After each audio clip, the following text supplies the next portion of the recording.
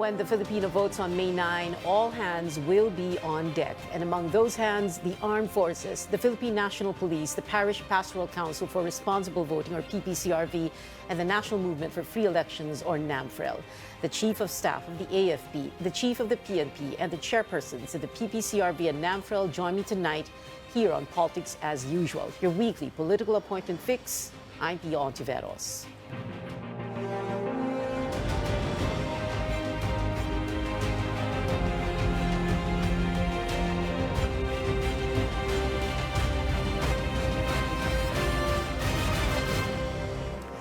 Welcome to the show. Armed Forces Chief of Staff General Andres Andy Centino, Philippine National Police Chief General Jonard Carlos, PPCRV Chairperson Myla Villanueva, and NAMFREL Chair Gus Lagman. Thank you very much for being with us tonight, 6 days before the May 9 election. So let's begin with this. Let's talk about very briefly the roles of each of your organizations. We need to remind the viewers, the voters, citizens who are watching right now. General Centino. Yeah, the Armed Forces of the Philippines, together with the PNP and the Philippine Coast Guard, are deputized agencies by the COMELEC to ensure that we are able to secure the elections starting from way back January of this year, during the election period until election day, and then when the election period is over.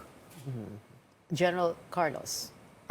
Same, we're the deputized agency under the COMELEC for the security of the election from January 8 to June 9 of 2022. Myla Villanueva for PPCRV.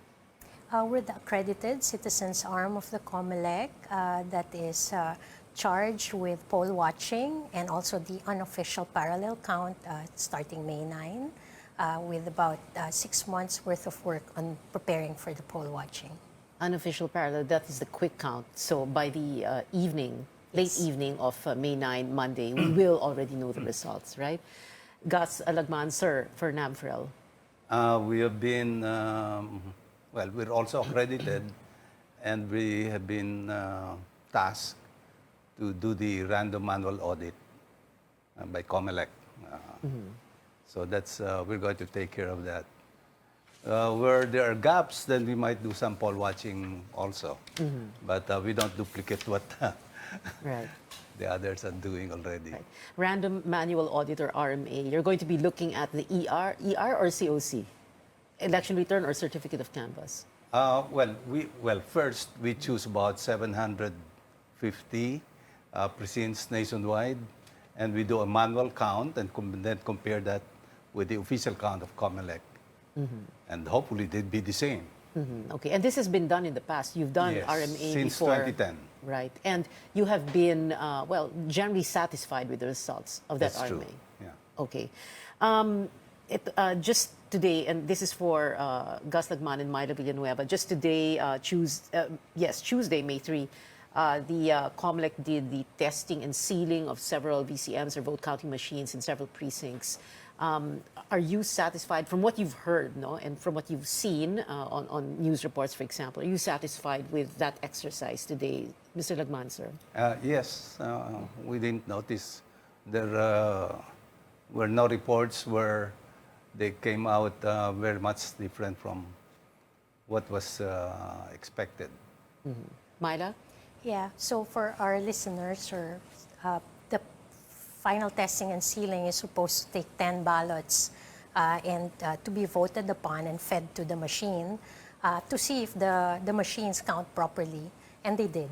They did, and it did what it was supposed to do.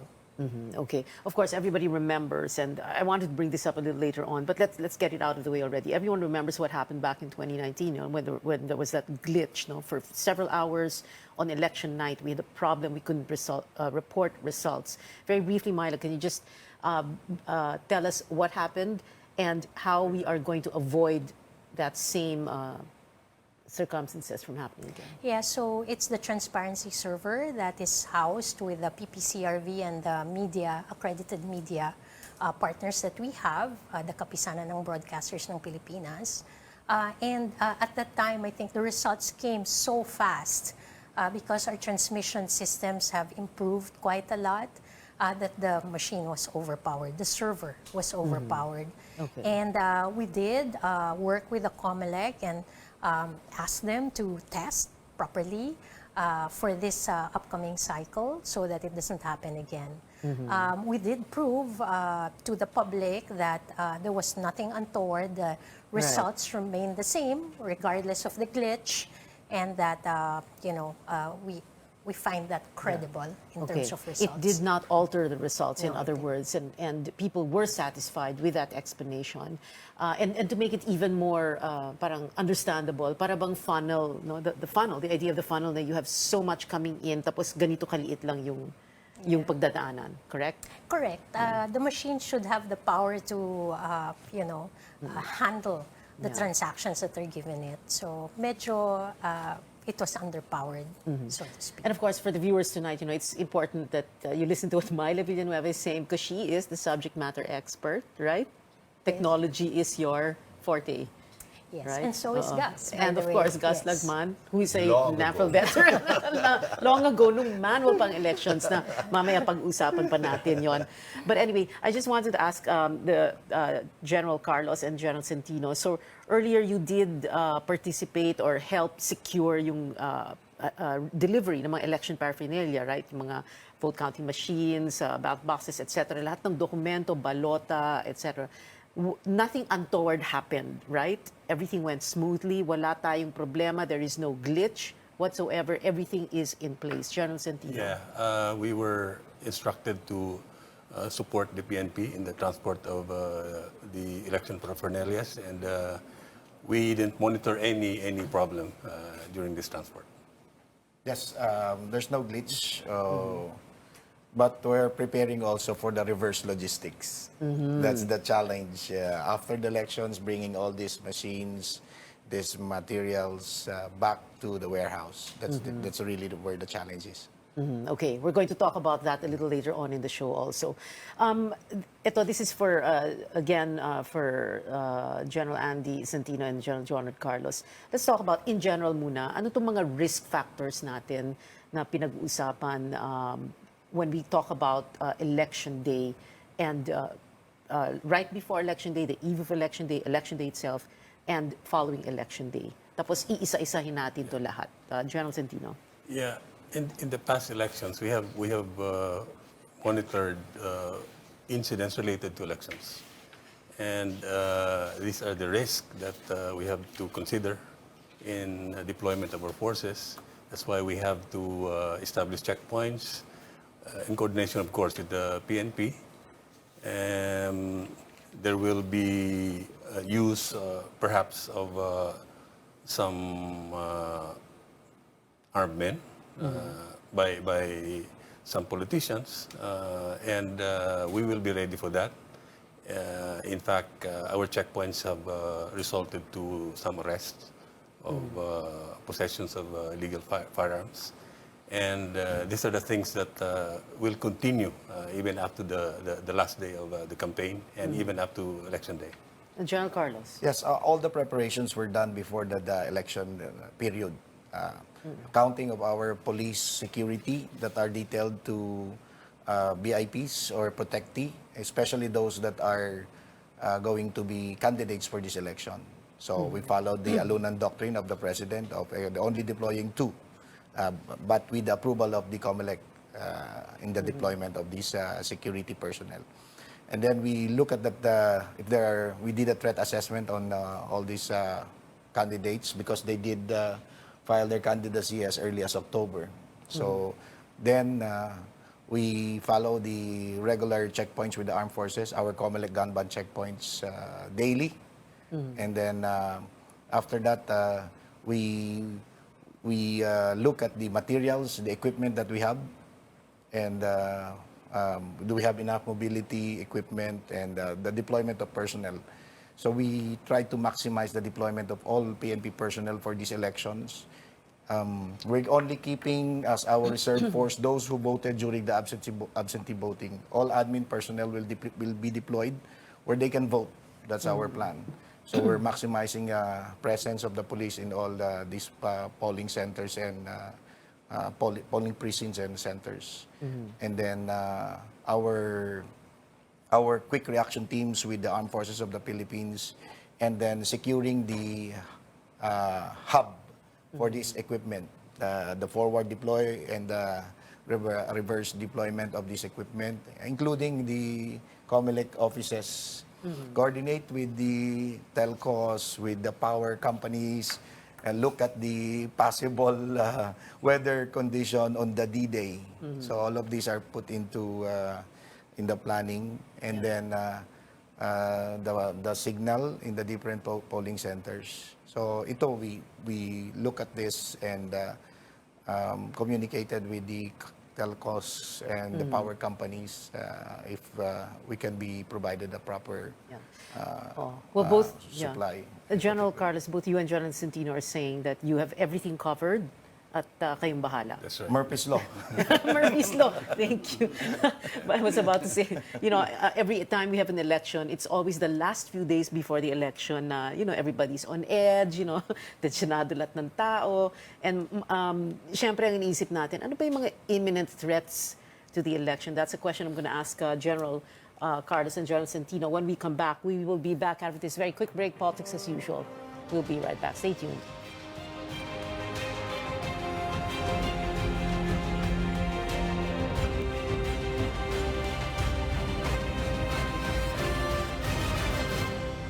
Welcome back. This is Politics as Usual. I'm Pio Ontiveros. My guests tonight, AFP Chief of Staff General Andy Centino, PNP Chief General Jonard Carlos, Myla Villanueva, PPCRB Chair, and Gus Lagman, Chair of NAMFREL.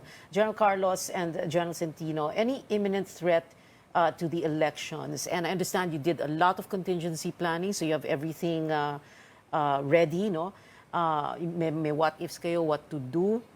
And pinag-aralan nyo ano yung 3 to 5 most probable or likely to happen, General Carlos? Yes, so far none. But we are monitoring, and informations are, in the air. But we're prepared for whatever will happen after the elections, after May 9. So this is not the first time that we've been helping in the elections, especially handled by the COMELEC. So we're prepared. We're looking at the information. If it happens, we have our contingency. Okay, can you share what that information is? Or ito yung mga sabi-sabi ng mga tao? Sabi-sabi. So, once sinabi mo yan, magbabalidate kami. Okay. So, and I also look at the way their statement, may word na baka. Hindi sila sigurado. Yeah. So, pero mas maganda ba na yung mga tao hindi na lang magbigay ng kung ano-ano. Mas maganda, they just focus on you do your campaign, make sure that you show your plataforma and ask them to vote for you, and let them vote on May 9. Right now, what we're trying to do is disrupt their money trail to make sure that they cannot do vote buying. That's the instruction of the Secretary, Ed Año, and the President. We also are monitoring our personnel. They're following the Alunan Doctrine. If they are providing security package and they know what they are doing. So just today, I had to put policemen on our holding area and undergo investigation. For what violation exactly? It's an unauthorized deployment. So I asked the regional director to put this guy already in a holding area, holding unit, together with the 4 policemen found in one area. They have to answer why they are in those areas. Which region and what rank is this officer? I have 3 PNC rank and 1 lieutenant colonel. Lieutenant Colonel. Sinabi ko na yan as early as January and February. You look at these positions and bantayan nyo. Sinasabi ko, tingnan nyo to kung anong gagawin yan. That's why I went around the different police regional office. Tinitingnan ko sila sa ground. And I ended all my command visit April 19 in NCRPO. And I'm satisfied with all the preparations. I started monitoring and supervision and tweaking only after April 19. So when I get the information, I go down to my field commanders, to validate the information, and then they find something, I immediately act on it. What region, by the way, General, itong Lieutenant Colonel at yung PNCO niya? Region 9, Zamboanga. Region 4A, 4A Calabarzon, yes, and Region 7. 7. So ito yung mga Central Visayas. ang instruction, be apolitical, non-partisan, neutral. You don't follow that, I'll make sure that I take action on it. Oh, pag-uusapan natin near the end of the show yung pagiging non-partisan ng both the AFP and the PNP. But General Centino first, as far as you are concerned, the armed forces is concerned, any imminent threat to the elections, and what are you prepared for? Well, Pia, we have prepared early this year, and we have issued directives and letter of instructions, ensuring that all our field units are ready, they're prepared, they're organized. We have, aside from election duties, we also have current security operations that we're going after insurgents and terrorists. And we're doing both these tasks simultaneously. And we just would like to ensure that there are sufficient forces. If we talk about securing the elections, even while our troops are focused right now in going after insurgents, we still have available forces that we can deploy anywhere in the country. Of course, we cannot cover all areas. That's why it's important that we're able to assess, evaluate together with the PNP, with the COMELEC, where these areas that may be potential trouble areas during elections. So, yun ang ginagawa natin kasi hindi natin talaga totally makover lahat. No? Yes. So, we just have to select or assess saan natin dadalhin yung mga tao natin. We'll go to the hotspots or the so-called areas of concern a little bit later on in about 5 minutes. But I wanted to ask you first, General Centino and General Carlos, kasi kanina sabi ko nga, the few days before the elections, it's always tensionado yung mga tao, everybody's on edge, like I was saying. But what for you will be the most critical period of the election? D-Day itself, Election Day, or the eve of Election Day, or the day after elections, the days following the election? Well, for me, it's really the whole election period. Yeah. During campaign, there will be movement of persons. The candidates will be campaigning, and the supporters will also be attending the campaign sorties. So we see that because of this movement, there will be perhaps opportunities for those candidates who plan untoward, planning something bad against their rivals. So this is where we see things could happen. That's why right now, when there are campaigns, we make sure that in coordination with the police, we have forces deployed in the campaign areas. What specific information do you have on specific candidates? Sino? No specific candidates. Well, there are areas that we still see full of insurgents, like in Samar, in Bicol area. We also have in Eastern Mindanao, of course, Lanao and Maguindanao in Central Mindanao. These are the areas that we're looking really closely because this is where the insurgents and terrorists are. General Carlos, yung critical period, sabi ni General Centino, it's the entire Yeah, I would period, no? agree with that. We plan from day 1 to June 9. Yung deployment ng personnel namin will depend on the D-Day. So majority will be deployed days before, starting tomorrow. And we'll have full deployment starting tomorrow.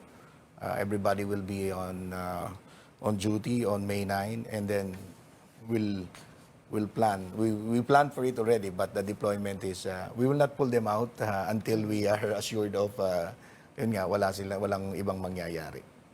Pag-usapan natin yung post-election scenario. Are you also prepared for any contingency in for example, some camps or campaigns contesting the outcome of the elections, whether on the local or the national level, that could trigger some unrest, some civil disturbance, any protests? Meron na bang ganong pinag-aaralang scenario? We're prepared for civil disturbance management operation, yung CDM namin. Yeah. We Which is practice- the usual. You the always usual, do this, yes. no, every We election. started Yeah. practicing for May 1, nothing happened. So we're continuing our practice and information gathering until election day, and then let's see. We're prepared for that. I'm always coordinating with Andy Centino, and we'll as deputized agency of the COMELEC, we'll get the instructions coming from the COMELEC. But Jansen? we're ready. Jan Centino. We also have CDM units prepared. I-rehearse din natin kung anong gagawin. Maximum tolerance, yung mga tinuturo natin na make sure that when we deploy these units, if ever there will be disturbances happening within the bounds of the law. Okay. And by the way, no, just to point out, magbimista kayo, no, your classmates, so it's easier to to coordinate. And teka muna, General Carlos, because you are your retirement date is May 8, the day before the election. Paano yun? Parang bitin, dead. Well, we will get the orders from the commander-in-chief. I'm by law, it's May 8, so that's a Yes. Sunday, a day before election. Yes, but it's so weird. Di ba? May mga ano naman po yan, nasa batas yan. So what is legal can be done, then it can be done. Okay, But, it's just but it's just that we're at a very critical period. Yes. No, we have election day and the post-election scenario, of course. But anyway, more from our guests when we return. This is Politics as Usual. Be right back.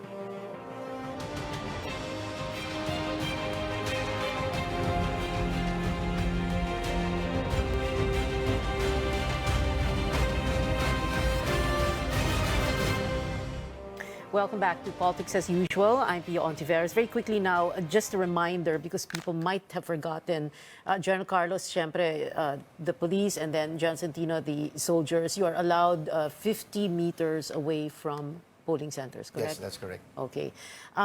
There's still more to talk about with the AFP and the PNP, but let's speak first to NAMFREL and PPCRV. And I wanted to ask Mr. Dagman and Myla here, Myla Villanueva, listening to them, talking about all these scenarios, post-election scenarios, before D-Day, eve of D-Day. What are your thoughts and how are you preparing your own organizations for what is expected to happen? Mr. Dagman. We've never had any problems with violence and things like that, and that's up to them. Yeah. We just take care Well, of. you did a long time ago. Nung manual pa tayo. The manual pa, yeah. We just attend to the job that's before us, and since 2010, we've been handling the random manual audit. So that's what we concentrate on. We do some, where there are gaps and we have volunteers, then we do some poll watching, but that's not our main focus. It's really the random manual audit. Yeah.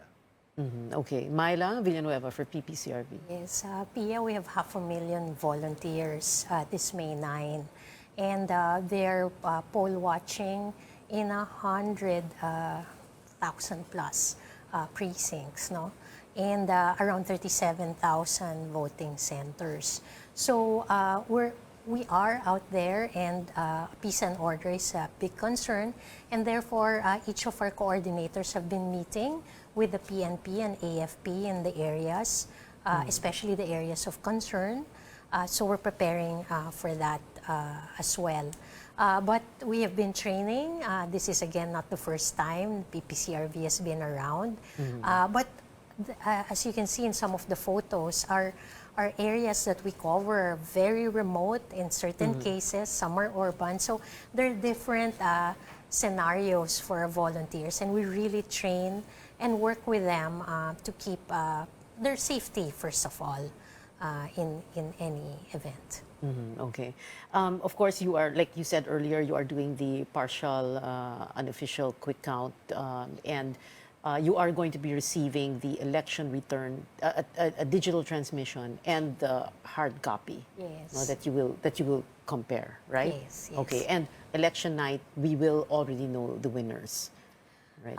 Well, it is called unofficial parallel count for a reason. We do not proclaim a winner Right. despite receiving. Our real work in the unofficial parallel count is to collect the fourth copy of the return when the polling centers close. That's around 7 o'clock. By law, we are allowed to pick up a fourth copy that is a pre-transmission copy. And then, of course, copy 9 forward is a post-transmission return. So the importance of that is we pick up, imagine the scale, 106,000 precincts. We pick this all up and send it to our command center, where each of the returns will be matched against the electronic copy. So the return that the VCM sends electronically is matched twice in a double-blind scenario, just to assure the public that no dagdag bawas was happening in the transmission. And in 2019, you were satisfied when you compared both the electronic copy and the hard copy, the fourth copy of the ER. Yes, back in 2019, we had 87,000 precincts. We picked up 77,000 returns, and we got a 99.995% match.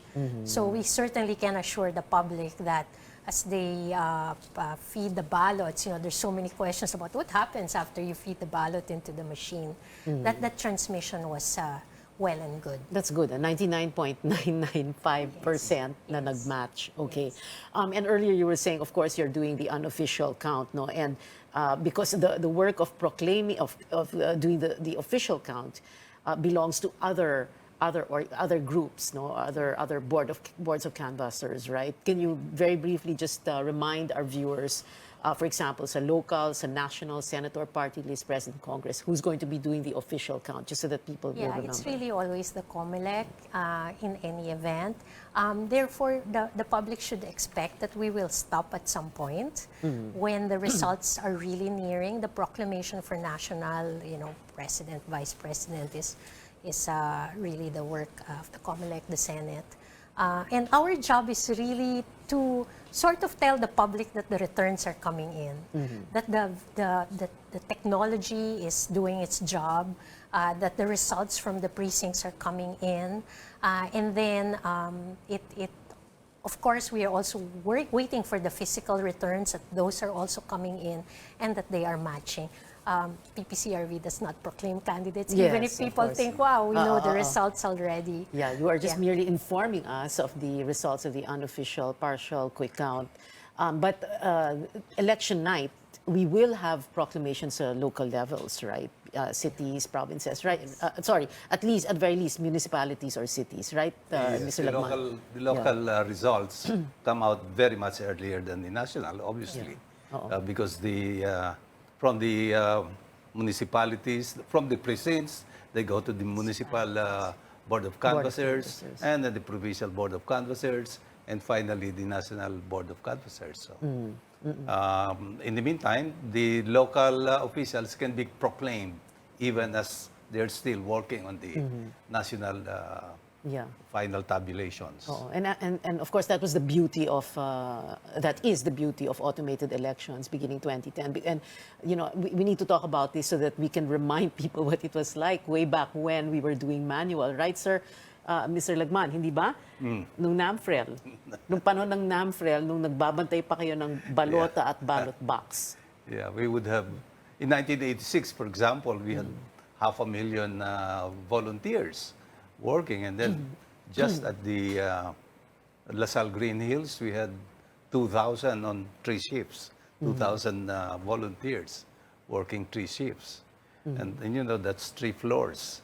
It's a good thing I was younger then. Yeah, the big dome of LaSalle. The big dome of LaSalle. Oo. Pero ibang-iba dati, no? Manual election, and then now, di ba? Less stress ngayon, right? Yeah, because first of all, it's faster. The COMELEC count then would extend up to June 30, almost. Right. And one time we were worried that they might not finish by June 30, and there's there might be a constitutional crisis. Yeah. Because Okay. we won't have any officials come July 1. Right. June 30, inaugural day. We're supposed to inaugurate the new president and VP. Yes, Yeah, I Myla. was a poll watcher as a young person back then. And in Rizal Stadium, people would be sleeping just in the stadium just to watch. No, there's something to say about the speed at which we know our results.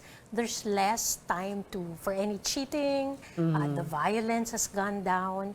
And while the proclamations are happening in a very physical world, in the digital side of things, you're really knowing what's going on across local, provincial, and national positions. So it calms people down.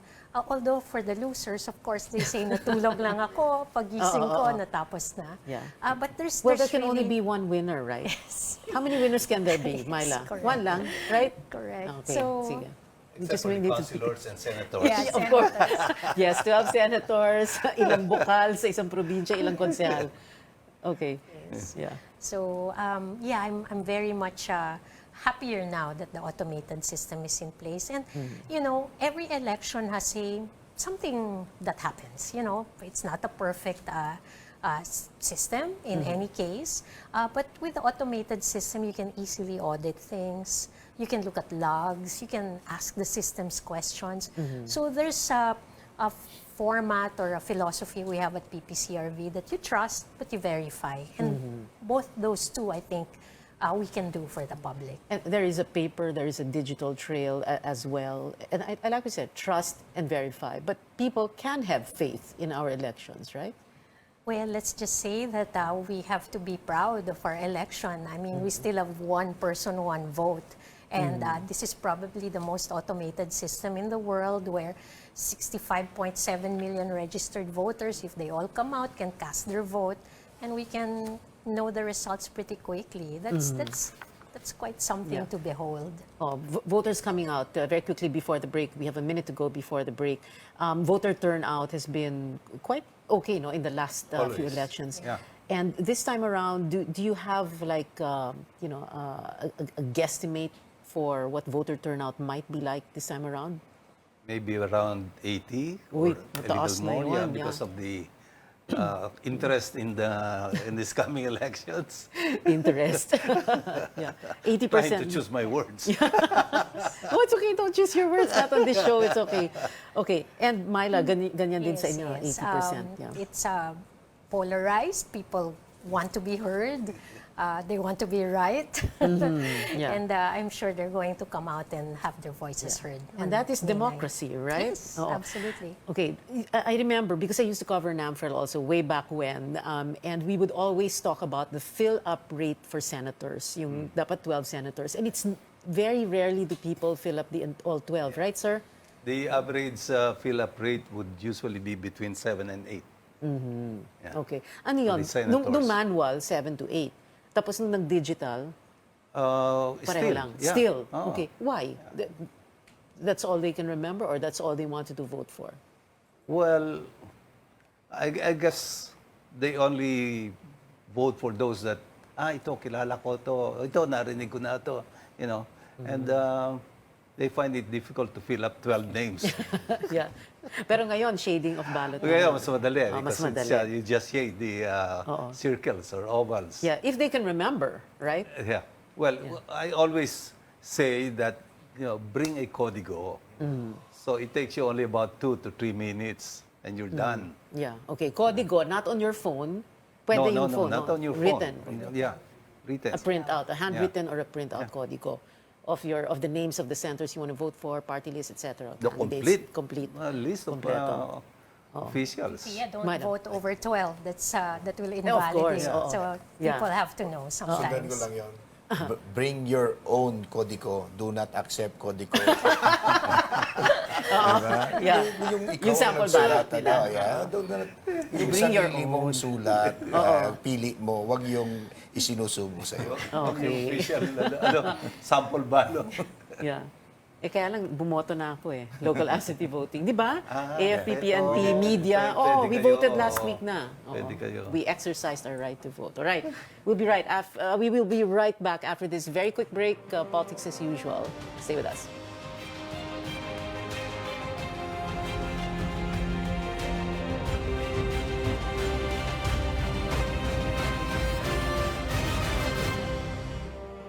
right, welcome back to Politics as Usual. I'm Pia Ontiveros, Gus Lagman and Myla Villanueva. Kanina pinag-uusapan na nga yung mga kodiko na kailangang dalhin na sabi nga ni John huwag kayong tatanggap ng kodiko mula sa ibang tao. Dapat may dala kayong sarili. No? Pero I wanted to ask you this also. Ano yung mga most common mistakes ng mga botante and how can they avoid them? Well, Pia, there's so much disinformation going around in the internet. So this is a very important question. Napakasimple lang po bumoto. Isang presidente is shade. Shade 100%. Vice President shade. Kasi sinasabi po ng disinformation ngayon, i-X, i-cross out. Kung ayaw mo, don't. Please simplify, just vote and shade the oval. We're also still in the middle of the pandemic. So the COMELEC has come out with a precinct finder, very easy to use. Hanapin nyo na po ang inyong presinto kasi dyan nagkakagulo on election day. So that's another way. And yes, please know your votes already. So I agree very much that you would save a lot of time and also probably get to vote more senators because yes, I hear that people have problems remembering 12 names. Okay, basta not more than 12. Yes. Okay, Mr. Lagman, any other reminders for voters? Well, be careful lang kasi sometimes one of the mistakes that a voter does is while thinking, natutudlok yung pen. On a one, no? So be very careful. Just make sure that you're shading the right oval or circle. Okay. So if you're still parang lift your pen, Lift parang your hindi pen, in other parang ganito, parang hindi nakaganon. Okay. Oo. Yeah. Although sa local absentee voting kasi manual but Ganun yeah. ba? I see. Okay. So just be very, yeah. very careful or Yeah. else it could mean na ma-invalidate ang balota. And better for them to go to the polls early. No? Ako, I usually vote 7 o'clock. I'm done. Yeah. Okay. All right. Okay. Kanina with General Centino and General Carlos, napag-usapan na, nabanggit na itong mga areas of concern, yung mga tinatawag na hotspots. So, can we talk about that plus the private armed groups? Because I'm sure that magkasama na yun. Ano? So, when it comes to areas of concern, areas of grave concern, may different color symbols yan. At the same time, syempre, pag sinasabing private armed groups, we've been talking about private army since the late 80s, 90s. Hanggang ngayon pa ba merong mga ganoon? And what kind of a threat do they pose for our elections? Let's begin with John Centino. Yeah, together with the COMELEC, the PNP and the AAP submits our information regarding situation in certain areas, and with this information, we're able to come up with the classification of areas, areas of grave concern, and we have a color code for these areas: green, yellow, orange, and red. This is, as I was saying earlier, needed to because we can practically cover all areas. Importante doon na identify lang natin saan talaga ang malamang magkaroon ng problema during election day. So, and that's where you that's concentrate right. most of your forces. We deploy our forces. Okay. And we have around more than 770 towns, municipalities considered areas of grave concern, and we have 74 cities. And this is where we concentrate our deployment of forces. Okay. And for the PNP, ganun din. Yes, we made this recommendation to the COMELEC, and the final yung category nila will come from the COMELEC. The latest is we have 10 towns in Lanao and in Maguindanao that are now under the COMELEC control. So the red colored areas, doon kami nagko-concentrate.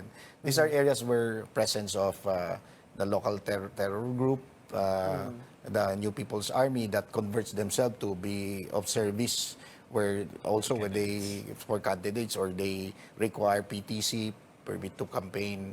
So these areas yung nabanggit Meron na pang kanina. ganun, may permit to campaign. You have monitored candidates selling or less? Of this election compared in the previous elections.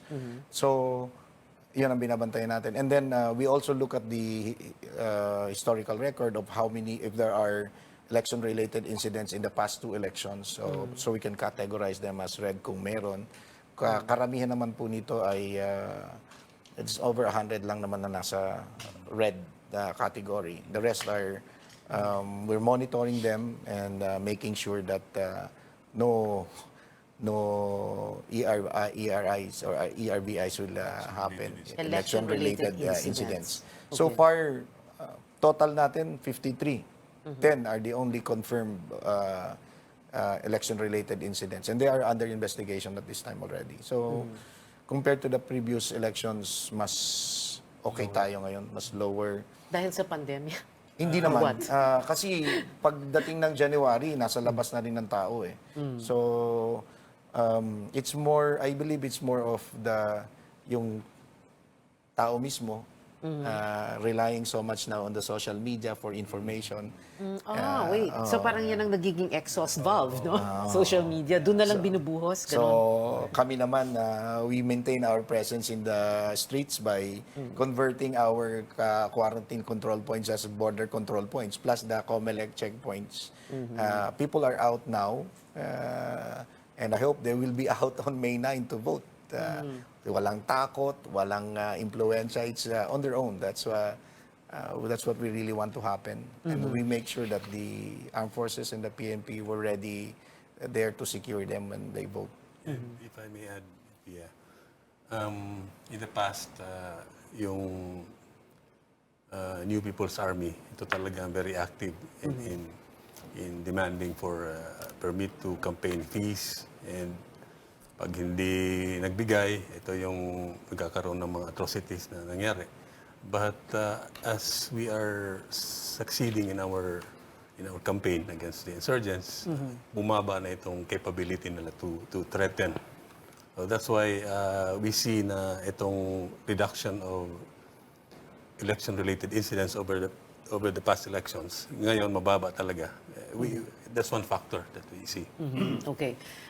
Nabanggit na rin ni General Carlos itong mga checkpoints, no? And doon yung nakukuha karamihan ng mga loose firearms, for example. Mga gun ban violations, doon nahuhuli. Nahuhuli natin sila because of the checkpoints. It's over 2,850 ang total natin as of today from day 1. Pero marami po sa atin pong nare-recover na firearms are being turned in. Turned in by the candidates, turned in Voluntarily by na. voluntarily. Like for example, yung pong atin pong nagsusurrender ng mga NPA rebels, they're turning in their firearms, and we're counting this as to reduce the number of loose firearms in the street or in the hands of unauthorized personnel. So marami po yung ganyan. Tapos yung ina-account namin through bilang boga, through our efforts to go and ask the owner of registered firearms to renew their firearms registration. So it's the different efforts to remove or take away these firearms during the election period para hindi magamit. Oh, but what kind of firearms? Long arms? Or? Mostly yan sidearm, short firearms. Okay. All right. We'll have to take a quick break going into the final stretch of the show. More on our discussion when we come back. Stay tuned.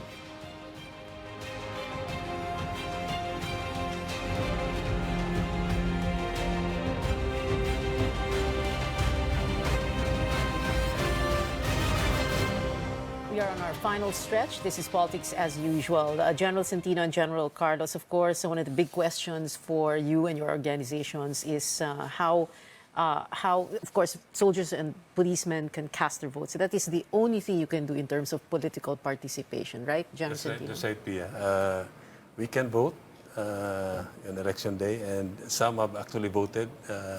They avail of the absentee voting option. And we have always been emphatic about this among our soldiers, that as an organization, we have to be non-partisan. We won't be siding with any group. We don't support any candidate, any political group. Our duty is to ensure the security of the process, the physical aspect of security of the elections. That's really our primary duty. And I've been saying this to our soldiers that sometimes our personal preference is immaterial. Right. We just keep it to ourselves, and maybe on election day we cast our vote. That's about it. And what's more important is the will of the people is Upheld. heard, and it's who the people would vote for, and they win the elections. Okay, and that is a reminder to all the soldiers, the men and women of the armed forces, and to the candidates and their campaigns also. We should be reminding them also, no, about the soldiers. General Carlos, sa PNP, ganyan din. Yes, mas mahirap sa amin because we're really dealing with The candidates or politicians. the local chief executives pag hindi election period. But again, we rally the entire Philippine National Police. We rally to that we are a professional Philippine National Police that will only work for a peaceful election, nothing else.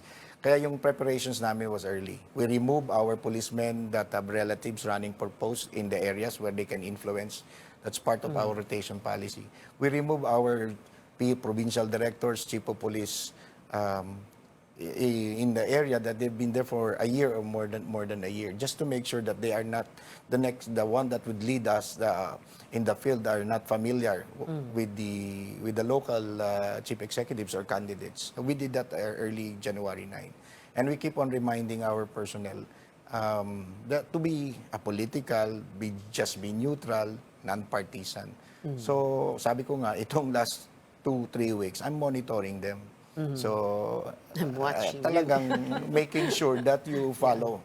So, kung meron hindi nag-declare, so I have to remove these personnel that did not declare that they have relatives running in these areas. But generally, the entire Philippine National Police, majority, talaga pong very professional sila at this time, kami at this time, making sure that wala muna kaming hi hello sa mga local chief executives or the candidates that are running. And ang aming pong plano, bumoto lahat ng pulis na rehistrado. They will go to where they are registered voters. And thank you very much to the COMELEC for allowing us to vote early in the morning in uniform, and the moment after we have casted our votes, magpe-perform na po kami ng duty to make sure the rest of the Filipino people can go out and vote. Okay. Yun po yung amin pong gagawin. Okay.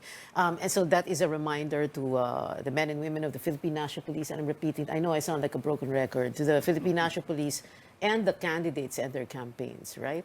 Yan po ang billing ng Commander-in-Chief, the President himself. So we follow. At alam nyo yun that is in the Constitution, right? Loyalty to the Constitution. You will remain non-partisan until the last ballot is counted, Article correct? 16 General of the Santino and Constitution. General Carlos. Final words, very quickly now. Gus Lagman of of NAMFREL first. I would suggest to all voters to vote early and to bring a código so that they can also fill up their ballots quickly. And maybe go back to the precinct during the counting just to watch, and that's it. Let's respect the will of the people. Respect the will of the people. Myla Villanueva, PPCRV. Well, don't take the privilege for granted. Please go out and vote. Discern your votes well. It will affect the next 6 years of your life. So especially to our young voters, discern, think, pray, and go out and cast your vote. PPCRV and all our volunteers, 500,000 of them will be with you at the precincts to support and hold a clean, honest, accurate, meaningful, and peaceful election. General Carlos, PNP Chief. Yes, your Philippine National Police will be there before, during, and after May 9. We'll make sure that your votes are protected and the entire environment for that day is peaceful for everyone. Thank you, sir. And General Santino, Armed Forces. The Armed Forces of the Philippines is ready for the elections. We have sufficient forces, and we have prepared enough. May 9 is the day that we exercise our right, and I would call on all Filipinos to vote responsibly, vote wisely. This will be our future, and it's important that we exercise this right. To my fellow soldiers, let's do our job. Let's be neutral, non-partisan, and we make sure that we have secured, safe elections. Thank you. Thank you so much to our guests tonight. Mr. Gus Lagman of NAMFREL, sir, thank you. Myla Villanueva, PPCRV, ma'am, thank you very much. General John Art Carlos, sir, thank you very much for being here, Chief PNP. And AFP Chief of Staff, General Andy Centino. Sir, maraming salamat po. Thank you for being here. And like they've said, respect the will of the people, discern and pray. PPCRV volunteers will be with you. The voters at the precincts, the PNP, according to General Carlos, will be there before, during, and after May 9. And General Andy Centino telling fellow soldiers to be neutral and non-partisan. May 9 is the day we exercise our right to vote, and everyone should be voting wisely. We've been told before, don't talk politics at the dinner table or the family reunion or in Viber groups and risk digital warfare. But we can talk about it here at this table on the show. Your weekly political appointment fix, politics as usual. I'm Pio Ontiveros. See you back here next Tuesday, 8 p.m.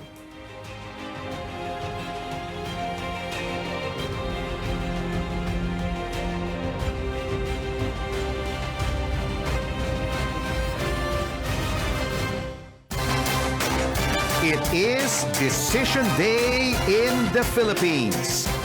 A deeply divided nation that stands at the crossroads. More than 65 million voters are expected to deliver their verdict today with hopes of a better tomorrow. On a single ballot, each Filipino voter will make a decision.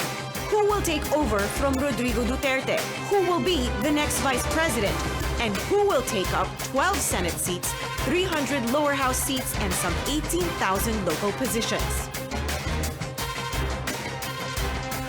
Amid our many challenges, from a deadly pandemic to lost jobs and closed schools, the list goes on. Hirap din po kami, wala kaming kita. Sana tuloy-tuloy na yung na hindi na magkaroon ng COVID, di ba? At sana magkaroon na tayo ng kapayapaan. Today, Filipinos will decide.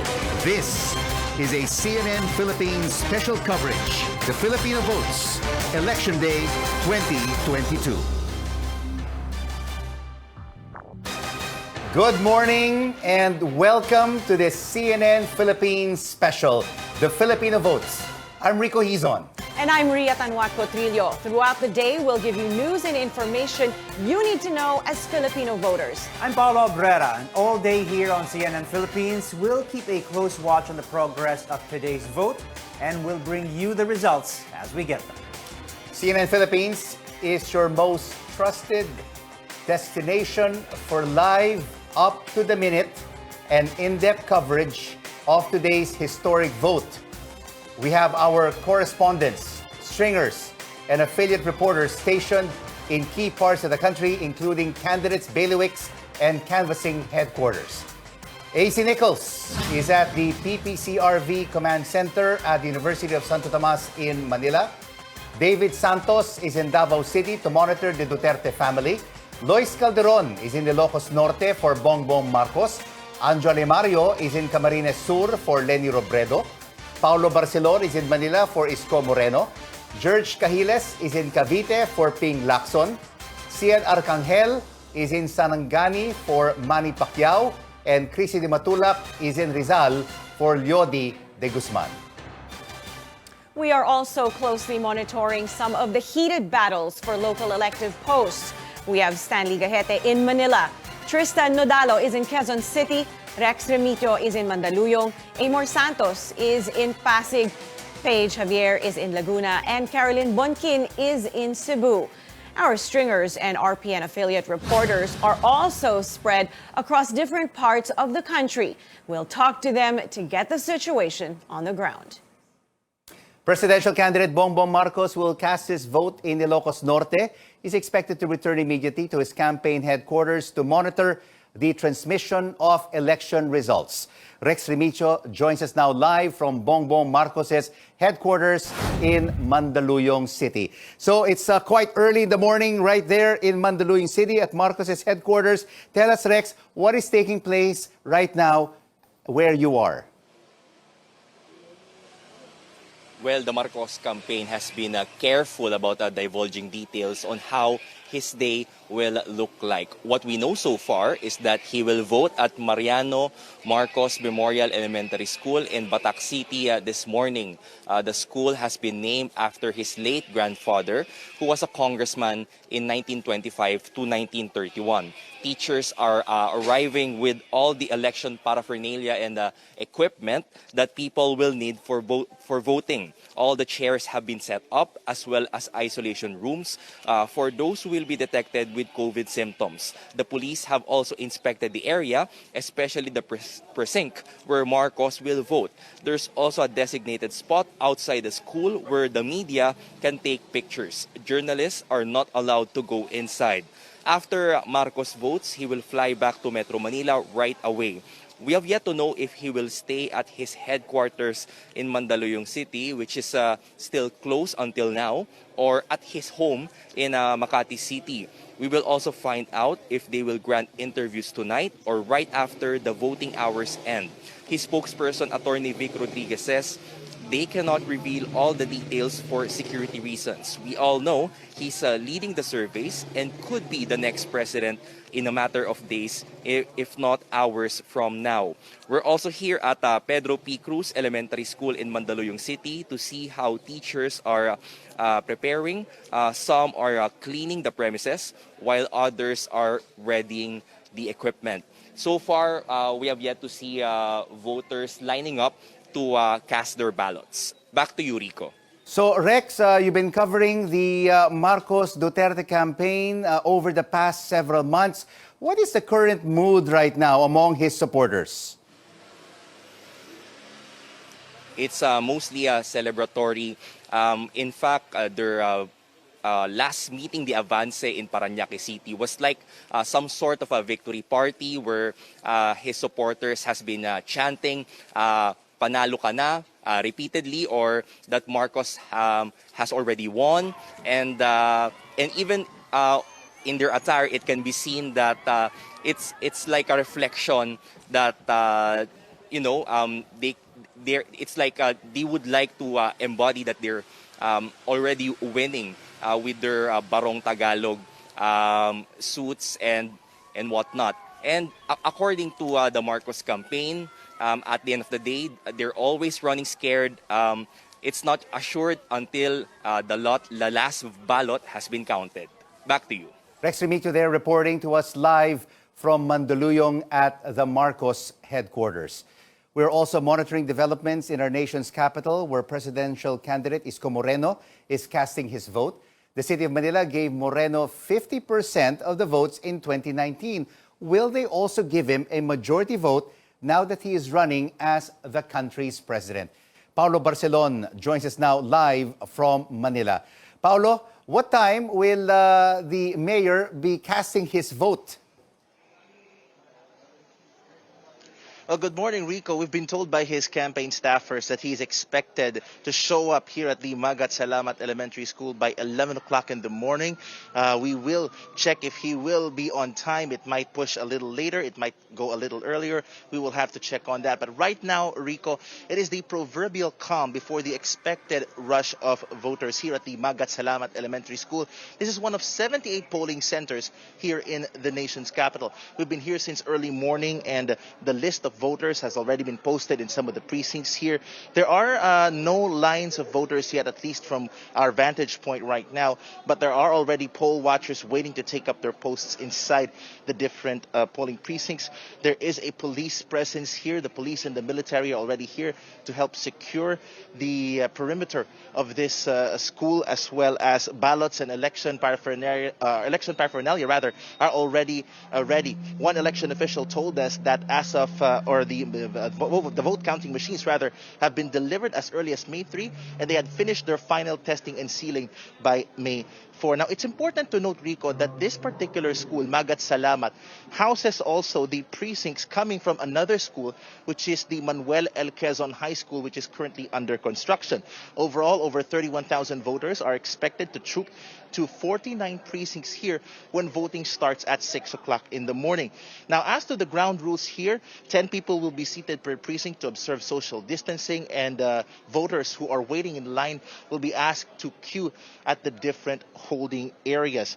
Now, emergency accessible polling places as well as isolation polling places have already been set up, and school officials, Rico, are urging voters to go home after voting to avoid overcrowding in this particular polling place. Back to you, Rico. So, Paolo, let's now take a look at the local race in Manila. How is it shaping up? Well, you know, Rico, the local race here in Manila to replace Mayor Moreno has been dominated by scions of different Manila political families. For one, you have two female candidates vying to break the so-called glass ceiling and become the first female mayor of the nation's capital. So we're talking about Hani Lacuna, the daughter of former Vice Mayor Danny Lacuna, who is also the longtime party mate of Isko Moreno, and there's also the daughter of the late mayor and former Senator Alfredo Lim, Christy Lim, also vying to become the next local chief executive. Now there's also Alex Lopez and Amado Bagaching, themselves sons of former mayors as well. And Rico, there are 6 congressional districts and over 800 barangays in Manila, because this is the second most vote-rich city in the country with over 1.1 million voters. Rico. Thank you so much for that update. Live from Manila, Paolo Barcelon.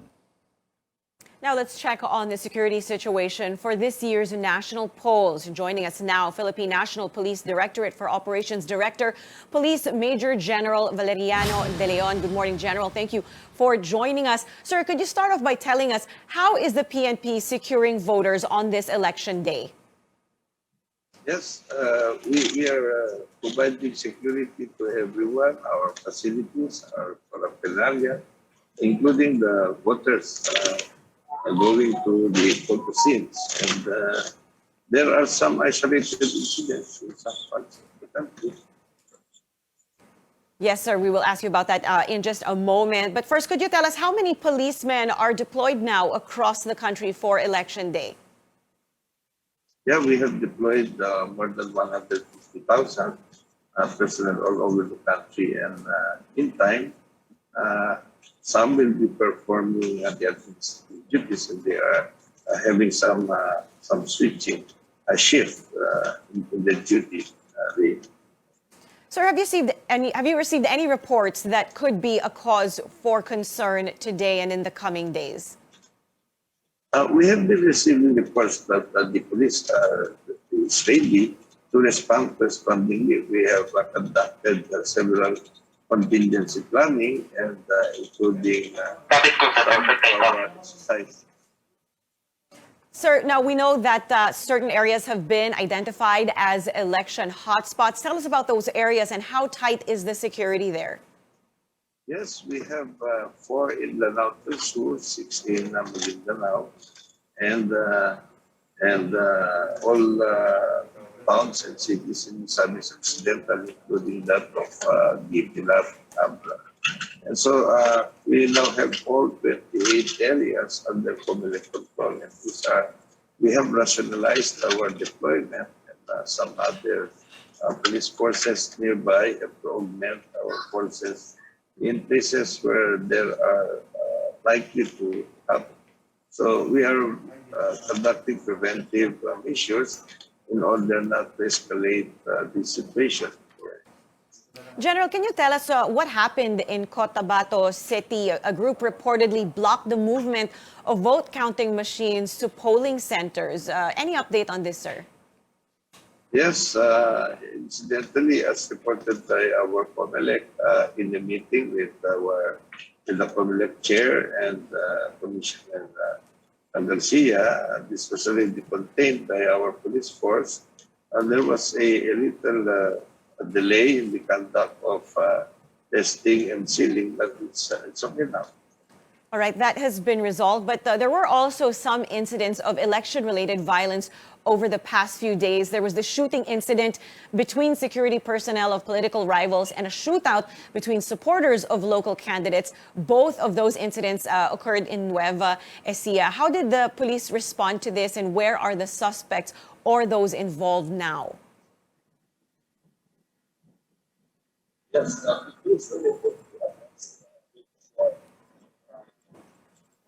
passwords are 19 from the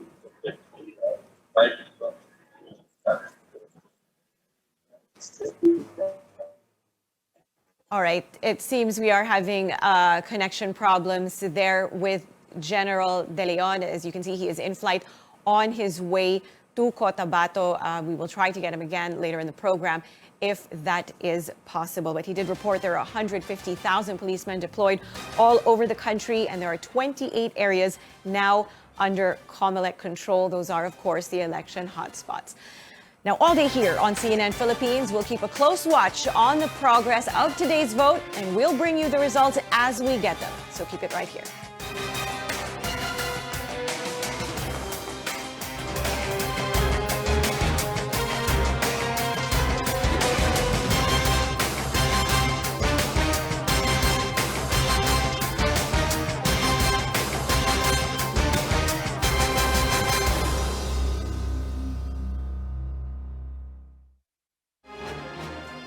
Welcome back. You're watching this CNN Philippines special presentation, The Filipino Votes, Election Day 2022. Almost all of Davao City constituents voted for Mayor Sara Duterte in 2016 and 2019. But will she get the same kind of support now that she is running as the country's vice president? Our senior correspondent David Santos is joining us from Davao City as President Rodrigo Duterte, Mayor Sara, and the rest of their family are expected to cast their votes. David, what is taking place this morning? Well, Rico, when you mention Davao City, of course, the name Duterte automatically crops up. No? These two almost synonymous and sometimes said in the same breath. Now, we're here at the Daniel R. Aguinaldo National High School, where outgoing President Rodrigo Duterte, Davao City's favorite son, will be casting his vote later today. This city, with almost 1 million voters, could produce yet another national political leader, Sara Duterte Carpio, the president's daughter, who is vying for the nation's second highest position. Well, incidentally, she will also be voting in the same school, same polling precinct even, but we understand the father and daughter will be voting separately. Now, this school has more than 7,000 registered voters. We are sure that the Dutertes, despite their influence and political clout, will not be treated any differently. They will just be like regular voters. They will be casting their votes, going through the same rules and procedures. No special treatment for the Dutertes, or so we're told, except for their regular security measures accorded to the first family, meaning they will also have to mingle with other voters as well when they cast their ballots. Now, we witnessed the last-minute preparations of different schools throughout here in Davao City on Sunday. Everything seems to be all set, despite some concerns on how the actual voting will be done today, particularly the implementation of the different health safety protocols. The weather could dampen the election mood here in Davao City. It has been raining overnight, and according to weather forecasts, the city could expect more rains throughout the day. But on the upside, the rains could also provide a welcome reprieve from the summer heat that we've been feeling here these past few days. Now, we're looking forward to an exciting election day, weather permitting, here in Davao City, and we'll bring to you the latest developments from this part of Mindanao throughout our coverage. Back to you guys. David, what does President Duterte plan to do when he steps down? There's no mention about it. In fact, when he spoke, if you recall, he attended the meeting de avance of his son, Baste Duterte, who's running for mayor. He attended the meeting de avance earlier this week. There were a lot of speculations and even questions, the audience throwing questions on him. And he also threw back the question to the audience on what should he do after he steps down from Malacanang. He even made a joke about running for barangay chairman. But I guess there's no clear plan yet. At least not coming from the president, but definitely we can expect the Duterte patriarch playing a key role, at least here in Davao City, considering that his daughter, Sara, is running for vice president, and then his other children, Baste, who's running for mayor, and Paolo, Pulong, running for Congress, will be key political leaders in this city. So we can expect the Duterte patriarch to remain very influential, at least in this part of Mindanao, but still up to this day, and no specific plans. We have not heard from him specifically what he will be doing after he steps down from Malacanang. Rico. Thank you so much for that update. Live from Davao City, CNN Philippines correspondent David Santos. A tough-talking mayor from Mindanao took the nation by surprise 6 years ago. From profanity-filled speeches to his unapologetic stance about killing criminals, Mr. Duterte was not your typical presidential bet. Yet over 16 million Filipinos desperate for change ushered him to Malacanang. As a controversial leader gets ready to bow out, our Nacy Nichols wraps up the legacy he leaves behind.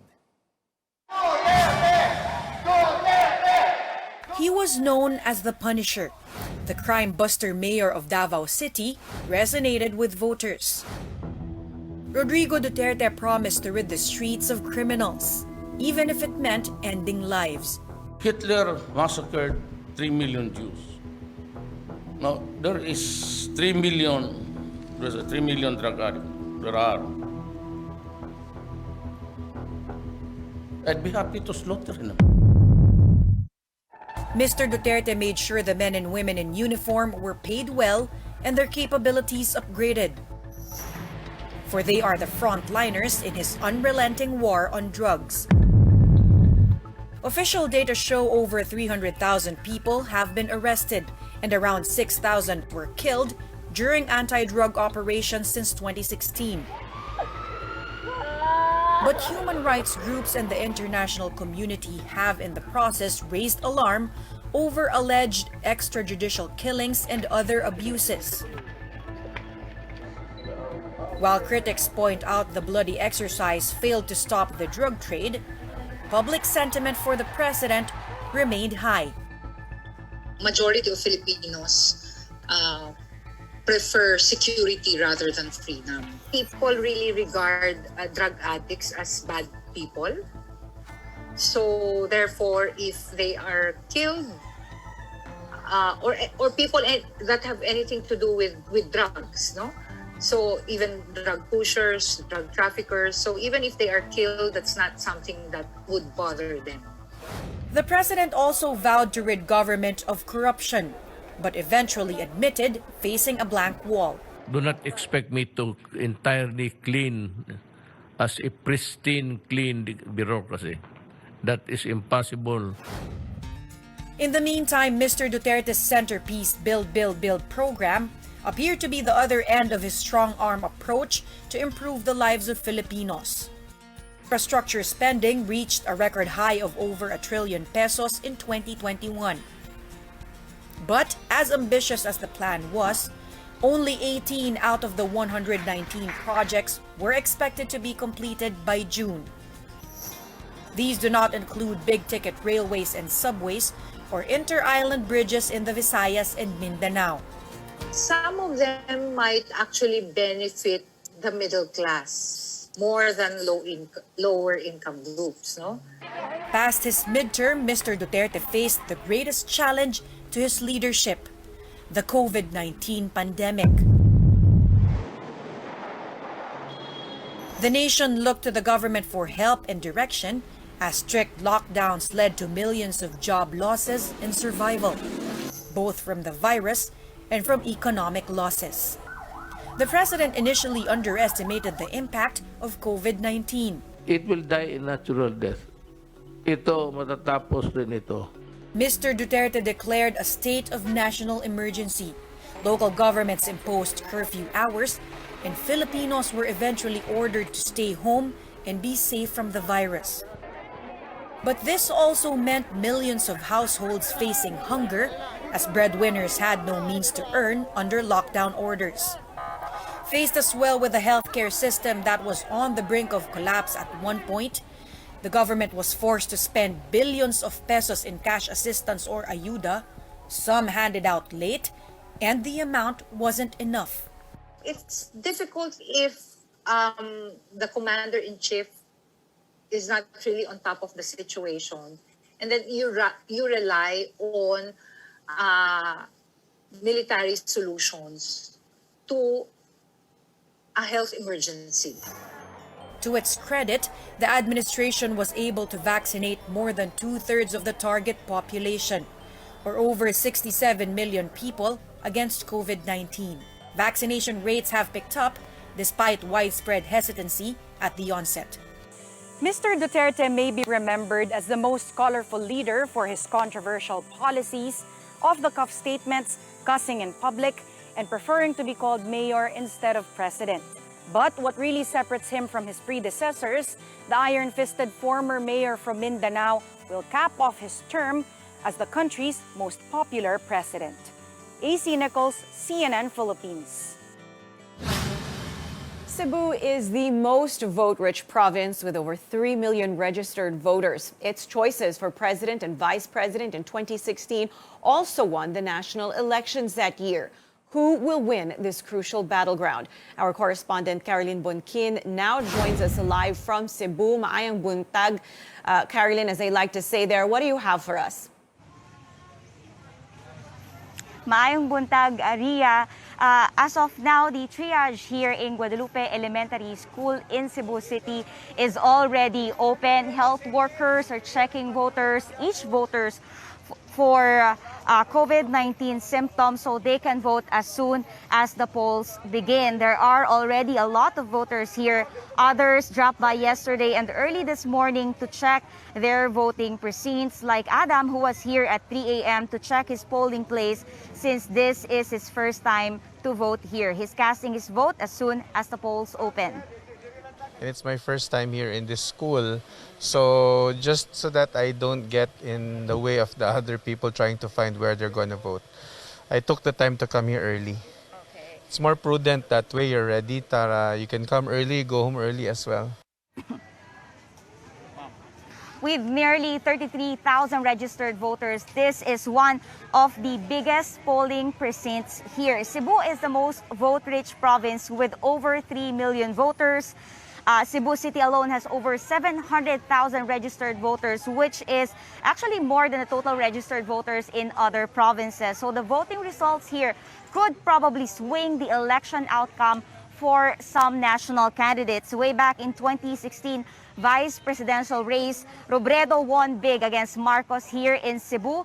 This time, this election, the parties of two Cebu gubernatorial candidates, Gwen Garcia and Ace Durano, as well as many local officials, endorsed the Marcos-Duterte tandem. But just a few days ago, over 250 priests, nuns, and religious leaders endorsed the Lenny Kiko tandem. So the question now is, will these endorsements translate to actual votes? We have yet to find out as the day progresses. Back to you. Kalin, I'm sure you were able to talk to some of the Cebuanos, the locals there.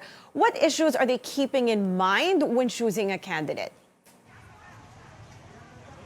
Yes, Ria, we were able to talk to a number of Cebu residents, and among the issues they raised are corruption, poverty, unemployment, and the need for technological advancement. Ria.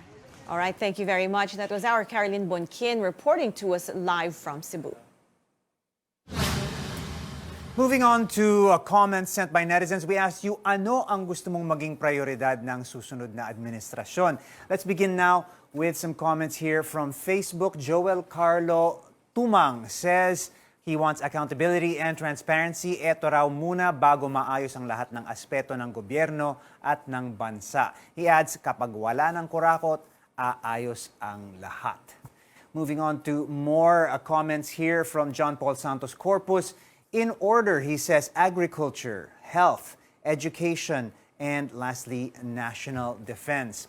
Over at Twitter, let's take a look at what we have over here. Sebastian Back says, stabilize muna. He wants the government to focus on a COVID-19 exit plan, and this includes economy recovery, generating more jobs, and price control. He also wants an internal cleansing of the executive branch para raw yung next budget natin ay mapunta sa tamang paglagyan. Taking a look at what we have here this time, I believe from Twitter, Lee Calagwan says, please also include disaster risk reduction. And over here on Instagram, user St. Martin says, transparency and affordable healthcare should be included in the next administration's priorities. He also wants a serious fight against corruption. And rounding this off here, we have this from Brits_12, and he says, foreign policy. All right, up next, candidates made their final pitches to voters over the weekend. We take a look at this and some other highlights. And election watchdog Contra Daya joins us later to talk about preparations for this year's elections. When Filipinos vote, we are here to bring you the very latest. Stay with us on CNN Philippines.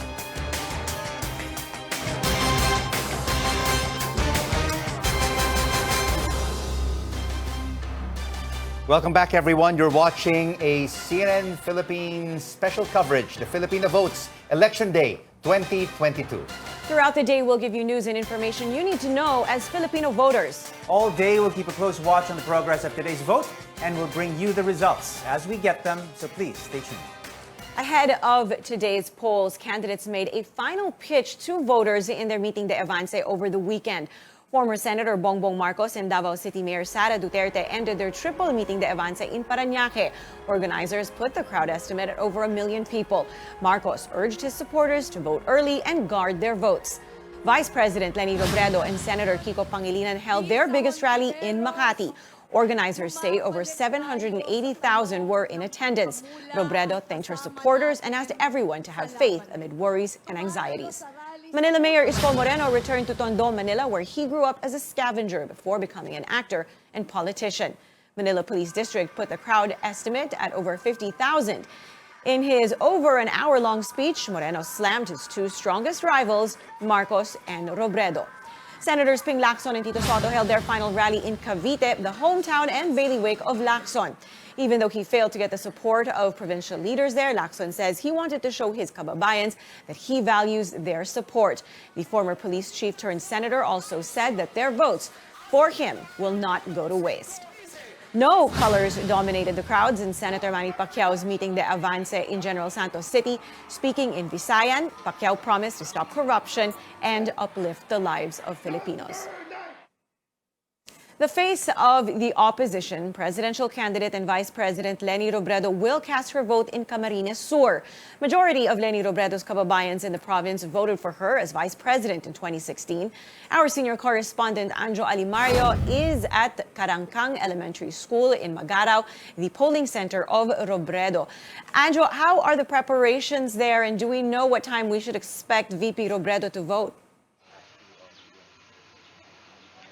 Well, Ria, it's all systems go here at Karangkang Elementary School, where presidential candidate Vice President Leni Robredo will vote. It's that classroom behind me, clustered precinct number 64B, and we've been told that she will wait for her daughters first to vote in Naga City. That's a 20-minute drive from here. They're scheduled to be there at 6:30 in the morning, and they will then accompany her here in Magarao. This is it. Her fate will be decided today by millions of Filipinos who will elect the country's new set of leaders. Now, since yesterday, we've seen security personnel securing the area, and obviously security here is getting tighter by the minute. And unlike in 2016, where media can freely roam around the school, now and we can come near, and even inside the classroom, there are only specific areas where media are allowed to stay and monitor, and a single camera will document and feed what's happening inside. It's a small classroom, and we're still finding out how many voters can be accommodated at a given time. Of course, there's still the threat of COVID-19. We've also covered Robredo back in 2016 during the VP race, and she had to wait for 2 hours because the vote counting machine at her precinct malfunctioned. So it had to be replaced, and hopefully everything will go smoothly today. Now, on the eve of the elections, Robredo and her daughters attended a mass before visiting the tomb of her husband, late Interior Secretary Jesse Robredo. It's been a long, exhausting 90-day campaign journey for Robredo and running mate Senator Kiko Pangilinan. Robredo described her daily schedule as punishing as they tried to reach as many places as possible in a given day. And she, in fact, visited almost 70 provinces in 3 months, making her one of the busiest presidential bets. And after all the massive rallies, which drew record-breaking crowds, the People's Movement, which Robredo described sustained her campaign, it all comes down to this moment. Will the last woman or the man standing be a woman? Ria? Anjo, what do we know of VP Robredo's plans after she votes? Does she return to Manila or will she stay there? Well, the info that we have is that she'll definitely spend the night here in Camarines Sur, particularly in their house in Magara, which is near the school. There will be a command center at Avenue Hotel, or that will serve as the media center for the rest of the day, and we can stay there and monitor developments. And we're told that her spokesperson, Attorney Barry Gutierrez, will be arriving in the afternoon to accommodate questions from the media. Now, a separate command center, monitoring center, will also be set up in Metro Manila, in Pasay City, where her legal team will be. So definitely it will be a long day, long wait for Robredo as she tries to be the first Bicolana president. Back to you. Anjo, how would you describe the mood there now in Camarines Sur? The VP ended her campaign on a very hopeful, festive, jubilant note. Is that something that translates there now? Well, so far here at the school where she will be voting, it's still very organized. We've been seeing teachers here who will serve as, of course, election board personnel, securing and organizing the classrooms where the voters will be, of course, casting their ballot. But so far, we haven't seen a line of voters, early voters who are, of course, eager to, of course, make their decision made today. But so far, again, we're still waiting for the final schedule of Robredo. When and what specific time will she be here to cast her vote, Ria? Thanks a lot. That was our senior correspondent, Anjo Alimario, reporting to us live from Camarines Sur.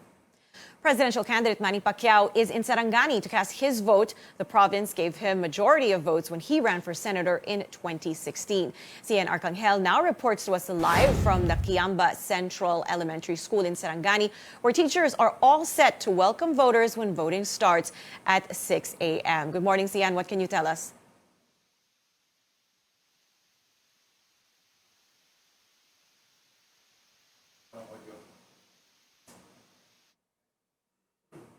All right, it seems we are having trouble there with Zian's audio. We will try to get her back to report on exactly what is happening there in Sarangani, where Senator Manny Pacquiao will cast his vote later today. All right, let's try that once again with Zian Arcangel. Zian, can you hear me? Yes, Ria, you're loud and clear. You're coming in loud and clear. Please, go ahead. I'm standing outside the classroom at Kiamba Central Elementary School, where Senator Manny Pacquiao is expected to cast his vote later today. It's a long day ahead for teachers as they start their election duties. They clocked in as early as 3 a.m. to pick up ballots and other election materials at the Municipal Hall.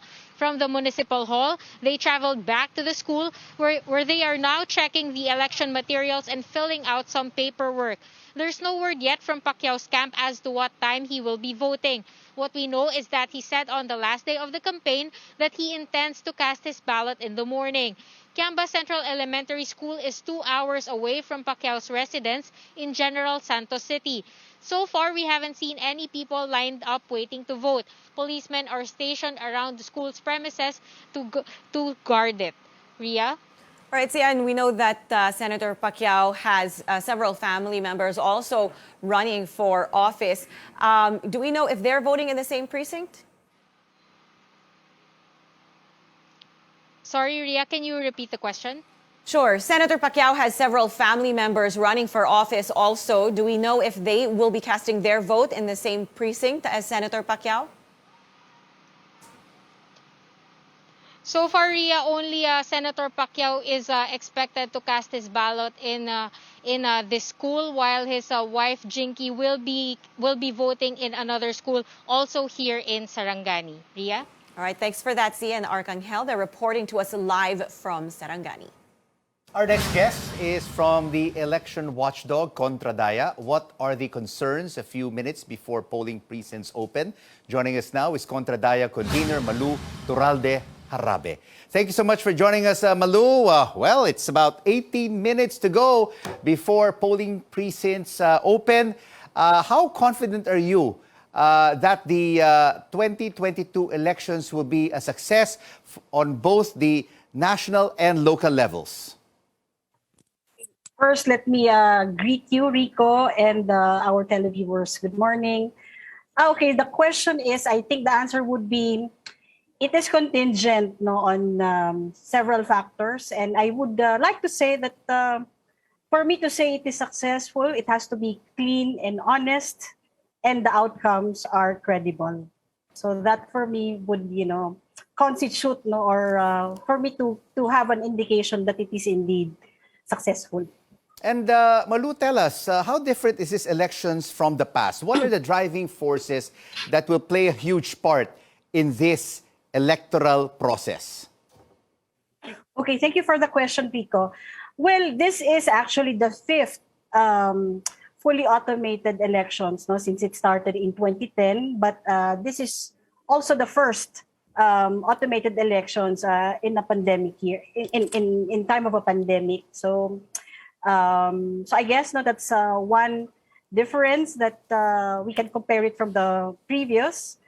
And I would like to say that this is also the election cycle when we experience the most the proliferation of disinformation. Mm-hmm. So I think that's factors that would play a role, and would somehow influence the outcome of the elections, this 2022 elections. So Malu, tell us, why did we see a lot of fake news and disinformation in this electoral campaign compared to the previous elections in 2019 and 2016? Why did we see more of it? Why did it proliferate during this period? Okay, let's first, I guess somebody or groups would benefit from this information, and also others are also disadvantaged. So I think this information is used primarily to, entice voters, in an election context, by spreading these lies, spreading untruths. So I think that's, for the most part, is being done deliberately. There's intent, There's an intent to spread false news. There's an intent to spread lies and untruths. What about as we speak right now, before we start going to the precincts and vote for our candidates? Are we already seeing a lot of false news, untruths, and lies taking place on how our kababayans should vote today? Okay, let me, just about yesterday, we got this false news, this fake news that the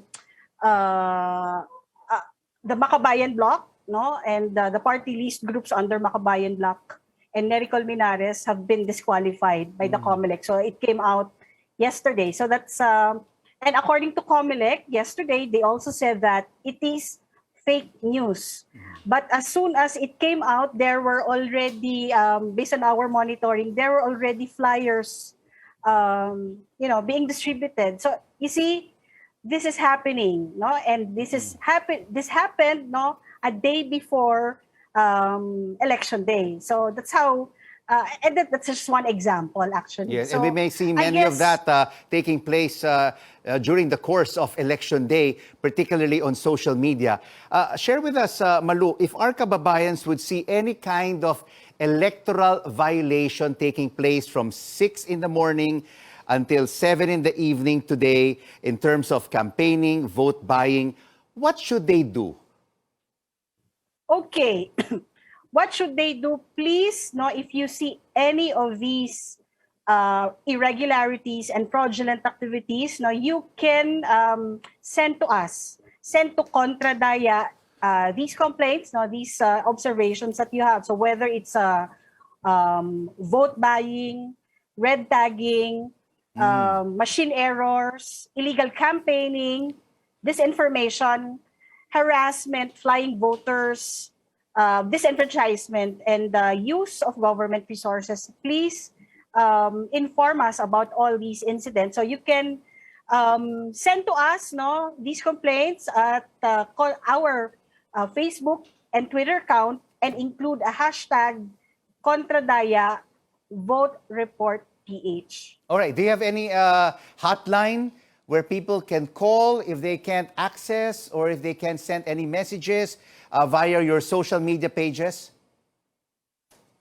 Okay, we have a hotline, so let me just read it. No? Our hotline is 0920-833-2296 and 945-824-3600. And of course, Malu, So no? those are our hotlines. Thank you so much for that Yes, Rico. information. No? If they see any kind of electoral violations taking place during the day. And of course, the polls are not only taking place on the national and local levels. A lot of Filipinos, millions of them, are also voting overseas.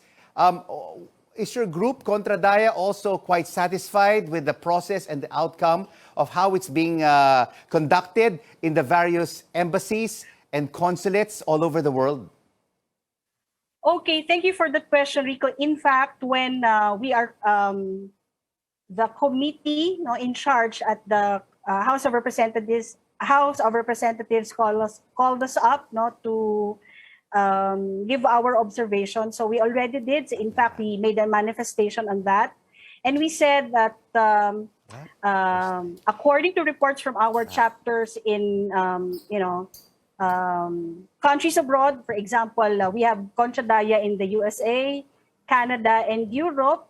So they're saying we got a lot of reports that there was delay, no, and it didn't start right away. No, the paraphernalia did not come right away. So it took them a while to set up. So there were, they seemed unprepared. So we already made this manifestation to the House Committee and said that COMELEC, we said that COMELEC should thoroughly assess, conduct a thorough assessment of the overseas absentee voting. Mhm. So we made that manifestation. And Malu, before we let you go, no, there are more than 65 million Filipinos who are trooping to polling centers all day today. Some of them are no longer registered in the respective precincts because they found out that they haven't voted for 2 consecutive elections, and there are also some voters who are having second thoughts. They're undecided about who they will vote for. What is your message for them, for these kababayans who are registered voters who have second thoughts about going to their respective precincts to vote? Okay. Our dear kababayans, my dear kababayans, now please, consider this 2022 elections, as a matter of survival. Now, we have seen the worst, during the past 2 years with this pandemic.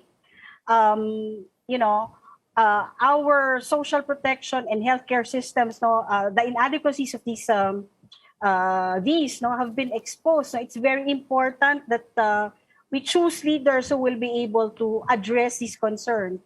Another thing is that, our economy is, really ravaged.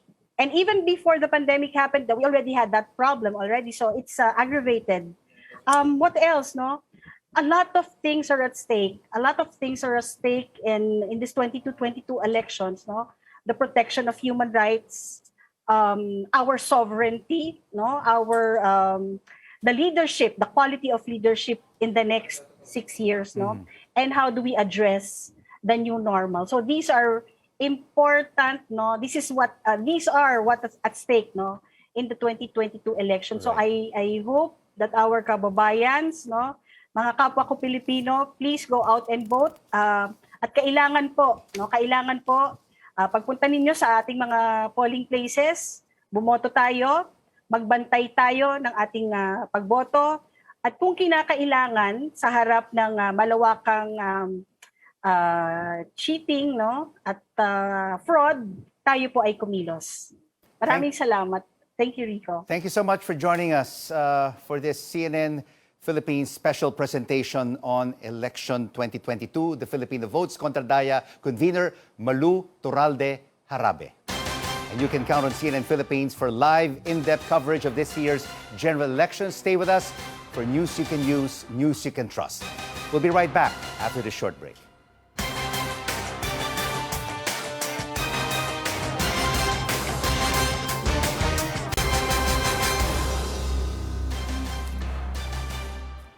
You're watching a CNN Philippines special presentation, The Filipino Votes Election Day 2022. Now, the heat is on this election day, quite literally. Pag-asa says scorching temperatures make up today's forecast due to the easterlies. It is expected to bring hot and humid air affecting the whole country. And Pag-asa sees Metro Manila to reach a high of 36 degrees Celsius. Baguio City will rise to 25 degrees Celsius. Cebu will reach 32 degrees Celsius. And Davao City will range from 25 to 32 degrees Celsius. Now, there are some rains as well. Later on in the day, the easterlies may bring rain showers and thunderstorms in the Mindanao area. We heard that it was raining overnight in Davao City. And the same scenario may be experienced in Metro Manila and the rest of the country as well. Pag-asa advises the public, especially those who will go out to vote, to shield themselves from the heat of the sun and bring lots of water to avoid heat stroke. Now let's check on the situation in Western Visayas in the province of Aklan, where there are over 409,000 registered voters. Aklan-based correspondent Carla Doromal joins us live on the phone for an update. Carla, what can you tell us from there? Ria, voting precincts are not yet open, but here in Calibo, the town proper of Aklan province, some voters have arrived early near Calibo Elementary School to cast their votes for today's national and local elections. Schools here received the voting counting machine Saturday, and these were inspected and tested by public school teachers that same day. A total of 640 precincts will open for more than 400,000 registered voters in the whole province. 209,315 voters registered in the 1st District and 200,623 voters in the 2nd District of Aklan. Calibo Town logged the most registered voters with 54,660, followed by the municipality of Malay, including Boracay, with 42,135 voters. Comelec Aklan Information Officer Christine Gerardo says the 17 towns are ready for the polls in terms of security. Aklan Police Provincial Office deployed personnel in different towns to ensure the safety of the voting public and election officials in their respective precincts and enforce minimum health protocols. Gerardo added that manpower needed to secure credible elections, including the Electoral Board, DepEd supervising officials, and the support staff are all ready for duty. Meanwhile, Comelec Aklan reminded the public to follow the minimum health standards and proceed to isolation facilities provided in each school once symptoms of COVID-19 are observed among voters. Reporting for CNN Philippines, Carla Doromal, Aklan.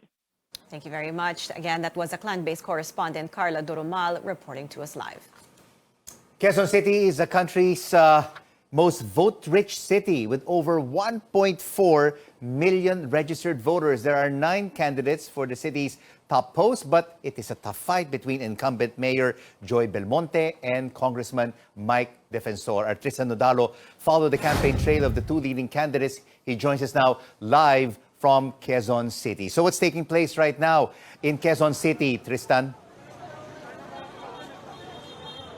Rico, before I go there, I want to bring you to the situation here at the Commonwealth Elementary School in Quezon City. It's one of the biggest voting centers here in the city. And as you can see beside me, there's a long lines of voters. Some of them came here at around 3 to 4 a.m. And there's a brief commotion or confusion for the voters because some of them or the original line have been broken, and then yung iba ang reklamo nila yung pumupunta na dun sa harap kahit hindi pa talaga sila nakapila, kaya medyo nagkakagulo ngayon dito in terms of voters, and voters will start to cast their vote at 6 a.m. Over the course of the local campaign period, we have seen how the 2 leading candidates fought it out to win the hearts of over 1 million voters in the vote-rich city. Quezon City Mayor Joy Belmonte highlighted her COVID-19 response initiatives in the last 3 years and the tax collection that funded a number of city projects. Her closest rival, Mike Defensor, hit Belmonte for her slow response. He also vowed to use the city's fund properly should he win the post. Defensor is running under Bongbong Marcos and Sara Duterte's Uniteam, while Belmonte is running under a local party called Servisyo sa Bayan. Belmonte is expected to cast her vote at Christ the King Voting Center, while the Defensor will be in La Vista. Back to you, Rico. Thank you so much for that update. Live from Quezon City, Tristan Nodalo. Well, polling precincts are set to open in just a few moments, and throughout the day, we'll be giving you news and information you need to know as Filipinos cast their votes. You're watching a CNN Philippines special coverage, the Filipino Votes Election Day 2022. Please stay tuned.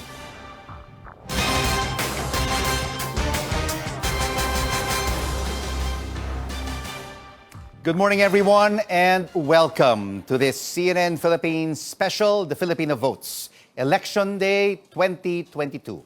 I'm Rico Hizon, and at this hour, polling precincts are opening their doors to our kababayans ready to cast their votes. CNN Philippines is your most trusted destination for live, up-to-the-minute, and in-depth coverage of today's historic vote.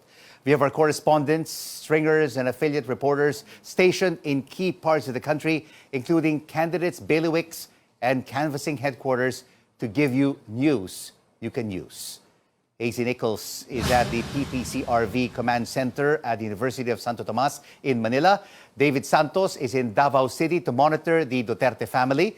Lois Calderon is in Ilocos Norte for Bongbong Marcos. Anjo Limario is in Camarines Sur for Leni Robredo.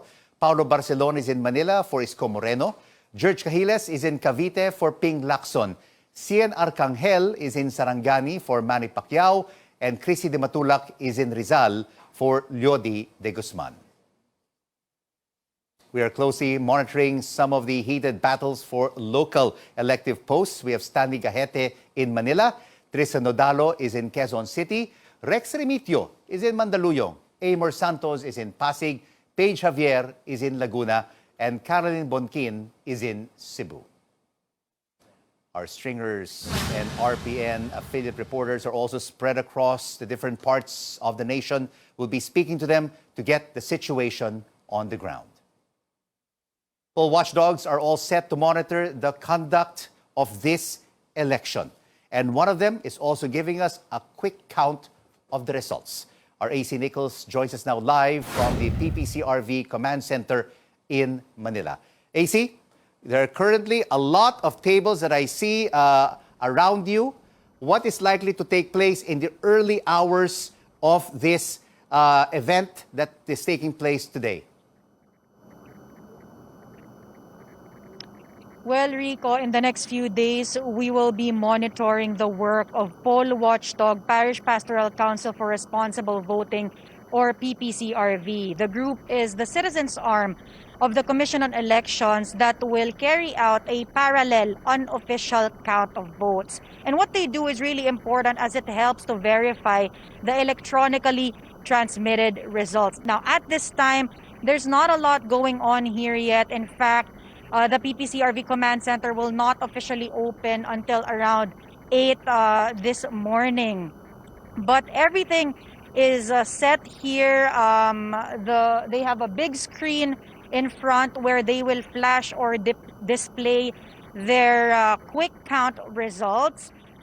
Those numbers will be based on data transmitted from vote counting machines to the COMELEC's transparency server. The PPCRV is a national parish-based lay movement. It has played a major role in monitoring Philippine elections since the 90s. Now, aside from their parallel quick count and their work here at the command center, the PPCRV also has thousands of volunteers on the ground monitoring the election process and manning voters' assistance desks as well. Rico? AC, apart from the quick count, the PPCRV will also encode results from election returns as well. Can you tell us more about that? That's right, Rico. The parallel quick count shows us the results or the electronically transmitted results from vote counting machines to COMELEC's server. But the PPCRV will also carry out a manual audit of results reflected on election returns. That is why you see computers here set up at the command center. They have around 200 computers which volunteers will use to manually encode the data on election returns. As COMELEC's partner, the PPCRV has access to the 4th copy of election returns, and those will be brought here later when voting ends later tonight. Now, again, this is another way of checking for discrepancies by comparing the digitally transmitted figures and the data reflected on election returns, which are printed before results are electronically transmitted to COMELEC servers. And if there was no error or if there was no manipulation, then those numbers should be the same. Back to you, Rico. AC Nichols there reporting to us live from the PPCRV Command Center in Manila. Their operations will begin at 8 this morning. Now it's all systems go for the Commission on Elections as polling precincts open for this year's polls. And with us now is COMELEC Acting Spokesperson Attorney John Rex Laudianco. Good morning, Attorney. Thank you so much for being here. Sir, bago ang lahat, bukas May 10 pa raw po ang lalabas ang desisyon ng COMELEC sa disqualification cases laban kay Presidential Aspirant Bongbong Marcos. Can you tell us po kung bakit tumagal ng ganito at ano pong mangyayari kung if ever madidisqualify si Marcos? As explained by, good morning, Ms. Rhea, good morning to the watchers of CNN. As explained by Chairman Pangarungan in the press briefing yesterday, holiday po kasi nung natanggap niya yung decision, ano? And as you know, all the commissioners and the chairman had been very in-depth in their analysis of the case. And that's why they had decided to promulgate it tomorrow. Aside from the fact that there are 3 other cases that the chairman and the commission and bank intends to consolidate with the promulgation po. Insofar as to the effects of the voting, we have been saying to the public, to our voters, please continue to vote. This is a legal process which will proceed on its own under laws, under rules, and we all know that there are remedies available to any of the parties which will be affected by this case, separate and independent from the proceedings today. And even though the outcome of the case will be ultimately decided by the body, and I know they will be filing motions for reconsideration, what we assure the public is that you should go out and vote, and we will ensure that your vote will be counted and canvassed properly. Alright, sir. Kamusta naman po kayo dyan sa COMELEC? Gaano po kayo kahanda para sa araw na ito? In fact, we know the COMELEC earlier said that failure of elections is not an option. As always, you're correct, ma'am. Failure is really not an option. Failure of election is not an option. That's why we're here inspecting our polling centers. Right now, I'm coming into you live from Andres Bonifacio Elementary School, from Barangay 7, Cluster 12, with Cluster Precincts 31.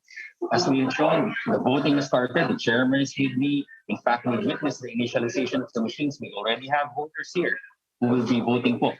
So this is the situation throughout the country. Voting has started at 6 a.m. and we are here to ensure that this will go on until 7 p.m. tonight. All right, sir, do all the polling precincts have enough vote counting machines and enough people to help all the voters today? Yes, we had already sent all the 106,174 vote counting machines, and all of these precincts have duly constituted electoral boards. They also have their support staff, and we also have the DepEd supervising officers. So lahat po ng presinto sa buong bansa are manned by trained electoral boards, and we have the DCMs and ballots at hand. So far, I know it is very early in the day, attorney, but have you received any complaints so far? Complaints will be duly received by us. Alam naman po namin meron darating. But what's important here, what we've been stressing, from the longest time, what we have been stressing is that the COMELEC has prepared all the contingencies that we will address and remedy the situations. Lagi pong may contingency plan, laging merong contingency actions sa COMELEC, which are readily and immediately actionable po. All right, yes, as we know, there are hitches that occur every election day. So remind us, please, again, ano po ang dapat gawin kung hindi mahanap ng ating mga kababayan ang kanilang pangalan sa voters list? Okay po. Sa una po sa lahat, para makasiguro po kayo na nandun mahanap nyo mas sapat na oras, please maaga po kayong lumabas sa inyong tahanan. Please go to your polling centers. There are voters assistance desks here in places, in all the places, in all the polling places. Pwede po kayong lumapit sa kanila, tutulungan po nila kung sakali pong wala ang pangalan. You could also proceed to the precinct as indicated po. Alam ninyong presinto niyo. Kung sakaling wala pa rin po talaga ang pangalan ninyo, bukas po ang mga tanggapan ng Commission on Elections, pwede po kayong pumunta doon. May tao po kami lagi dyan. Bagamat yung aming election officers at yung election assistant, most likely umiikot po sila to assist. Pero meron pong tao na mag-a-assist sa inyo sa aming mga Office of the Election Officers. All right, now we know the vote counting machines are such a key part of the process today. Were you able to get the test results of the final checking of all VCMs? Yes, in fact, as of 5 a.m., 99.95% na po ang readiness ng ating vote counting machines. Meron lang pong dalawa na walang test ballots, but right now, alam namin nagpa-function na sila kasi pinahintulutan na po sila ng komisyon na gumamit dun sa official ballots na gamitin nilang test ballots or FTS ballots. The remaining 47 na ina-expect namin po na from the Bangsamoro Autonomous Region in Muslim Mindanao, ina-expect na po namin na magre-report sila na nagpa-function na. Gaya po nung nabanggit ko kanina doon sa press briefing, may isa po na naghang na BCM doon sa isang bayan sa Cotabato. But naghang lang naman po ito, is a small and a relatively minor technical issue which is being addressed by the National Tech Support Center. So alam naman po namin, baka in a few hours, maaari nga po ngayon, gumagana na po siya. Right, attorney, meron pa rin pong mga report tungkol sa flying voters. Ano po ang gagawin kung may ibang tao na bumoto gamit ang kanilang pangalan? Okay. Kung meron pong bumoto na gamit ang inyong pangalan, kailangan po ito ay iparating ninyo doon sa electoral boards kung saan nakalista kayo. Magpakita po kayo ng sapat na identification at sabihin nyo kayo po yan. Kung nakaboto man po, sisiguraduhin po namin na kung may bumoto man doon, makakaboto po kayo.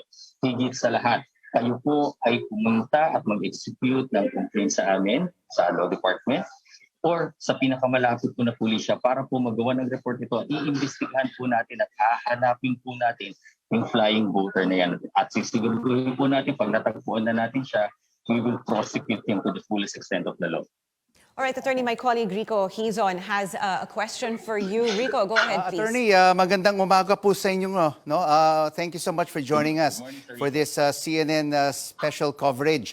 Marami po ang nag-check ng kanilang mga presinto sa COMELEC precinct verifier.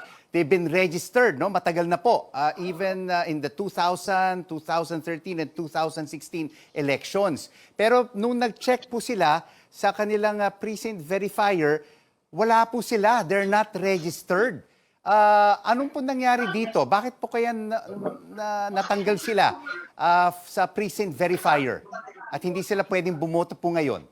There are several factors, Yes, sir, Sir Rico. There are several factors. Una po, kung hindi mo nakita sa voter verifier po, maaring hindi naman automatically deactivated.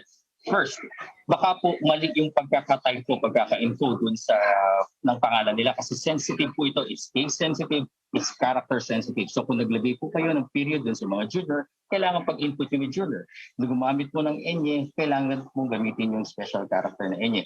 Yung mga kadalasan po yung may Maria, either binuo or na abbreviate po na MA period, kailangan eksakto. Yung po yung karamihan na naging complaints natin sa voter verifier.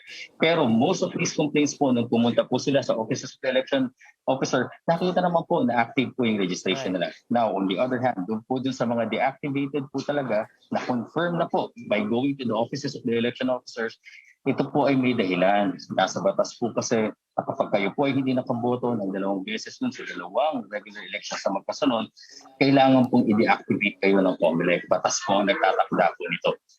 Okay, so kung hindi po sila bumoto noong 2018 barangay elections and 2019 elections, deactivated na sila po automatically?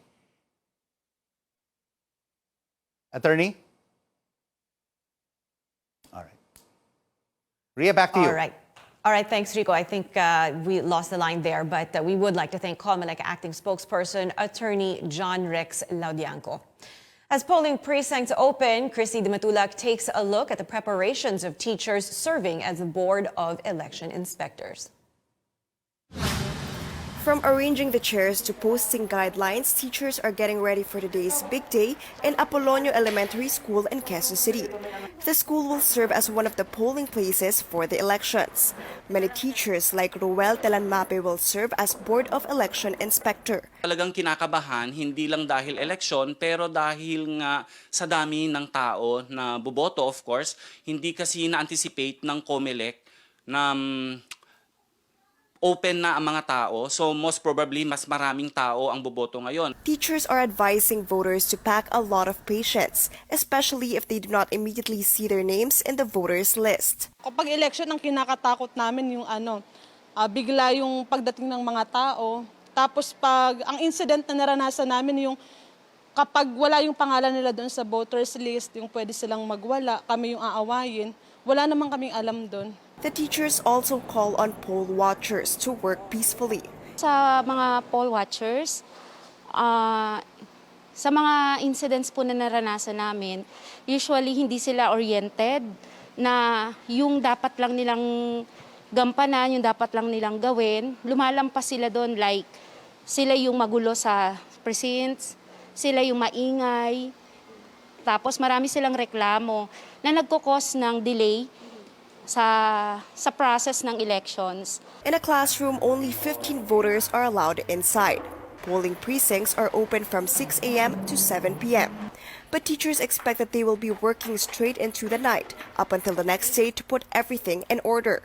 It is in the hands of these teachers to make sure that ballots are secured and arrive safely at the Commission on Elections. Chrissy Dimatulak, CNN Philippines. As Filipinos vote, we are here to bring you the very latest. The situation in Bacolod and Bukidnon come after the break. Stay with us on CNN Philippines.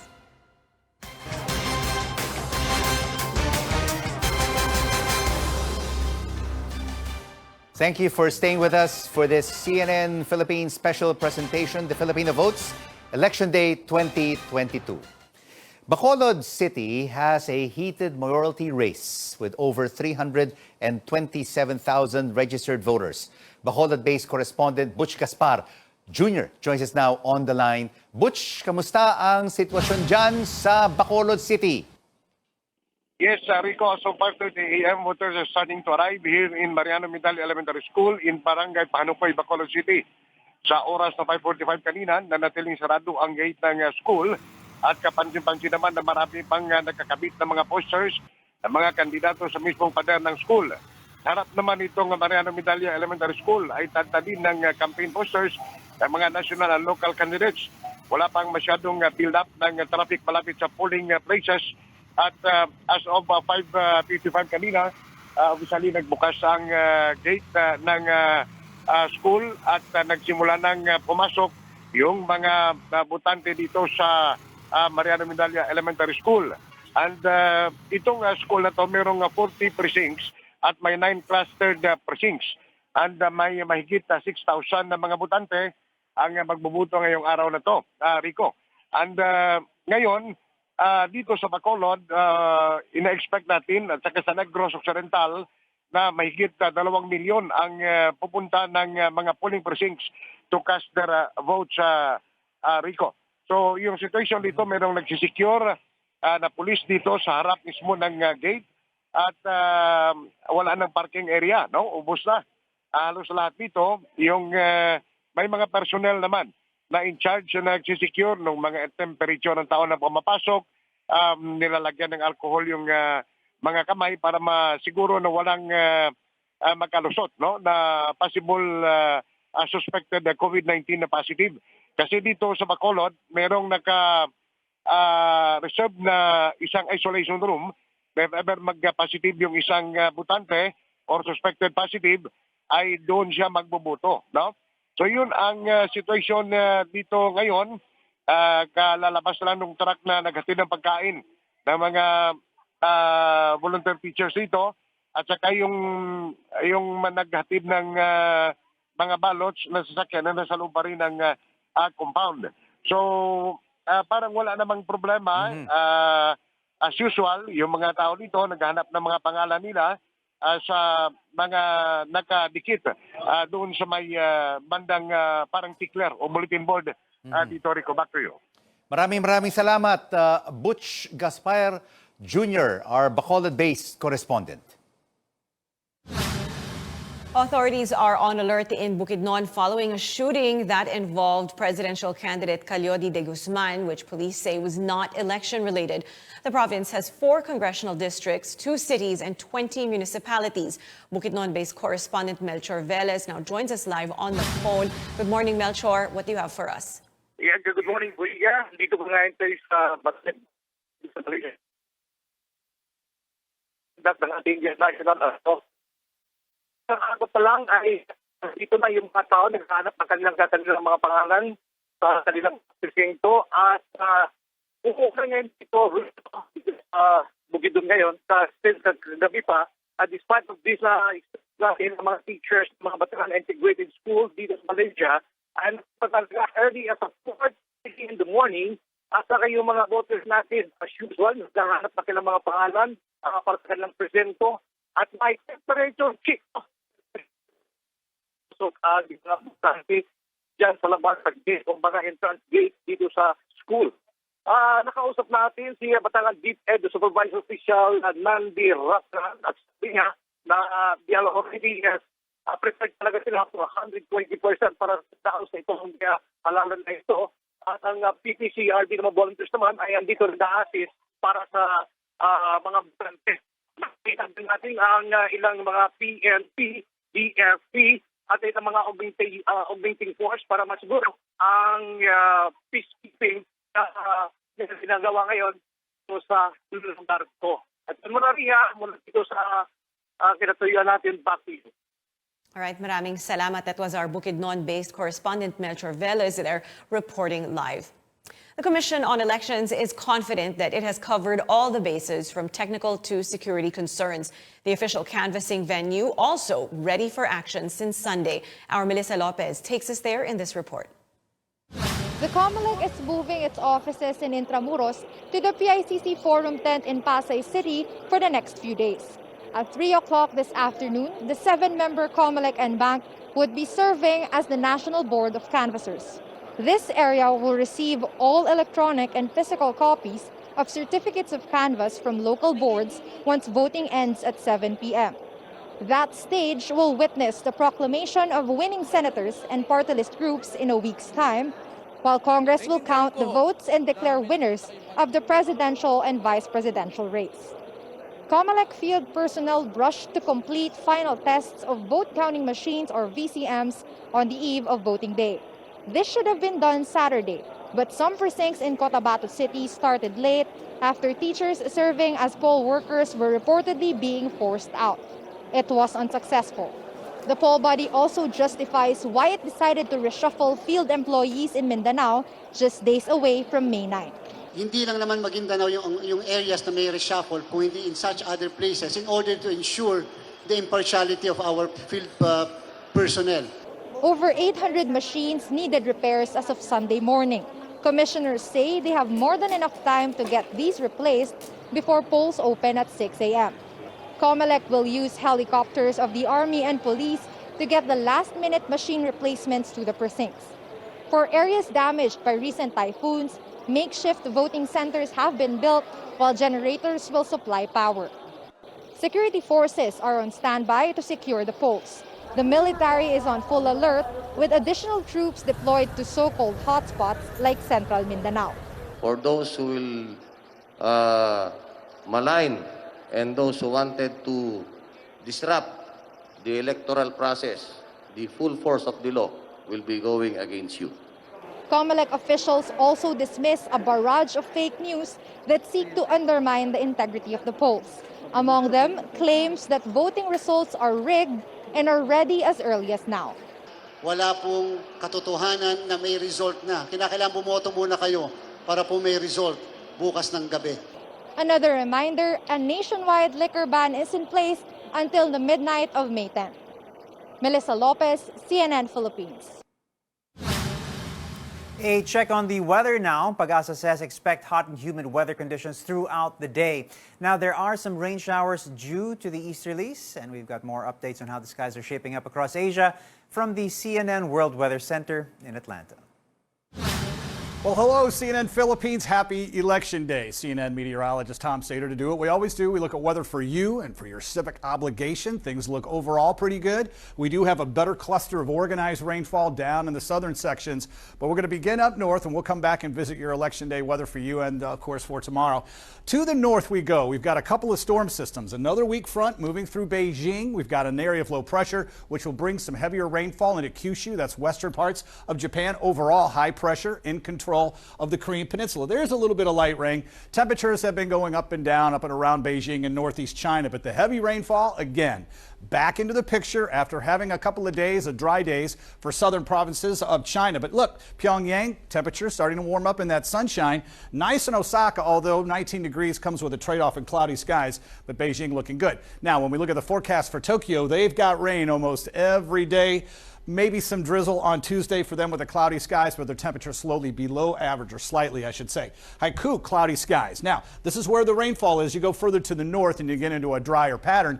But overall, when we look at Southeast Asia, we're starting to see that rain again become more localized in parts of Myanmar and toward Thailand as well. It's widely scattered, but we do have some heavier rain off toward Bangladesh. More on that in a moment.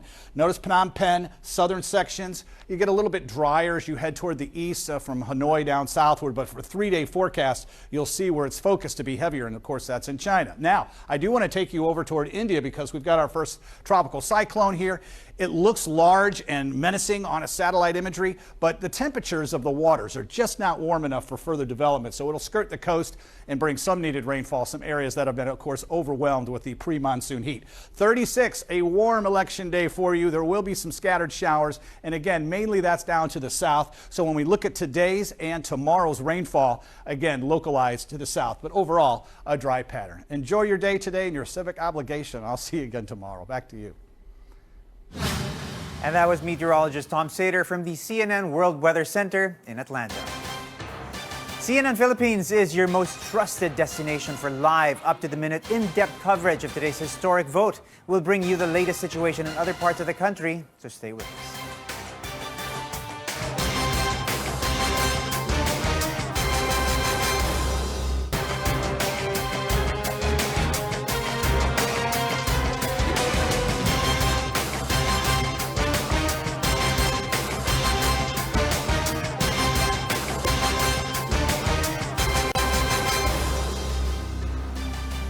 Welcome back. You're watching a CNN Philippines special coverage, the Filipino Votes 2022 Election Day. Throughout the day, we'll give you news and information you need to know as Filipino voters. All day, we'll keep a close watch on the progress of today's vote, and we'll bring you the results as we get them, so please stay tuned. Now, polls have opened at 6 a.m., but many of our kababayans flocked to their respective precincts way before that. We can expect more voters to come in as the day goes by and before voting ends at 7 tonight. Presidential candidate Ping Lacson is expected to cast his vote in his home province of Cavite. George Cahiles now joins us live from there. George, what is happening over there where you are? Good morning, Ria. We are here at Bayan Luma 1 Elementary School in Imus, Cavite, where presidential candidate Senator Ping Lacson is expected to vote along with more than 10,000 Imuseños. Lacson will be arriving here anytime soon, we were informed, and everything is all set here. As the Board of Election Inspectors and the poll watchers were here early. The vote counting machines are already in place, and at exactly 6 in the morning, the polling centers opened. And as you see behind me are Imuseños who were up early, who lined up early to cast their votes. Now, having over 2.3 million voters, Cavite was frequently visited by presidential candidates during the campaign period. Lacson, for instance, visited different parts of the province at least 4 times. He held his proclamation rally and meeting the Avance here, being Lacson's home province. Lacson only got a few endorsements from politicians here. Among them is Imus City Mayor Manny Maliksi. Cavite Governor John Vic Remulla has endorsed presidential candidate Bongbong Marcos, and other political families like the Barzagas of Dasmariñas City, which has the most number of voters in the province, endorsed Vice President Leni Robredo. So the election results here will be very interesting. Back to you. All right, George, you started talking about local politics. What can you tell us about the provincial candidates there? How tough and how tight is the competition? Gloria, there is no strong opposition on the re-election of Cavite Governor John Vic Remulla, but he has at least 4 rivals. They are all independent candidates. While his running mate, Athena Tolentino, is battling against a single opponent, who is also an independent candidate. Back to you. Thanks a lot for that. George Cahiles there reporting live from Cavite.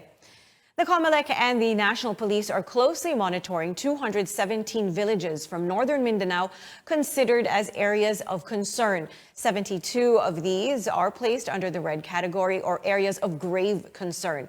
More than 600 policemen have also already been deployed to these areas. RPN DXKO Cagayan de Oro reporter Cheng Ordonez now joins us on the phone. Cheng. Yes, that is correct. All 72 barangays under the red category are in Llano del Norte. In Misamis Occidental, 19 barangays are considered as areas of immediate concern. Brigadier General Benjamin Acorda, Police Director for Northern Mindanao, says the list was made as the basis for the deployment of security forces to the villages. Acorda says the military would augment the police in far-flung villages and thwart any attempt to disrupt the elections. Military troops deployed in Region 10 were sent off last May 4, along with other security forces from the Philippine National Police, Philippine Coast Guard, and teachers from DepEd 10 during simultaneous multi-agency sent-off and turnover ceremonies at the Police Regional Office 10 headquarters. Meanwhile, COMELEC Regional Director Francisco Pobe says 90 villages in Bukidnon are considered areas of immediate concern. They account for a fifth of Bukidnon's 464 barangays. The police said they opted to list down barangays instead of municipalities where they fall under, so that there would be no need to declare entire towns as hotspots. Last Thursday, a total of 601 police personnel were deployed in different cities and provinces in northern Mindanao during send-up ceremonies in Camp Vicente Alagar in Cagayan de Oro City.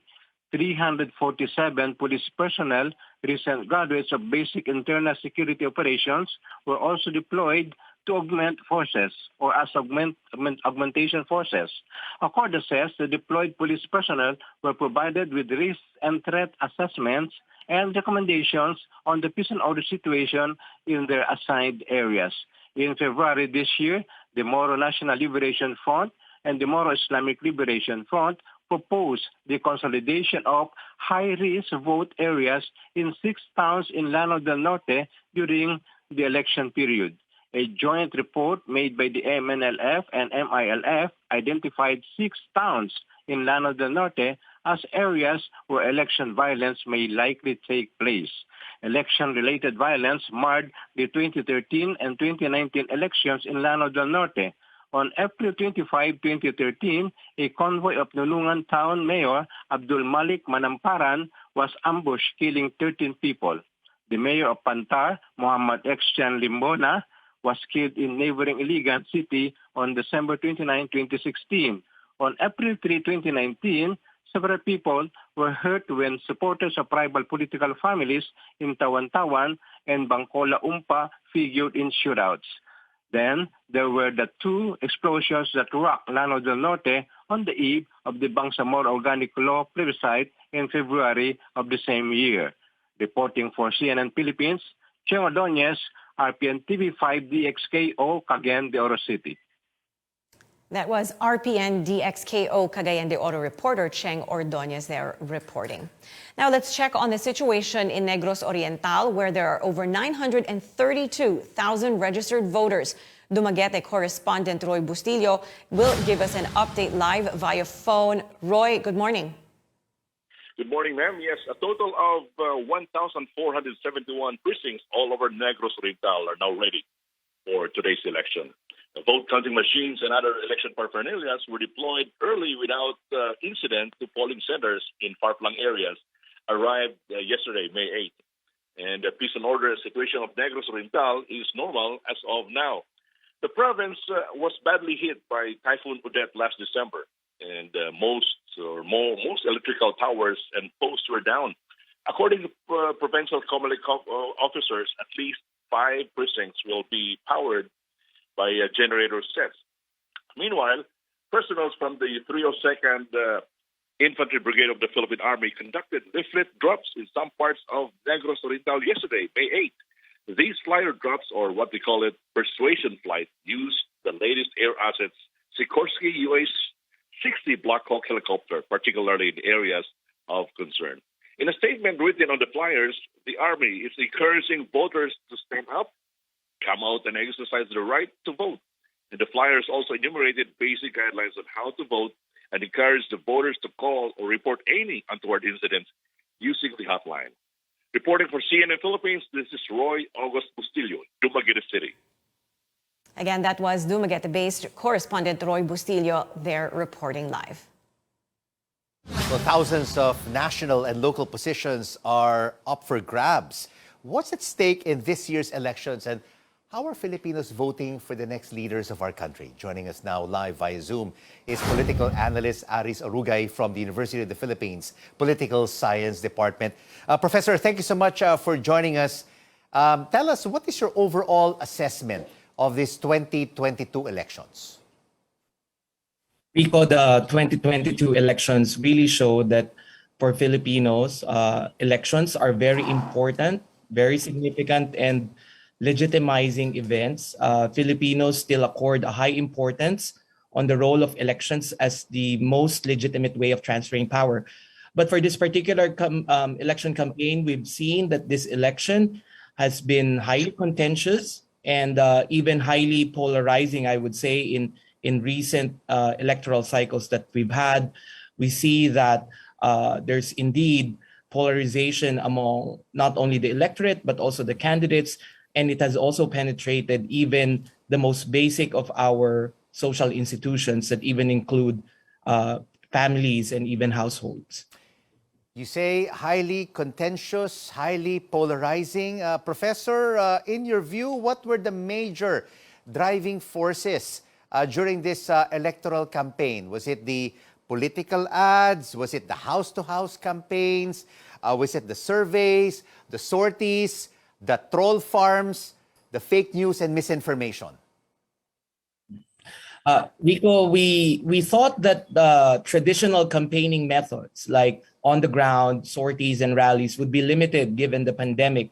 but we actually were in favorable conditions given that our COVID situation did not really worsen during the campaign. We had our Omicron surge quite early before the official campaign period at the national level. But in terms of what seemed to be the most salient campaigning methods, we saw that ads on TV and radio didn't really matter much. I expect that even if politicians poured a lot of resources, I think a lot of the resources have been poured elsewhere. We saw this really double downing on what we call barnstorming, wherein candidates really go to very strategic places, whether they're vote rich or whether they're places that are considered their bailiwicks. But in 2016, we saw the beginnings of the role of social media in campaigning. We saw that full-fledged in this electoral cycle. Social media may have even replaced traditional or even mass media as a main mode of candidates reaching out to voters. And I think finally, there's a concentration of efforts for politicians nationally, those who are running for national positions, in making sure that they get the vote of what we call bellwether places, meaning places that are contested, but at the same time have the ability to deliver a lot of votes for them. So, Professor, in your view, do you think that the survey results would be similar to the election results? As a social scientist, I would always lean towards the science of surveys. I do think that surveys have been useful in previous electoral cycles. But what I want to say is that this particular electoral campaign cycle is quite different, and we've mentioned the differences as before. So I'm not really sure. We will have to see. I do hope there will be an exit poll, because that will be the ones that would really have the predictive power and is designed really to measure whether it corresponds to actual results. But I think in future electoral cycles, surveys will have to be juxtaposed, or at least surveys will have to coexist with possible other ways of measuring the electorate sentiment. And Professor, were you surprised that none of the presidential and vice presidential candidates withdrew from the race, even though we saw that they had really very poor numbers in these surveys? Partly, Rico, yes. I was a bit surprised, especially if these politicians would really take into consideration the stakes in the elections. But I think if we really rely on pre-electoral surveys, I do think that the electorate has already decided that this race is really a two-cornered fight between the top two polling candidates. So you think, Professor, they did not pull out, they did not withdraw from the presidential and vice presidential race because they still want to remain relevant in the next political exercise in 2025? Because if they withdraw, then the electorate will think that they're losers. You know, they're quitters. Yes, Rico, because no candidate for the presidency has ever withdrawn in the past. So therefore, it will be quite historic if a presidential candidate, a major presidential candidate, will withdraw. But I do think they have their own political calculations, and that may be part of it. But we all know before, Rico, that there have been candidates who filed their bids for the presidency, not really as competitive candidates, but to divide the vote. Because in our system, you only need a plurality, not a majority, in order to win. So what do you think are the post-election scenarios that you see? Do you think that the Filipino people will unite under the winner for president and vice president? Rico, as I've said earlier, this election is highly polarizing. So whoever wins will have to make sure that he or she governs the entire republic, and not just the voters who casted their votes in his or her favor. So I think that's the biggest challenge. The challenge is to govern the entire republic and not to govern simply the voters who gave you mandate. It will be quite difficult, Rico, because if this is really going to be a two-cornered fight, and the results will show that even if the candidate gets a majority, there will still be a sizable, considerable number of Filipinos who did not vote for the winning candidate. Right. So I think governance will be quite difficult, particularly if two camps are highly polarized and they're not really seeing each other as possible partners in the coming years. Thank you so much for your insights, political analyst Aris Arugay from the University of the Philippines. And all day, right here on CNN Philippines, we'll be keeping a close watch on the progress of today's vote. And when we come back, we check how Filipinos in Singapore cast their votes in the past weeks. And for those just about to head out and cast their votes, we have last-minute reminders. Keep it right here on CNN Philippines. News you can trust.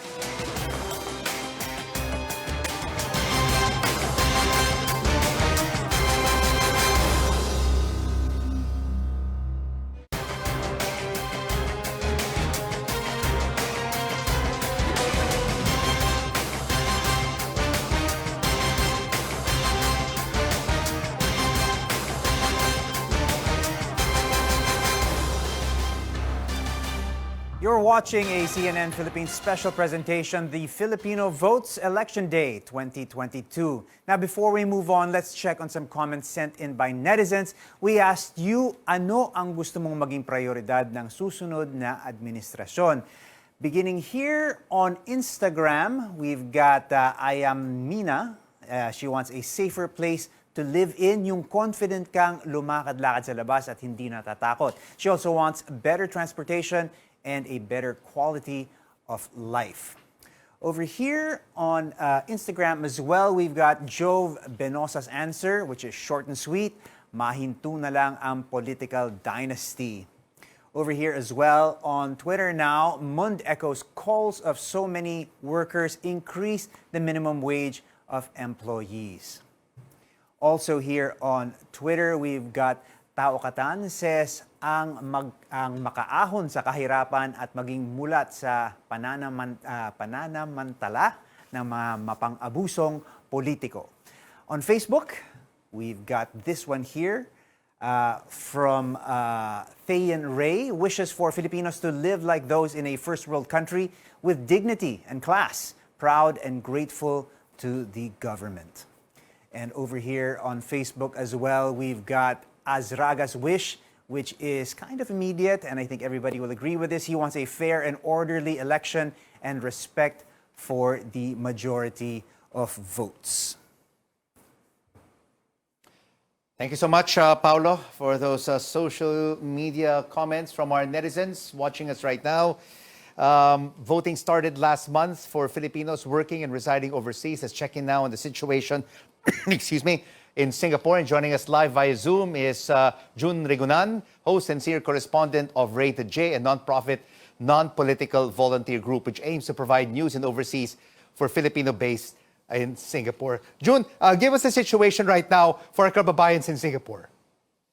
Good morning, Rico. Well, the Filipinos here in Singapore are very excited to end this 2022 national elections or overseas voting here in Singapore. In fact, we have been covering this news from day one, which was on April 10, 2022, and it will be ending tonight at around 7 in the evening here in Singapore. Around, I think it's about, it has already surpassed the number of, or the voters turnout as compared to 2019 and 2016 elections, as what one of the officials here in Singapore has mentioned to me during my interview with her last week. So everyone is so excited in general.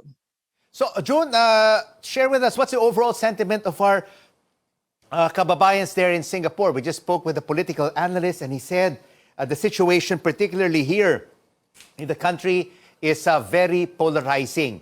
Is it the same as well among our Filipino kababayans in Singapore? Well, I would say it's also polarizing. However, I don't see so much division of people here in terms of like people who are saying that their friends have already befriended some of them. This is not the situation that we are here right now. Everyone are still helping each other. In fact, yesterday I was covering for a news story which is about those poll watchers here. The poll watchers here are even friends with different parties. I mean, the poll watchers from different parties are even friends with each other. So I would say that the Filipinos here, more or less in general, are still very friendly, I would say. Polarizing, but not to the extent of really befriending some of them. In fact, they're really still very helpful to each other and still very happy with each other here. So, June, what are our Filipino kababayans there in Singapore looking for in the next president? I won't be able to answer that in general, but based on some of those that I have interviewed, most of them are really looking for someone who would really bring back the nation to where it used to be. I would say that most of them really also wants to have a president who really has concrete plans for the overseas Filipinos, especially now that we have that Department of Migrant Workers. So in general, people here really wants someone who would be able to give direction, especially for the overseas Filipinos. What about the issues that our Filipino kababayans face there in Singapore? What are the main problems that they encounter that need immediate government help? In general, the Filipinos more or less here are very much protected because of the government of Singapore really protects even our migrant domestic workers.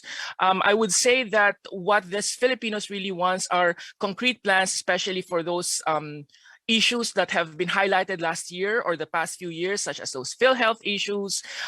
Right now, we have this pag-ibig concern and that OEC. So more or less, these are the current issues that the country or that the Filipinos here in Singapore are facing when it comes to the national issues. But in terms of the elections itself, I would probably say that the election process here in Singapore is very, very organized. I would say that this is one of the most, if not the most organized that I have covered here in Singapore. I lived there in Singapore for over 22 years. I voted several times in 2004, 2007, 2010, 13, and 16. And it is a very vibrant and active Filipino community. But I noticed that during those years that I was there were not a whole lot of Filipinos who were really interested to cast their vote at the Philippine Embassy. Is there more... Is there more information now for them to hold on to, that they should really vote, that this is a very important election, that they should be part of and participate in, June? Yes, definitely. I think as compared to the previous years, as early as on the third week of voting here, it has already surpassed the number of, or the voters turnout as compared to the past few years. In 2016, it was about 47 or 48%, while in 2019, it was about 32 or 33%. But this year, as early as on the third week of this overseas voting, it has already almost surpassed the voters' turnout as compared to the past 2 years. When I was actually talking to one of the officials, she actually attributed this to really a very massive campaign when it comes to overseas voting, including, of course, us in social media and, of course, the mainstream media here in Singapore. We've been trying to inform everyone else about this overseas voting. This is one thing that I've actually been asking the officials, because based on my experience with the registration, a lot of people were going to the embassy only on the last few days. In fact, on the last day of registration, we even had it until probably about 6 or 7 in the evening, and there was a lot of people having registered on that day. And this is one of the things that I was really frightened of, because we knew that we have almost about 84,000 of registered voters here, and we don't want these people to come on the last week or last few days of the elections. So it was very, we were very happy that the results really came, like people coming to the embassy as early as on the first and on the second week of this overseas voting. Thank you so much, June, for that update from Singapore. June Rigonan, host and senior correspondent of Rated J. And we continue to monitor the developments across the country now that the polling precincts have officially opened. And you can count on CNN Philippines for live in-depth coverage of this year's general elections. Stay with us for news you can trust right here on CNN Philippines.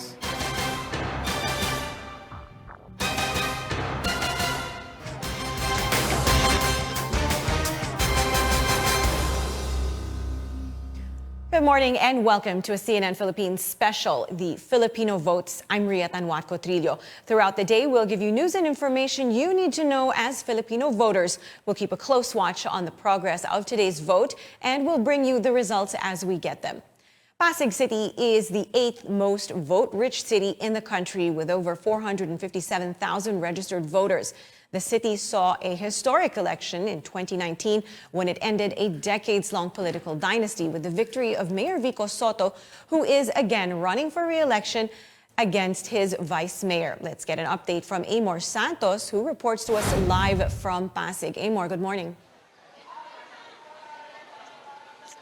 Hi, Ria. Good morning. But it's not a good morning for many voters here at the Pasig Elementary School as the polling place opened 15 minutes late. We spoke to some of them. They have been here. Some of them have been here since 5 in the morning, expecting to cast their votes early, including many senior citizens. One of them, 56-year-old Bernardo de la Cruz, said he walked for almost an hour coming here. He said he was very excited. He wanted to do his morning exercise first before going to the precinct, but he had to wait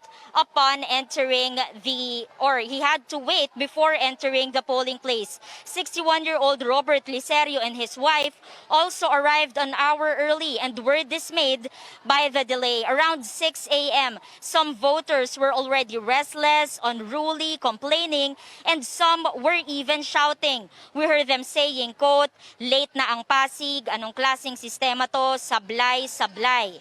Guards explained they had not received the go signal to open and that they were still waiting for poll watchers.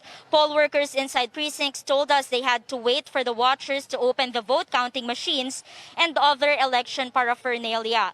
Voters were allowed to enter at 6:15 in the morning, but by that time, the crowd had already swelled. Of course, upon entering the polling place, they had to do a bit more waiting because they had to stay in holding rooms kasi doon sa mga loob ng precinct ay 10 people at a time lang yung pwedeng bumoto. Ria?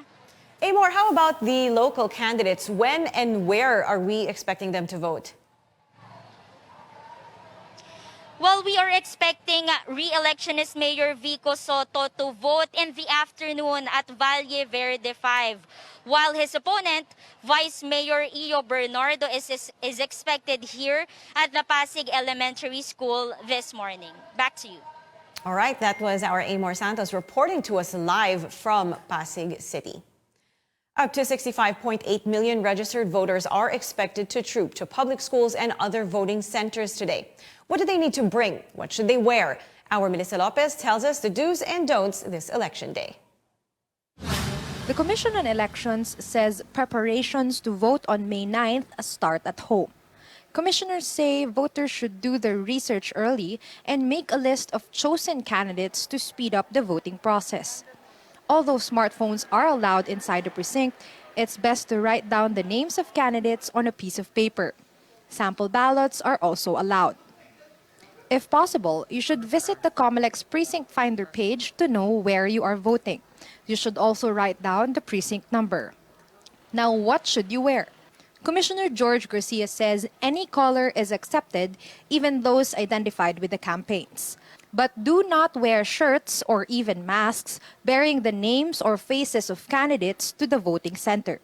Mas maganda po wag na lang pong magsusuot ng ganon. Pero yung kulay, it doesn't really matter. Basta dapat may damit, kaysa naman yung walang damit, sure, hindi makakapasok. Bawal na po ang pangangampanya sa Mayo 9. Simula po nga ng Mayo 8, bawal na po ang campaigning. You may head to the precinct anytime from 6 a.m. to 7 p.m. You should also wear a face mask. An ID is not required, but the poll body says it's good to have one ready in case someone questions your identity. At the precinct, Make sure to use the COMELEC's official marking pen when shading the ballot. Do not use a regular pen as its pointy edge might pierce through the ballot and invalidate your vote. COMELEC's stern reminder, do not take photos or selfies with your ballot and of the voter's receipt. Pack some patience as lines could be long. Precincts can only accommodate up to 10 voters at a time for social distancing. Sa amin pong estima, kapag po kayo ay may dala po kayong kodigo, mga 3 to 5 minutes lang po tapos kayo sa pagboto. Mas maganda po mapadali natin din yung pagboto natin at mapadali rin yung pag-alis natin sa polling place dahil nga sa banta ng COVID-19. Melissa Lopez, CNN Philippines. And we have breaking news for you at this hour. As you can see right now on your screens, Senator Panfilo Lacson has already cast his vote in the province of Cavite, particularly at the Bayang Luma 1 Elementary School in Imos, Cavite. As you can see, Senator Panfilo Lacson is 73 years old. He's a senator and a former PNP chief. And his platform and policy during this whole electoral process is for public officials not covered by the bank secrecy, full automation of customs operations, and his personal credo as a lawmaker is ang tama, ipaglaban, ang mali, labanan. And of course, over the past few days during his meeting, the Avance, Senator Panfilo Lacson said that whatever happens during these elections, if he is not voted into office as the next president of this republic, he will live a life as a he will live a simple life with his family and retire from politics. So as you can see right now, earlier Senator Panfilo Lacson casting his vote at the Bayang Luma 1 Elementary School in Imos, Cavite.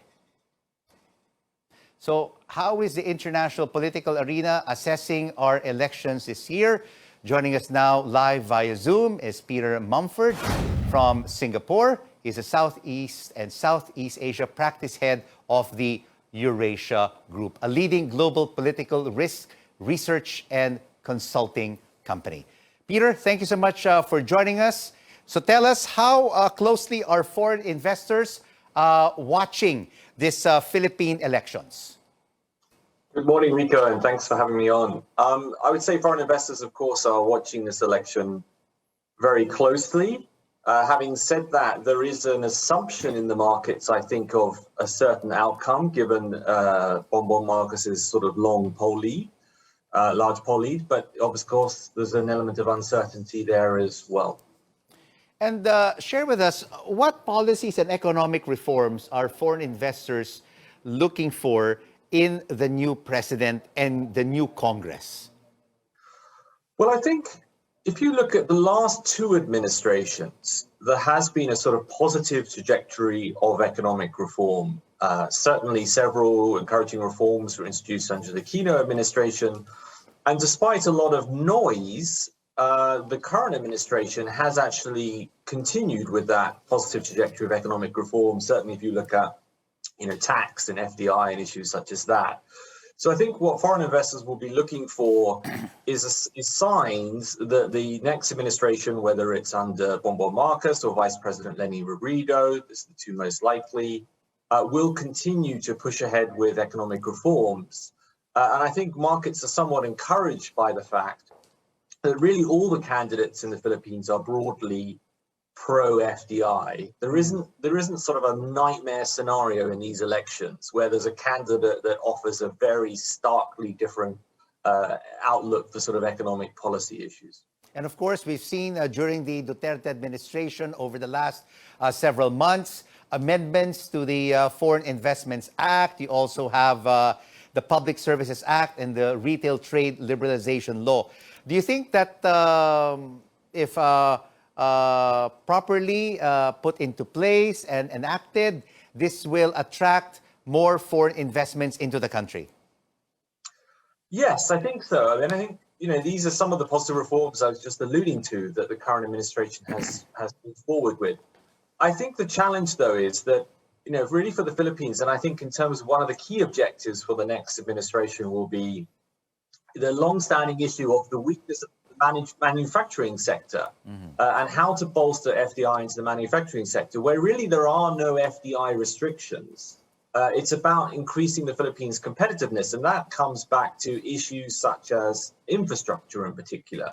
So I think, that will be a key priority for the next administration going forward. And I think foreign investors will want to see that there is more progress on that, because I think transforming the Philippines' infrastructure will do more than tweaking any law in terms of bolstering foreign investment. We've seen these amendments to these key investment laws and economic reforms during the Duterte administration. What about for foreign investors in terms of the ease of doing business? Do they see it as a major challenge of still setting up a business here in the Philippines, or are they already happy with what they have seen? I think, yes, there are definitely concerns about issues such as governance and transparency. Those, to some extent, some would argue they have got worse in recent years. And the outlook, from this election, I think is varied depending on the candidates. The current administration has put a lot of emphasis on the sort of stripping down the red tape, trying to make it easier. We've seen some modest progress, but this remains very, very challenging. So I think as we're talking, in addition to the FDI law changes, which are very helpful and are very encouraging, to really bolster FDI into the Philippines. And of course, the Philippines is lagging some of its regional peers in terms of how much FDI it gets. It will be issues such as improving the business environment, the governance framework, and again, as I was saying, bolstering infrastructure as well. All right, transparency, governance, the bureaucracy, still major issues for a lot of investors. For the investors that you've been talking to here in the country, is corruption for them a major problem?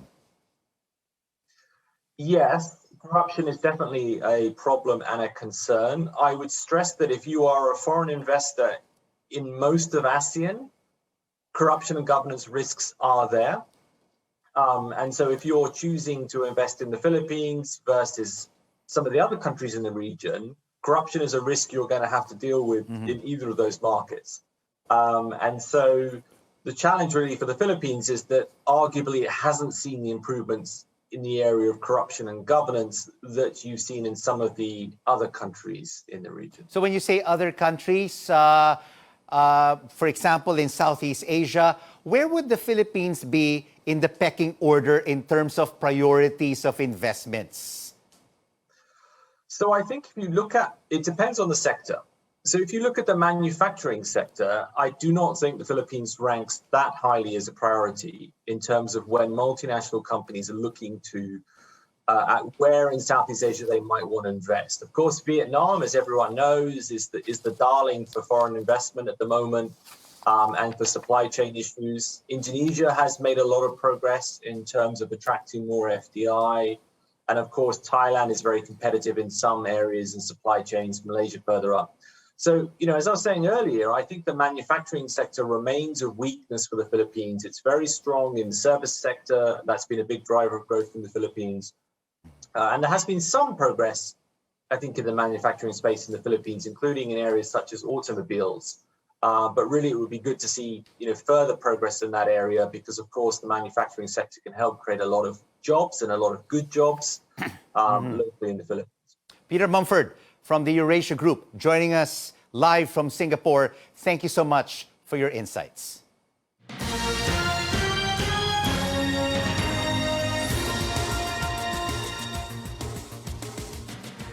And we have this news just in. Presidential candidate Bongbong Marcos is set to cast his vote in Ilocos Norte. We're showing you images right now. He is about to enter Precinct 36A at the Mariano Marcos Memorial Elementary School, Batac City, Ilocos Norte. He is about to cast his vote together with his family. Bongbong Marcos is 64 years old. He is from the Partido Federal ng Pilipinas. He's a former senator. And as he has mentioned during his campaign speeches, he's fighting rebellion, drug war focused on prevention, education, and rehabilitation. As you can see, there's a large scrum of media right outside the Precinct 36A of the Mariano Marcos Memorial Elementary School in Batac City, Ilocos Norte, where the former Senator Bongbong Marcos is currently about to vote. As we all know, Bongbong Marcos was born in September 13, 1957. He's also known by his initials BBM. He is a Filipino politician who served as a senator from 2010 to 2016. He is the son of the former president and dictator Ferdinand Marcos and former First Lady Imelda Marcos. In 1980, Ferdinand Marcos, Bongbong Marcos, became the vice governor of Ilocos Norte after running unopposed under the Kilusam Bagong Lipunan Party banner. He then became the governor of Ilocos Norte from 1983 until he was exiled in 1986 in Hawaii in February of 1986. And after his father's death, Ferdinand Marcos, the former President Corazon Aquino, let the remaining members of the Marcos family, including Bongbong, return to the Philippines to face various charges. Right now, we're seeing two screens right now on your TV sets. One at the top left-hand corner is Senator Panfilo Lacson speaking to the media after he cast his vote at the Bayang Luma 1 Elementary School in Imus, Cavite. And right now, one camera is peering through a window inside the Mariano Marcos Memorial Elementary School in Batac City, Ilocos Norte, where at any moment now, the former Senator Bongbong Marcos will be casting his vote. And while we're awaiting for Bongbong Marcos to cast his vote, let's listen in now to this press conference being held right now by Senator Panfilo Lacson. Let's listen in. May we always stay that way, ano? And this is sincere. Yung sa tweet mo, sir, sabi mo, buried na yung mga animosity. Yeah, yun dapat mawala na, mailibing na sa limot at sabay noong mga memories ng kampanya, yung animosity, bitterness, lahat ng mga vicious attacks from supporters, that is. Sana mawala na yun kasi tapos na naman yung campaign period. It's quite understandable na during the campaign, may mga lalabas na, alam mo na parang sabihin nating statements against any or some of the candidates. But that's normal. Now that it is over, sana kalimutan ng lahat yon. After today, let's be one nation, one people again. Sir, saan po kayo mag-monitor ng result po ng election? Ako? The whole day today? Nanonood ako Netflix. Sir, anong plano nyo after po nitong kampanya, tapos na rin yung botohan? Moving forward, Yes po. kung sakaling iba yung maging resulta, na dalawa lang pupuntahan eh. Either I go to Malacanang or I go home. If I go home, sabi ko nga kahapon, although may konting biro, pero totoo rin yun, I want to regain my vanity. Matagal na wala, 90 days tayong pinahirapan, di ba? Na napabayaan natin yung, pati yung exercise, workouts. Wala, hindi na ako nakapag-treadmill eh. Siguro, binibilang ko yung treadmill regimen ko o treadmill exercises ko for the past 90 days. Parang 3 o 4 na beses lang yata. Kaya yun. Tapos hindi makakain during campaigns dahil takot kang kumain na marami for some reason. Takot kang uminom na maraming tubig for some reason. Yung ganon. At least ngayon, full blast. Kahapon, sinimulan ko na nga eh. Sarap ng kain ko. Nagpa-prito ako ng dalag. Farming, sir. Is that Yeah, farming. That's something that I will do. No? Kung sakaling hindi tayo, walang higher calling in the next 6 years, I'll go back to my small farm in Silang. No? Magtanim uli ng mga vegetables para meron akong papadala sa inyo. Pagka, definitely na yung last mo sa politics. sinabi ko na yan, definitely. Definite na yan. Sir, bakit kayo parang very relaxed lang kayo kung ibang mga kandidates very anxious? There's no substitute to a clear conscience. We run this campaign and as honestly and with yung inangat namin yung level ng discourse eh. And for that, we're thankful that we were able to maintain what we have started. Hindi kami nag-deviate regardless of the consequences na, well, sabi ko nga kanina or, sa inyo, di ba, may mga heartaches din, pero walang ill feelings. Dahil sabi ko, after today, lahat burado na, para bang start from zero, no? Start from the parang starting line on what is ahead. No? Sir, are you not interested to know your number, sir, later today? Kasi syempre, after 7 Yeah, of course, everybody's interested. Everybody's interested. And matagal ko nang pinagandaan to accept whatever fate. Kung manalo, di serve for another 6 years and serve well. Kasi naman lagi ang lagi ang attitude ko sa public service, do your best, wala yung haphazard or half-hearted pagdating sa mga trabaho. But of course, yun, during the campaign, marami tayong mga na-experience na hindi rin maganda. Even from some members of the media na medyo hindi maganda mga experiences. But I'm sorry, if I minsan nagkakaroon din tayo ng konting problema, di ba? It cannot be denied. Hindi rin natin ma-avoid yun, di ba? Dahil maski kayo, nasa fourth state, you're supposed to be objective. But wala naman tao talagang objective eh. Walang taong walang inclination, walang taong walang personal choices, di ba? And we should respect each other's choice, each other's Right, that opinion. was Senator Panfilo Lacson speaking to the media at the Bayang Luma 1 Elementary School in Imus, Cavite. And now we're seeing the former Senator Bongbong Marcos casting his vote at Precinct 36A at the Mariano Marcos Memorial Elementary School in Batac City, Ilocos Norte, together with some of his family members. As we all know, in 2016, Marcos ran for Vice President and he lost that Vice Presidential race to Vice President Leni Robredo with a difference of 263,000 votes or 0.64% difference.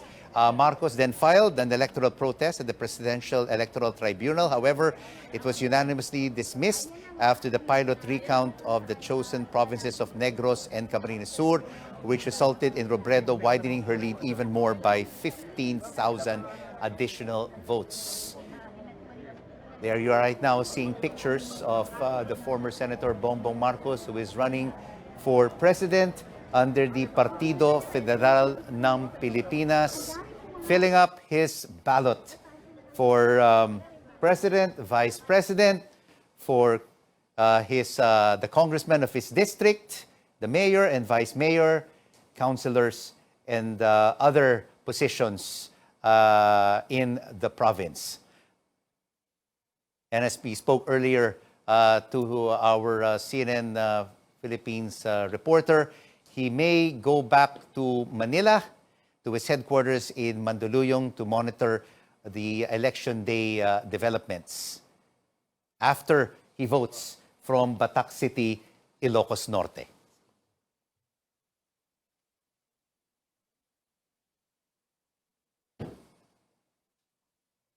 We continue to monitor the former Senator Bongbong Marcos as he casts his vote in Batac City, Ilocos Norte. That's Rhea, right. over now to you.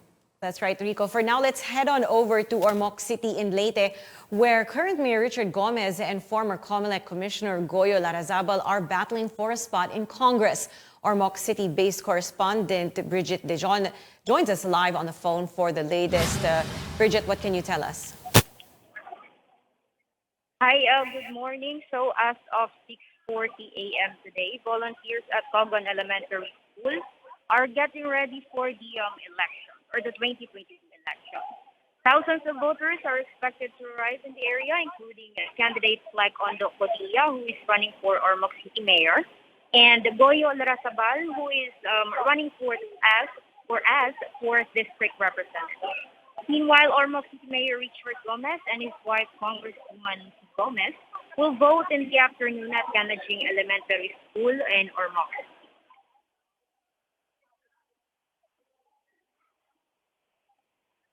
All right. Bridget, do we know what time the local candidates will be voting? They said they would be expected to arrive around 2 or 1 to 2 this afternoon. Right now, polls have been open there for about an hour and a half now. How has it been going? Have there been any problems or any complaints so far? As of the moment, there have been no complaints at all or so far during the 2022 elections here in Cogon Elementary School. But most of the people are, like the others, they are still queuing for them to vote for their selected candidates. All right, thank you very much for that to our Ormoc City-based correspondent, Bridget De John. They're reporting it to us live. All right, we will return now to former Senator Bongbong Marcos, who is running for president. As you can see, he has just stood up from his chair as he now fulfills his vote for the 2022 elections. He has just finished filling up his ballot, and he's now waiting in line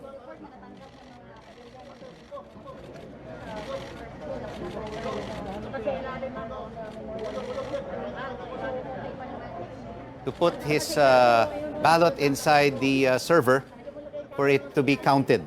As you can see at the moment, just to give you an exact location where former Senator Bongbong Marcos is located, he is at the Precinct 36A of the Mariano Marcos Memorial Elementary School in Batac, Ilocos Norte.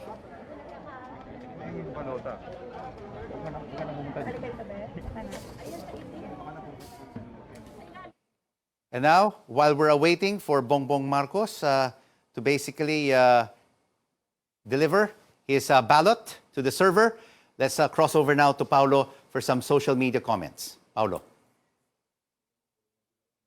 All right, thanks Rico. On social media, we asked you, ano ang gusto mong maging prioridad ng susunod na administrasyon? Let's see your answers. Let's start off with Instagram. Over here, we've got Sinazanko says, recovery from the pandemic and recovery for our economy as well. Also on Instagram, we've got Abyss Scribbler, who says agriculture and social media services. I'm going to be moving on to tweets. We've got Abigs over here, who says job and food security ng bansa.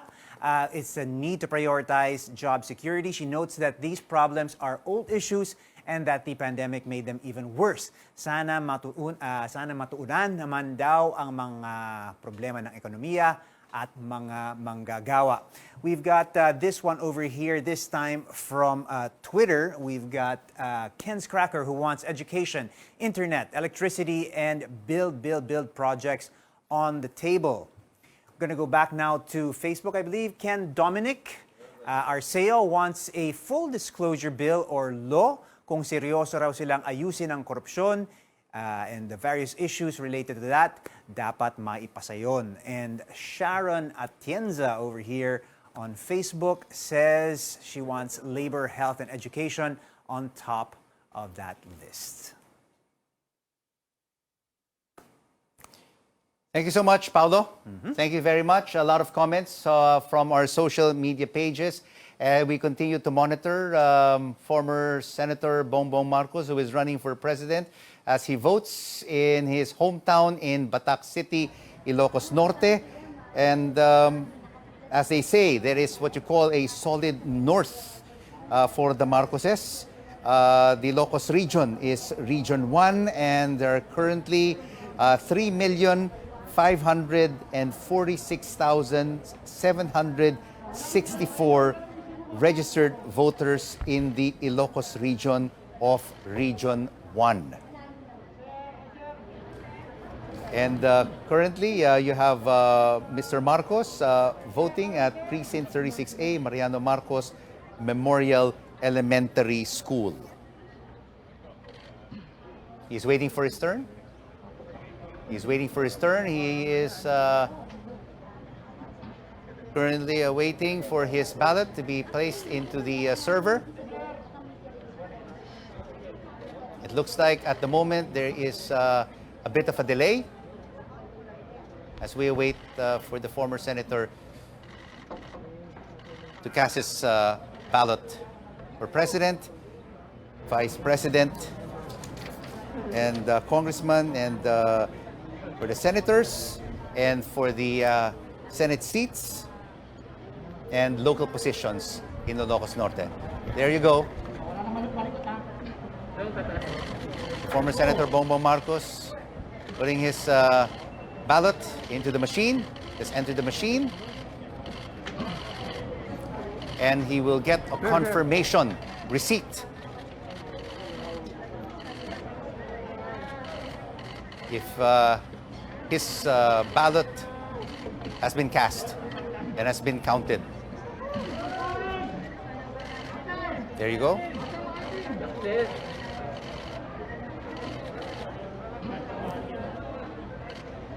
All of media watching the former senator cast his vote in Batak, Ilocos Norte. Sir. He's checking the receipt. Would you like to go after? To see if all the candidates that he voted for are on that document.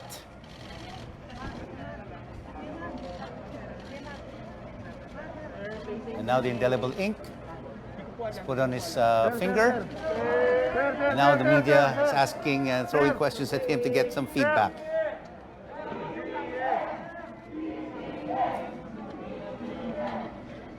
You can hear scores of followers outside the school chanting his name.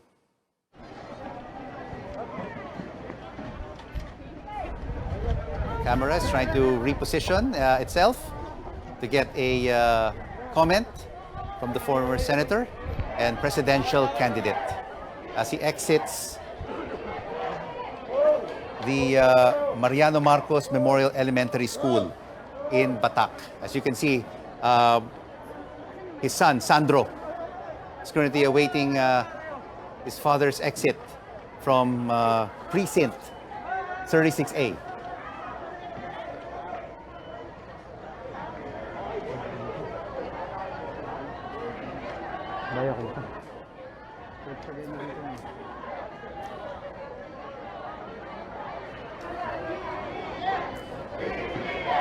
Bongbong Marcos' running mate is Sara Duterte, and she is voting in Davao City. Bongbong Marcos is 64 years old, and his parents are the late former President Ferdinand Marcos and the former First Lady Imelda Romualdez Marcos. In 2016, Mr. Marcos ran for Vice President and lost to Vice President Leni Robredo by a very slim margin of 263,000 votes. Victory sign, sir. Yun. Victory. Sir, victory.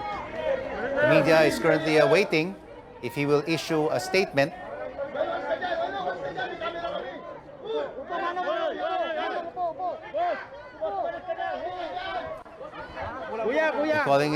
The media is calling him out.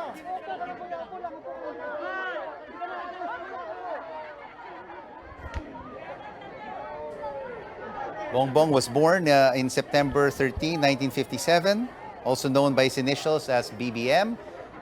And as we've been seeing in the latest surveys, he is currently leading his closest rival, Vice President Leni Robredo. Bongbong ran and was elected governor of Ilocos Norte in 1998. He was also elected as a representative of the 2nd District of Ilocos Norte from 1992 to 1995 and from 2007 to 2010. He is from the Partido Federal ng Pilipinas, a former senator from 2010 to 2016. His platform and policies: to unite the country, fight rebellion, drug war focus on prevention. And he also mentioned during his previous campaign speeches that he will continue the drug war, which was started by President Rodrigo Duterte. He wants to focus as well his policies on education and rehabilitation. As we await for the former senator to issue a statement after he cast his ballot in Batac City, Ilocos Norte, the Commission on Elections is currently holding a media briefing. Let's listen in. Poll workers, one of the factors, sir. Not just that, the factor lang po, hindi lang naman po yan. That's one of the factors. Kaya po, isa yung perceived threat. Wala naman pong actually na nasaktan doon sa mga electoral boards or na-threatened, but they perceive threats to their persons. Kaya po, they manifested na po to our officials that they opted not to serve. Okay, kaya po, automatically, nagdesisyon po ang aming official doon to replace them with the PNP personnel. So, bali sir, originally, ito yung mga poll workers na nag-protest kasi supposedly napalitan sila and then they ended up saying na parang, sige, wag na lang pala kami mag-serve. Ganun po ba sir yung nangyari? Hindi lang po naman yun. There are groups na ganyan po yung naging situation. But most of the electoral boards yung pong perceived threat sa kanila, yung po yung naging reason. And ginagalang po namin yan. Ano? Kaya nga po, automatically, the contingency measures were in place. And sir, for clarity lang of the public din, is this part of the rules? Okay lang ba na parang PNP yung magli-lead ng polls sa ilang polling places? Not just the rules, sir, but the Election Service Reform Act specifically allows and provides for PNP personnel to serve as electoral boards kapag ka po merong ganito, matters of security and matters of emergency. Batas po mismo, sir, hindi lang po resolution ng COMELEC. Thank you, sir. Thank you. Thank you, Dwight. Next po. Ayan. Pakilala na lang po. Good morning, Attorney Blanche from Vera Files. Good morning po. As of today po, ilan na po yung reports na na-receive ng Task Force Fake News? The Task Force Fake News po, continuous po yung pagre-receive po nila. We'll have to get back to you on the details. In a few minutes po siguro, kasama na rin namin po si Commissioner Garcia who heads the Task Force Fake News. In a while po, ipo-provide na lang po namin sa inyo. Okay po. Two more questions, sir. Aside po from isolated polling places, ano pa po yung gagawin ng COMELEC to ensure na wala pong overcrowding doon sa polling precincts natin? Mas maganda po ganito yung discussion natin based on experience. Kagagaling lang po namin ni Sir Erwin at ni Chairman po doon po sa Andres Bonifacio Elementary School. And we witnessed there po, meron pong mga nagre-remind kagad. Physical distancing po tayo. Yung pong mga, and we commend our DepEd supervising officers for instituting, ano ba tawag natin itong COVID marshal siguro, or safe health and safety officers. Meron po yan in place. Kaya nga po, meron pong inatasan ang COMELEC na extra support staff to deal with this po. At may nagre-remind din po sa mask. Meron din po nagbabantay sa thermal scanners. Lahat po kami, even the chairman, had undergone the thermal scanning po. Sir, last question na po. Na-inform po ba yung ating police personnel doon po sa mga vaccination sites within 30 meters po of our polling centers? Yan po ay may usapan na ang COMELEC doon sa vaccination sites. Na may usapan na po kami ng DOH. Katulad po ng mga nabanggit namin na karang araw, pinakikiusapan po namin sila na sana po maghiwalay na lang po kami. Hindi lang po kasi doon sa consideration doon sa pandemic, magkakadikit-dikit ng tao, kundi po ayaw po namin ma-distract yung tao pagdating sa pagboto. Ayaw po namin na ma-confuse siya kasi itong araw po, nag-iisang araw lang naman para sa halalan. We want everyone to focus on the elections. Napakaganda po ng hangarin ng DOH. Ang hiling lang naman po namin, maglayo po kami ng konti to avoid confusion and crowding. Sir, so yun po yung marching orders. Hiwalay na lang po ng... Pakiusap po yun, hindi po marching orders Okay. po. Because the IATF po, napakaganda naman po ng kanilang mandato dyan. Nakikiusap lang po kami for the benefit of all the voters. Okay, thank you, sir. Thank you. Salamat Okay, thank you. Nimpa Rogado Rabilo, GMADCWB. Good morning po, Attorney Laujanco. Good morning, ma'am. Opo. Kahapon po may report na Ma'am, please remove your face mask po. Sorry. Opo, may report po kahapon na Attorney Laujanco na 10 na iniimbestigahan dahil sa allegedly po ay namimili ng boto. Nadagdagan po ba yan? Ilan na po yung natanggap na reports? Kasi may binanggit din po si Chairman Garcia na marami na daw po kayo natatanggap na reports. Opo. Wala pa po sa Commissioner Garcia, sorry. Wala pa po sa akin na eksaktong bilang, pero kagabi po ay may nagtanong sa akin kung bukas po ang Law Department para tumanggap ng complaints. At sinabi ko po, bukas po, nag-24 hours po ang COMELEC po to act on this complaint. So siguro po gaya nung nasabi namin sa Task Force Contra Fake News, magbigay na lang po kami ng details later pag nakuha na po namin yung data. At pag may natanggap din po kayong report, ano po ang gagawin ninyo doon? Para lang po malaman ating mga kababayan, ano po ang magiging disposition dito ng COMELEC? Ano din po yung dapat na ibigay ng mga magsusumbong? Kailangan ho ba may litrato o may video sila? Ganito po, para mas maganda, let's discuss that based on COMELEC Rules of Procedure. Una po sa lahat pala, sa Omnibus Election Code, dapat po yung complaint ay verified. So ito po ay under oath. Malinaw po yan sa batas kasi, no? Dapat merong complainant and the complaint should be verified. Upon our receipt, idadaket po namin yan. Nakalagay din po dun sa batas na nireplicate sa COMELEC rules na pag nagsampa ng complaint, isama nyo ng ebidensya. Kung ano man yan, video, photo, recording, isama na rin po yung testimonya ng mga testigo. Para po pag ito ay diniretso sa preliminary investigation, yung po yung investigasyon sa mga complaints, ano? Tuloy-tuloy po, kasama ng iimbestigahan, kasama ng i-determine yung probative value ng ebidensya, at of course, makapag-desisyon ng COMELEC kung sasampahan ng kaso, kung may probable cause to file an information for an election offense of vote buying dun sa mga airing na tao. So, yung mga magsusumbong, paano yung assurance nila na hindi sila dapat po... Again, ma'am, for... Yeah. Face mask, sorry sir. So What's paano po next? yung assurance po para hindi matakot yung mga magsusumbong? Yung makakakita po ng vote buying and vote And selling. we've been listening in to COMELEC acting spokesperson John Rex Laudianco in a media briefing, and a lot of questions from the media about fake news and election offenses. And we saw earlier, of course, live from the Batac City, Ilocos Norte, the former Senator Bongbong Marcos, the presidential candidate, casting his ballot at Precinct 36A. He did not speak to the media, and he has left the elementary school at Mariano Marcos together with his son, Sandro Marcos, who is running for the 1st District Congressional seat of Ilocos Norte. CNN Philippines is your most trusted destination for live, up-to-the-minute, and in-depth coverage of today's historic vote.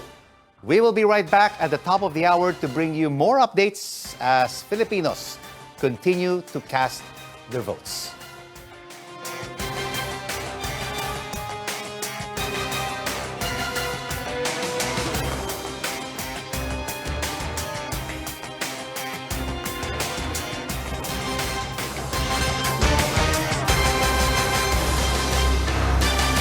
Good morning, everyone, and welcome back to this CNN Philippines special, the Filipino Votes Election 2022. I'm Rico Hizon. And I'm Tanjuatco-Trillo. Throughout the day, we'll give you news and information you need to know as Filipino voters. I'm Paolo, Abrera, and all day here on CNN Philippines, we'll keep a close watch on the progress of today's vote, and we'll bring you the results as we get them. It's been 2 hours since polling precincts have opened. So far, we've seen 2 presidential candidates cast their votes, Senator Panfilo Lacson in Cavite and former Senator Bongbong Marcos in Ilocos Norte. We're closely monitoring other presidential candidates as well as other key areas across the country. AC Nichols is at the PPCRV Command Center at the University of Santo Tomas in Manila. David Santos is in Davao City to monitor the Duterte family. Lois Calderon is in Ilocos Norte for Bongbong Marcos. Anjo Alimario is in Camarines Sur for Leni Robredo. Paolo Barcelon is in Manila for Isko Moreno. George Cahiles is in Cavite for Ping Lacson. Cian Arcangel is in Sarangani for Manny Pacquiao. And Chrissy de Matulac is in Rizal for Leody de Guzman. We're also closely monitoring some of the heated battles for local elective posts. We have Stanley Gahete in Manila, Tristan Nodalo in Quezon City, Rex Remitio is in Mandaluyong, Amor Santos is in Pasig, Paige Javier is in Laguna, and Caroline Bonquin is in Cebu. Let's now cross over to the biggest voting center in Rizal, where presidential candidate Leody de Guzman is expected to cast his vote. Chrissy de Matulak joins us from there. Chrissy, what time is Leody de Guzman supposed to vote, and what is the situation like there? Teachers who are serving as Board of Election. Chrissy? Yes, Rico, teachers who are serving as Board of Election Inspectors made some last-minute preparations here at the Cainta Elementary School in Rizal. A couple of hours before the gates opened for the elections, they were seen moving ballot boxes and vote counting machines in the classrooms. Cainta Elementary School is the biggest voting center in Rizal with 35 voting precincts for 4 barangays. However, a number of senior citizens were frustrated because some could not find their names in the voters list, while others can't locate their polling precincts. Kung saan-saan kami tinuturo until we found our precinct on the last row of this building for 45 minutes. And being a senior citizen, mahina ng tuhod, ang dami namin mga senior, nilagay kami sa second floor. Very congested. Uwi na ako, napapagod na ako, humihinga na ako, bakit pa ako sa taas wala rin eh. Room 7 ang dapat ang polling namin. Sinabi doon sa kanina pa kami hanap. Presidential candidate Labor leader Leody de Guzman has already arrived in the school to cast his vote. 10 voters are allowed per classroom. BEIs have advised voters to pack a lot of patience going into the voting precinct since minor mishaps are inevitable. Back to you, Rico. Chrissy de Matulak, thank you so much for that report from the Cainta Elementary School in Rizal. Aside from Election Day, another historic event is the transition of power within our governing system. This happens when the winner of the election is officially proclaimed by Congress. Why is this important for our country? Our senior correspondent and anchor Ruth Cabal has more details. 2 major events rocked the country's leadership transition and threatened political stability. The 1986 EDSA People Power Revolution, when 2 presidents were sworn into office almost simultaneously, Cory Aquino and Ferdinand Marcos. And the ouster of President Joseph Estrada in 2001, with then Vice President Gloria Macapagal Arroyo assuming the presidency. Apart from these, the transfer of power in recent history has been generally smooth and traditional. The transition formally begins when Congress, convened as the National Board of Canvassers, proclaims the winner of the presidential election. Transition teams of the president-elect and the sitting president meet to coordinate the turnover and ensure continuity. The process includes the setup of transition committees in different agencies. At this stage, appointments to key positions are finalized since paperwork would take months. The assumption into office of the new president, the inaugural, is just as important. Dapat maayos, that it should be dignified, and that it should show the country to a good advantage because the world is watching.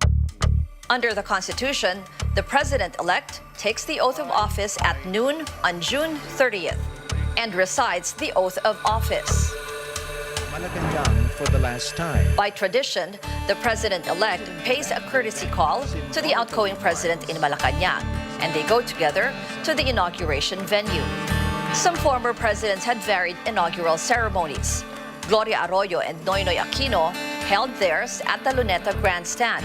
But Arroyo, from Manila, flew to Cebu to take her oath, making it the first inauguration outside Luzon. She said it was to show her gratitude to the province, which gave her the highest number of votes. In keeping with Aquino's People campaign, after he was sworn into office, the crowd was made to recite their own Panata sa Pagbabago, or Oath for Change. Duterte had his inauguration in Malacanang. Unlike his predecessors, he did not take his oath with the vice president-elect in the same ceremony. The vice president is sworn in before the president in line with the constitutional succession. After the oath-taking, the presidential anthem Mabuhay is played. The new president then delivers the inaugural address, mostly to lay out plans and programs. It's the tone, no? So it is important in the inauguration, no, and in the first 100 days that a president, no, clearly tells his story or his narrative properly. Another important tradition, the president climbing the grand staircase of Malacanang, symbolizing the possession of the presidential palace. The first cabinet meeting is convened, followed by the inaugural reception. President Duterte capped off his inauguration with a solidarity dinner with the urban poor in Tondo, Manila. Months before his term ends, Mr. Duterte has said he was already packing his bags. I wait the day of turnover. Matikman ko rin yung feeling ng outgoing president. I will be the one to meet the new president. Then I will invite him here for a tokatis tea. The president's spokesperson has repeatedly assured the public of a peaceful transfer of power, and some see this as a key component of transition. That is the reason why it is necessary for the winning candidate to have a convincing victory. No? Not only in terms of numbers, but also the acceptance and support of the majority of the Filipino people. For that one day, it's also the time for healing. Then, the next day, everything can be politics as usual. Ruth Cabal, CNN Philippines.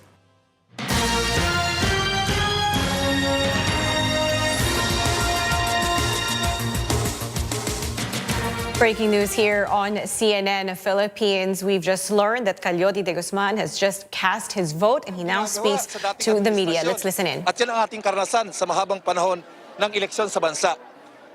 Pogi lang yung mga opposition habang lumalaban, pero masamang tao na kapag nakapwesto na dahil kinagagalitan ng mga tao. At katunayan, hindi pa nga natatapos yung termino nung dating administrasyon ay nananawagan ng taong bayang patalsikin. Kasi iisa ang agenda, iisa ang plataforma nila. Paglingkuran ang mga big business, hindi ang masang Pilipino. So are you confident of getting much votes this election?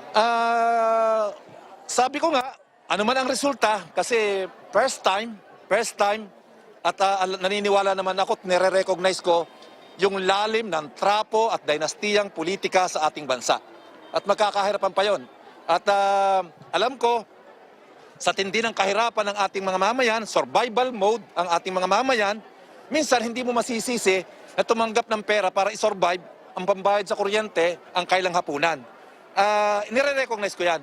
Kaya kinakailangan ang tuloy mumulat sa ating mga masang Pilipino, ano man ang maging resulta. Thank you very much, Okay. Sige, buboto na. Okay, boto na tayo. Okay na.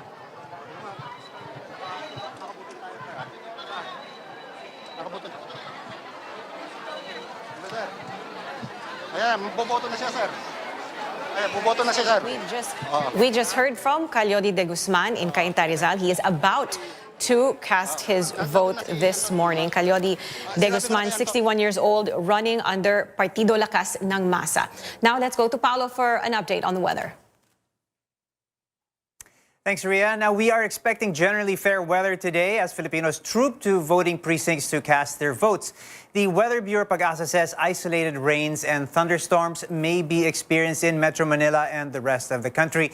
Joining us live via phone is Pag-asa weather forecaster Chris Perez. Good morning, Chris. Thank you for joining us.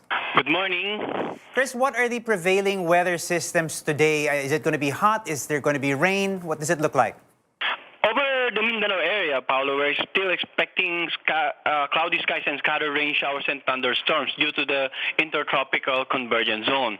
Meanwhile, Metro Manila and the rest of the country will experience generally warm and humid weather conditions. Some isolated rain showers or thunderstorms expected mostly in the afternoon or evening. And so far, we are not expecting any tropical cyclone to affect the country today and within the next 2 to 3 days. Chris, what areas will most likely experience these rains? You did say down south we are expecting a bit more moisture. We heard earlier that Davao experienced, light rains overnight. How strong will these rains be? Just drizzles, or can we expect something a little bit stronger, more tropical in nature? Well, basically, we're expecting more rains over the Mindanao area because of the intertropical convergence zone. And during the last 24 hours, areas such as the Cotabato and Hinatuan experienced moderate to heavy rain showers. Now, here in Metro Manila, because we are being affected by the easterlies, we're expecting at least some light to moderate rain showers, probably in the afternoon or evening due to some localized thunderstorms.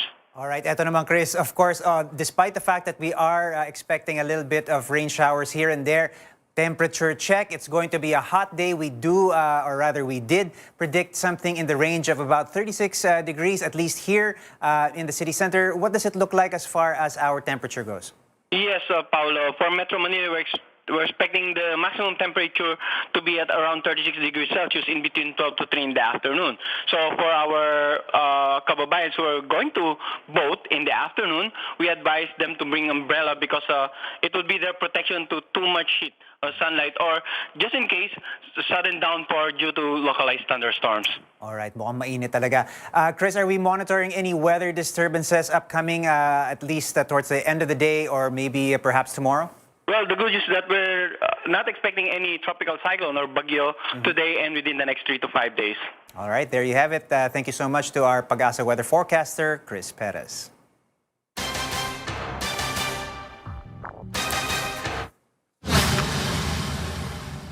And we go back now to Cainta, Rizal, where Calyodi de Guzman is casting his vote.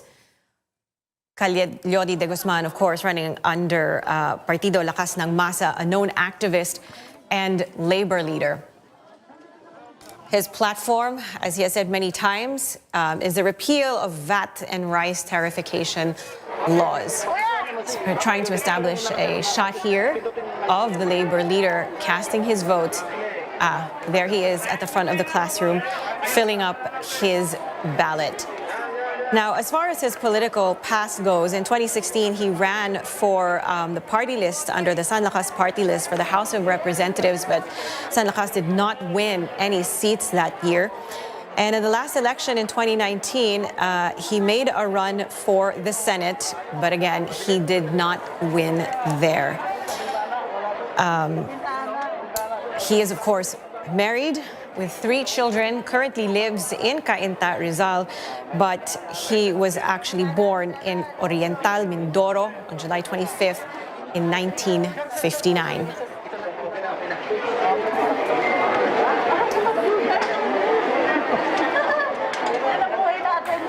When Filipinos vote, we are here to bring you the very latest. We'll be back after a short break. Do stay with us on CNN Philippines.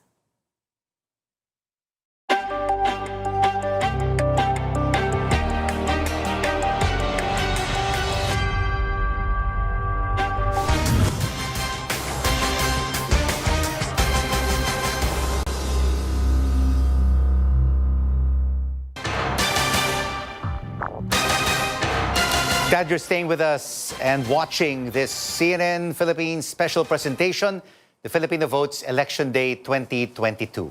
Let's check the situation right now in General Santos City. RPN DX reporter Ray Obañana joins us now live on the line. Ray, what's happening po dyan sa General Santos City in terms of voter flows into the polling centers?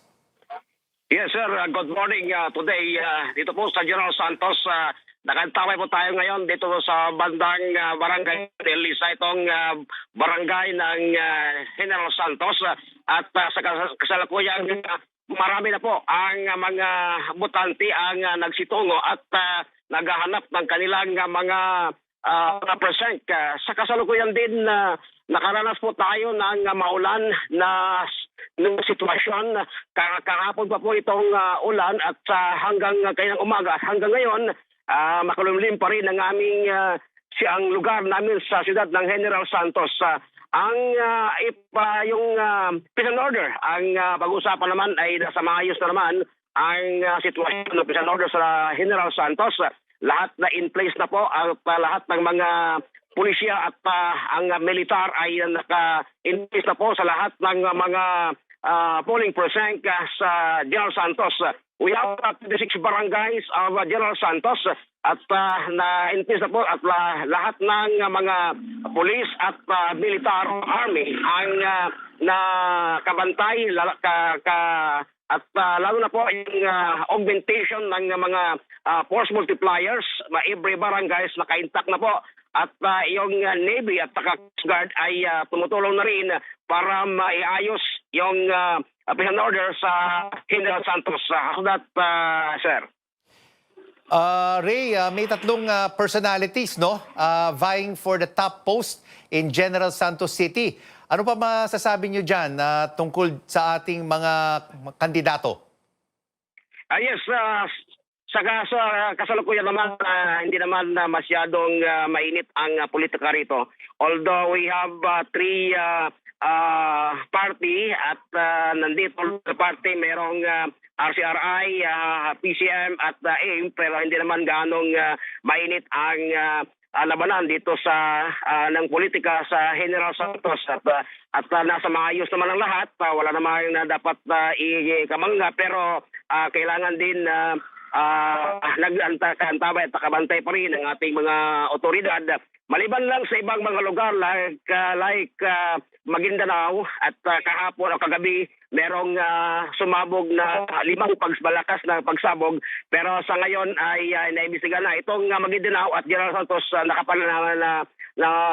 Napakalayo ito ng General Santos, but this is also what we call mga neighbor province ang Maguindanao from General Santos. Ang Sarangani province naman, we also monitor po tayo kahapon at wala namang mga incident na nangyari dito mismo related of election-related violence dito sa Soxagen area.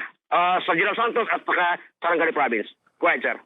RPN DX reporter Ray Ombanya with the latest developments from General Santos City. Maraming salamat po for joining us. Moving now to the Eastern Visayas, let's check on the situation in Tacloban City, Leyte, which has over 143,000 registered voters. Our Tacloban-based correspondent Wilmark Amazona now joins us on the line. Wilmark, good morning. What can you tell us?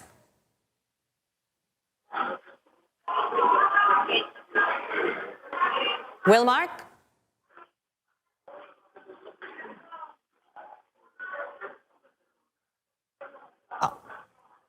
All right. While we are waiting for Wilmark Amazona to report to us, we're looking at live pictures of Calyodi de Guzman. He has just cast his vote, was inspecting his receipt, and now that goes into the box. He gives up a thumbs up sign, meaning he is done and happy with the printout. And of course, he gets his forefinger marked with indelible ink, as all voters do once they are done voting. That ink is supposed to last for 24 hours and serves as a security feature to make sure nobody votes more than once.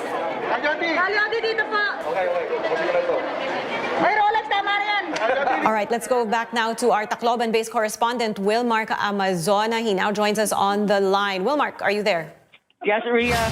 Voting started early in some polling precincts in Tacloban City today. Among those who arrived early at the San Jose Central School is 71-year-old voter Alicia Rabino.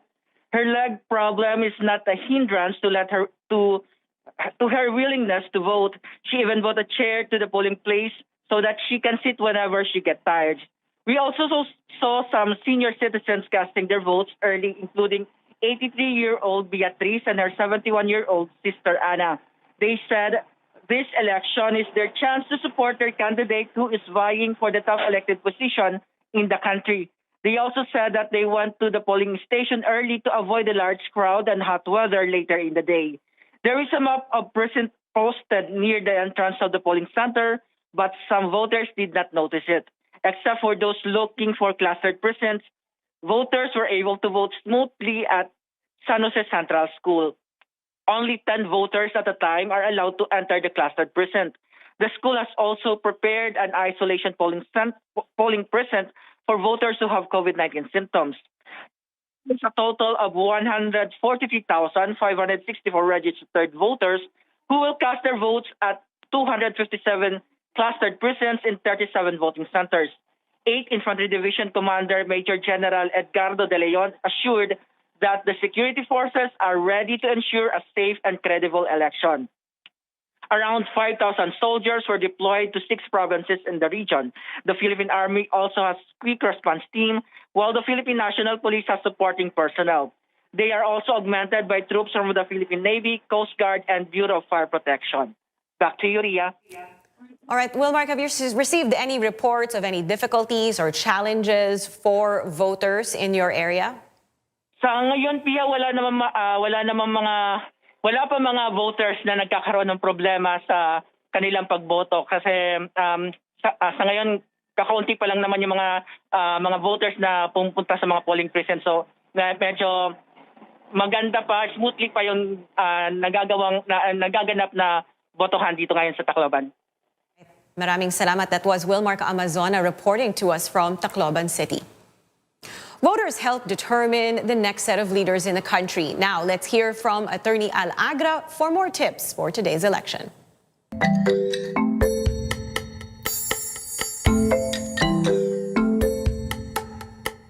Good day to all. Welcome to our continuing education program on election law. This is Attorney Al Agra, your election law for all professor. Today, I will be giving you reminders on do's and don'ts on election day. Here is my Botan tips number 2. Can a voter who upon temperature check registers a temperature of 37.5 degrees Celsius or higher vote? Oo. Ito ay pinapayagan ayon sa COMELEC Resolution number 10727. Can a registered voter in a local government unit be appointed as watcher in another local government unit? Bawal. Ang isang watcher ay dapat registered voter kung saan siya magbabantay ng boto. Is it the voter who feeds the ballot in the vote counting machine? Oo. Hindi teacher or membro ng electoral board ang gagawa nito. Can a voter take a boomerang or selfie with the ballot? Hindi po. Ito po ay pinagbabawal. Walang ibang dapat makaalam ng boto ninyo. Are voters allowed to sell their vote? Ang paghingi ng pera, trabaho o prangkisa kapalit ng boto ay pinagbabawal. Ito ay isang election offense. Marami pa po tayong Botan tips. Hanggang sa susunod, stay tuned for more learning, unlearning, and relearning. Al Agra po, maraming salamat at ingat tayong lahat.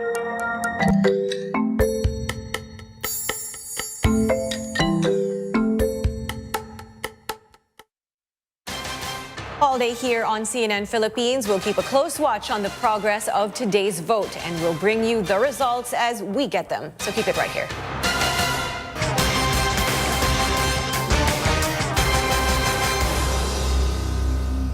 Welcome back. You're watching a CNN Philippines special presentation, the Filipino Votes Election Day 2022. More and more voters are arriving at Legarda Elementary School in Manila to cast their votes early. Manila mayoralty candidate Vice Mayor Hani Lacuna is also expected to cast her vote in this school this morning. Live in Manila is our correspondent Stanley Gahete. Stanley, good morning. What do you have for us? Ria, more than 28,000 voters are expected to cast their votes here at Legarda Elementary School in Sampaloc, Manila. It is one of the largest polling places in District 4. Legarda Elementary School has 50 clustered precincts for 34 barangays in Manila. Just before 6 a.m., there were already long queues of voters outside. There are separate lanes for senior citizens. Early birds waited at least an hour before the opening of school gate. Most of them have work. That is why they decided to vote early. Kasi para hindi mainit, hindi pa mainit ang ulo ng mga tao, at saka para matapos agad, makagawa ng iba pang chores sa bahay. Nagdasal ako kagabi na bigyan ako ng wisdom sa pagboto ko. For a good leader, kailangan maging God-fearing siya. And then number one, may pagmamahal siya sa kapwa-tao. Ako, inagaan ko talaga kasi may work kasi ako ngayon. Kasi pag nag-proceed na ako, hindi na ako makakaboto kasi doon ako for the rest of the day. Para sa akin siguro ang leader na napili ko ay yung syempre may qualifications academically, merong background, merong track record. So yung pinagbasehan ko kung anong mga ginawa nila sa past. Voters must undergo a temperature check. If their temperature is higher than 37.5 degrees Celsius, they will go to an isolation room where they will cast their vote. There is a map near the school gym where voters can see which building they should go to. However, there is a voter who traveled all the way from Lubao, Pampanga, only to find out that his name is no longer in the list of active voters. 2 weeks before, hinanda na namin yung mapa, nagpa-tarp kami, para nang sa ganoon, madali po makikita ng ating mga botante yung kanilang mga presinto. Makonsumo. Nagbayad ako ng toll gate, nagkuhan ako ng gasolina, babalik na uli ako. Each classroom can only accommodate at least 9 voters at a time. Manila Vice Mayor Hani Lacuna, who is running for mayor, is also expected to cast her vote later this morning. And that's the latest here at Legarda Elementary School in Manila. Back to you, Ria. All right, Stanley, have there been, polls have been open for about 2.5 hours now. Are there any other types of difficulties that voters are encountering there in your location?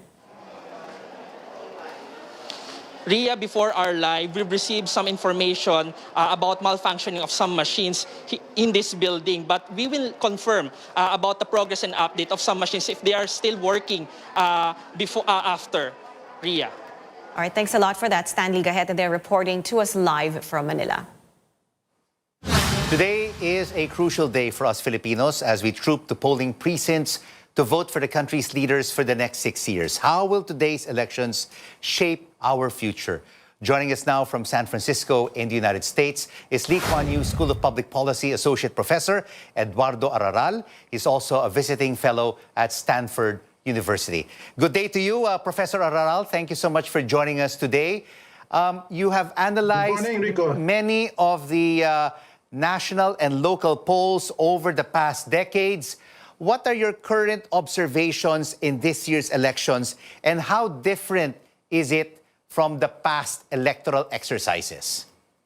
Yeah, two main observations, Rico. Number one is this election is very costly in terms of social cost, especially yung polarizing effect ng social media. Walang ganyan ng mga araw, ano? So, and naobserbahan natin yung pag-aaway ngayon ng mga magkakapatid, magkakaibigan, ama at ina, no? Nakikita natin yan. So, you wonder if there are better ways to elect leaders than what we have now.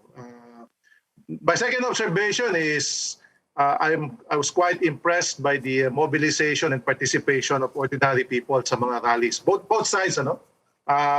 We have never seen this number of people attend these rallies in the past, especially now sa panahon ng COVID, ano. So ibig sabihin niyan, medyo namulat na rin ang mga kababayan natin to participate in this exercise. How is this different from past elections? Well, Matanda na rin tayo sa pag-obserba natin, Rico. In the past, we're familiar with the 3G, guns, goons, and gold. This year's election siguro, dagdagan natin yan ng gawin natin 5G. Kasama na dyan ang Google o social media at saka ground mobilization. Pero hindi na masyado yung influensya ngayon ng guns and goons. May pakonti-konti pero not as much as in the past. Pero ngayon, yung influensya ng gold and Google ay very, very, very strong. Again, I said, yung polarizing effect ng election is very pronounced, and that is what worries me the most. So, Professor, let's take a look at that most important issue that you discussed. This election is polarizing.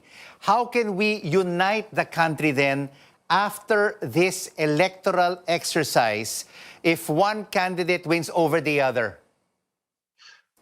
Rico, kung sino man manalo, they have to be magnanimous. At kung sino man matalo, they have to accept na if the as long as the process is fair and is credible, is honest, then people would have to accept whatever the results of the election, di ba?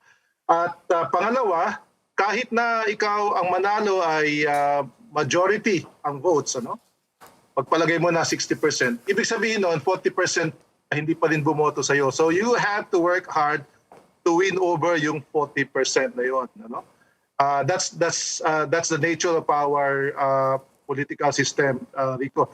But in the future, kasi Rico, problema to ng ating presidential system. Lahat ng presidential systems of voting triggers this kind of winner-take-all situation. Kung parliamentary system sana tayo, mas hindi ganito ka-polarizing ang resulta. So do you think, Professor, hindi siguro maayos yan ang susunod na administration, Rico? do you think that the next president will have to call for a constituent assembly to tweak this presidential system and, as you say, shift to the parliamentary form of government?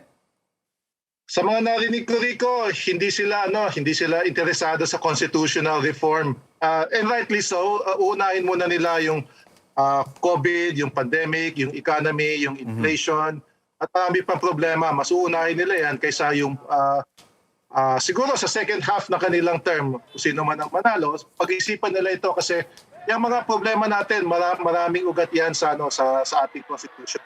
Kung ayaw nating mahati ang bansa through polarization, pag-isipan ng mabuti yung presidential system of government kasi nagdudulot talaga yan ng winner-take-all mentality. Ang isang punto rin na sinabi mo, Professor, isang punto rin na minention mo kanina, yung Google at saka gold, saka ground. Ito bang Google, talagang nagkaroon tayo ng problema, especially in social media, particularly with itong mga fake news and misinformation? At totoo yan, Rico, hindi lang naman sa Pilipinas yan, buong mundo yan, dito sa Amerika, kahit saan yan. Kahit saan may democracy, free media, free social media, ay talagang tanggap na yung polarizing effect ng ng social media. At alam natin yung mga istorya nung nag-aaway ang anak at saka ina. Isa lang yan sa marami at ako'y maraming alam din ng mga nag-aaway ang mga magkakapatid, kamag-anak.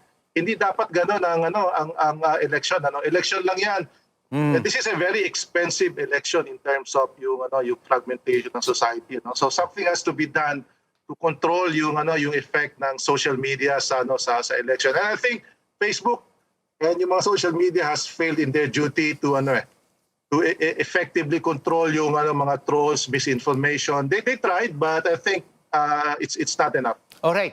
Briefly, before we let you go, Professor, ano kaya sa palagay mo ang unang kailangan gawin na susunod ng presidente in terms of executive order? What should be his or her first act kung magiging presidente ng Pilipinas? Yung una, Rico, sa economy, yung inflation, trabaho at saka kita. Ang tawag dyan, pitik. Presyo, trabaho, kita. Dapat ang susunod na administrasyon, tandaan nila yan, pitik. Yan lang ang importante sa mga tao. Maraming salamat for your opinions and insights. Professor Eduardo Araral from the Lee Kuan Yew School of Public Policy joining us from Stanford University in the US. Temperatures are expected to rise quickly out there and millions are going out to vote. Our resident doctor, Dr. Freddy Gomez, has some reminders to stay healthy and avoid heat stress. On Monday, May 9th, you and the entire nation will be choosing the next leaders of the country. Here are some tips to make your voting experience smooth, efficient, and safe. First, preparation is key. Check your voting precinct beforehand and use the Comelec app to see if your name is there in the safety of your own home. List your preferred candidates on a piece of paper. This is to facilitate efficiency when it comes to your chance to vote. Second, vote early. Precincts open at 6 a.m. and don't wait till the last minute to cast your vote. Brace for long lines and extended waiting times due to the enforcement of standard health protocols such as social distancing. Refrain from going to polling places if you feel or experience symptoms of COVID-19. Do not go out to vote on an empty stomach as well to avoid hypoglycemia or even brain fog when you cast your vote. Be sure to take your maintenance medications before you leave the house. Bring some water with you and remember to keep hydrated all the time. Bring a buddy or a relative along, especially if you have a comorbid condition, just in case you need assistance. Third, wear comfortable clothing. Wear a face mask at all times, but this time, face shields are optional. Wear breathable clothes. It's summertime, so the possibility of dehydration, heat exhaustion, or even heat stroke is always present. Avoid campaign accessories like face masks, bowlers, or other markings on your garments or your person. This is against the rules and may cause you unnecessary delays.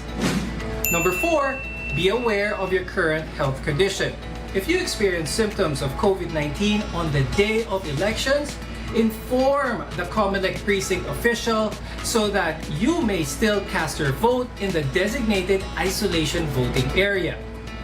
Do not try to leave the isolation facility if you are confirmed to have COVID-19 and are currently in isolation. And number 5, don't tarry. Be quick but accurate when you vote. Don't linger around the precinct after voting to socialize and avoid taking selfies. Once you get home, monitor your condition for possible symptoms in the next few days. Congratulations! You have done your role as a citizen and exercised your right to vote. This is Dr. Freddy Gomez for CNN Philippines. You can count on CNN Philippines for live, in-depth coverage of this year's general elections. So stay with us for news that you can trust. We'll be back after this short break.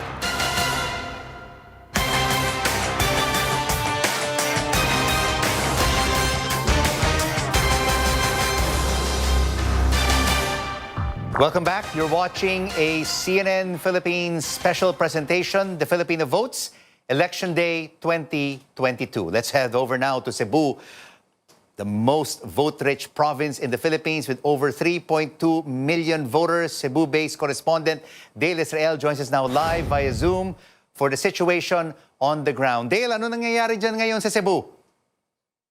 Yes, my buntag Rico, as early as 6 a.m., the voters have started to arrive at the polling centers around Cebu City, and the numbers are doubling by the hour. And since only a limited number of voters are allowed inside the precinct at any given time, lines of people in most polling centers are getting longer. We saw young and elderly voters among the early birds to cast their votes, especially at the polling center here in Barangay Camputao Elementary School. I was actually one of those that lined up at to cast my vote earlier at the Camputao Elementary School, and it actually took me an hour and 30 minutes from lining up at 6 a.m. from actually casting my vote and finishing the entire process. Now, that was around 6 a.m. when I left the polling center. I observed longer lines of people, some spilling into the streets outside of the school. So those who are yet to vote later may need to pack more patience, of course, snacks and water. In the case of Camputao, the school is not as ventilated as those in polling centers that have bigger open spaces. They have also designated classrooms as waiting areas, but these are already full. So yesterday also, Rico, we were able to talk to people who are actually receiving cash in exchange for votes. Some were allegedly even given cards and with serial numbers, which they can exchange for cash.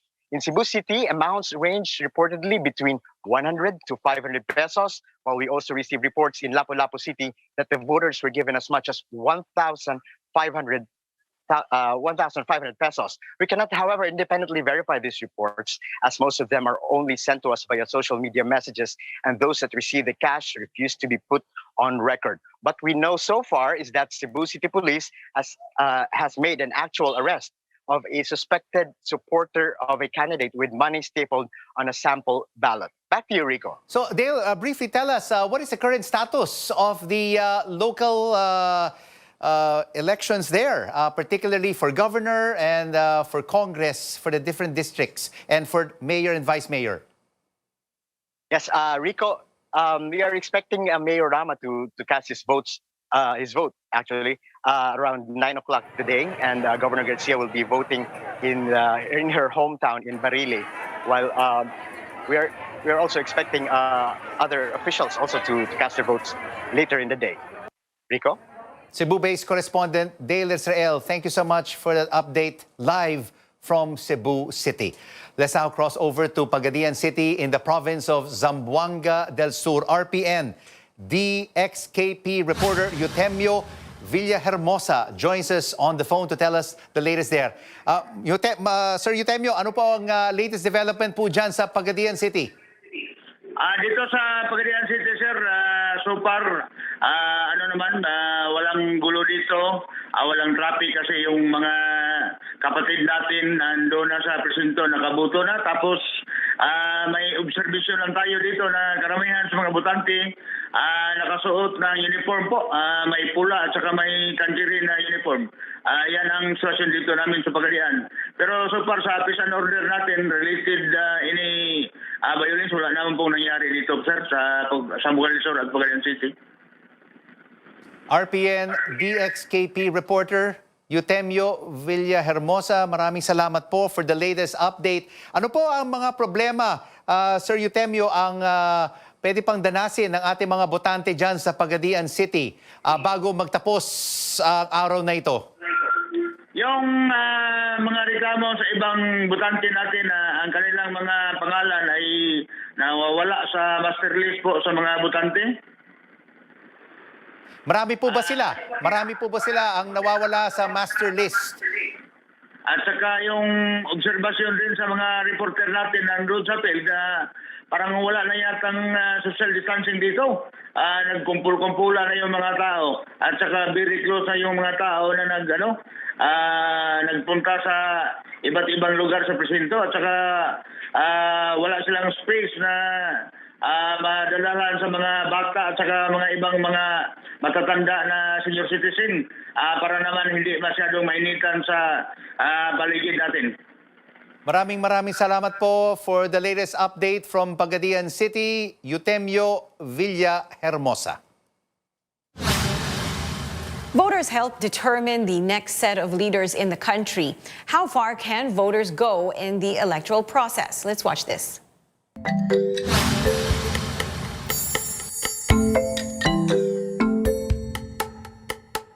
Good day to all. Welcome to our continuing education program on election law. This is Attorney Al Agra, your election law for all professor.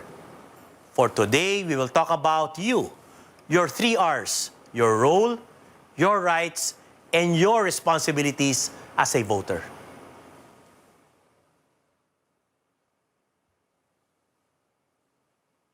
You can be a petitioner against voters and to question voting records.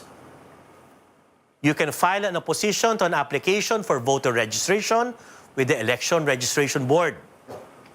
If your name is omitted, you can file a petition for inclusion with the Municipal Trial Court. If a voter who is not qualified is in the voters list, a petition for exclusion can be lodged. For irregularities in the preparation of the book of voters, a petition to annul the same would be the remedy with the Commission on Election.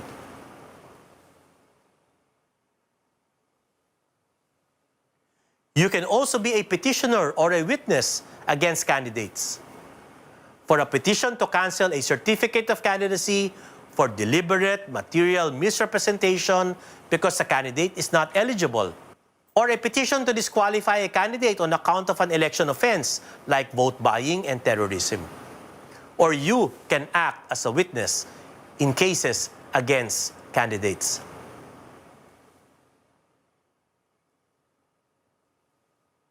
Sa araw ng halalan sa May 9, maaari kang bumoto o hindi bumoto.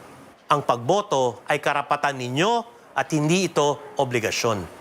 Maaari di kayong maging tagabantay ng boto bilang poll watcher at magprotesta laban sa mga illegal na botante. During the campaign, pwede kayo mangampanya para manalo o matalo ang isang kandidato. Gumawa ng sariling campaign materials. Mangampanya sa social media. Be a candidate supporter, contributor, staff, volunteer, or campaign organizer. A voter can also be a petitioner in cases filed after the proclamation of candidates to question the loyalty and eligibility of a candidate in a quo warranto case. In an election offense complaint for vote buying, vote selling, coercion, and many more. Or act as witness in cases. A voter's role is not just to vote. A voter, a responsible citizen, can do more. Stay tuned for more learning, unlearning, and relearning. Al-Agra po, maraming salamat at ingat tayong lahat.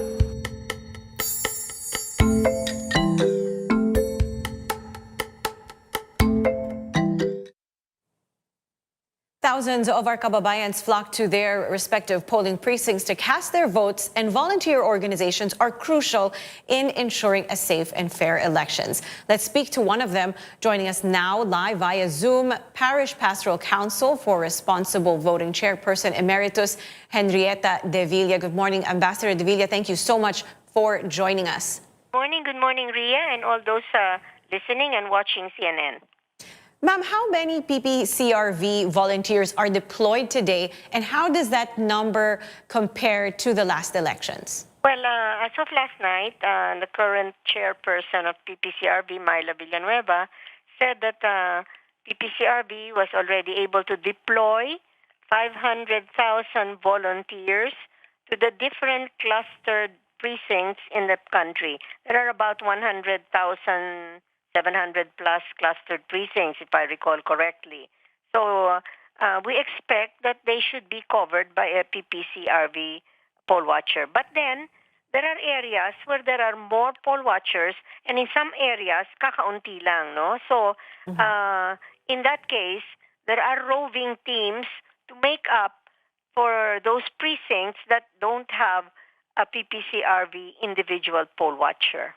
All right, so you said the 500,000 volunteers. Yes. Is that number sufficient, given the expected turnout of voters?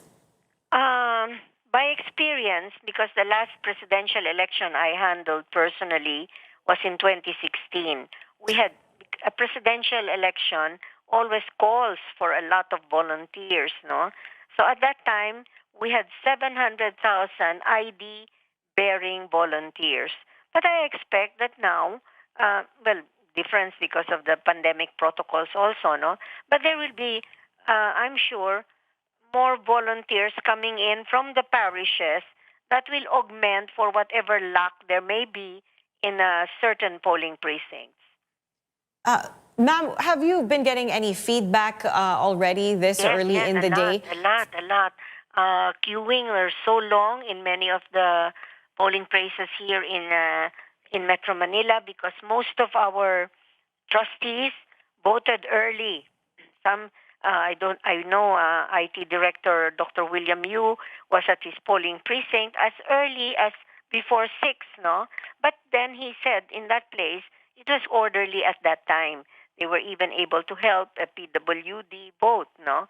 But in other places like in Cordillera, in somewhere in Makati, ang dami-dami daw pila, ang haba-haba.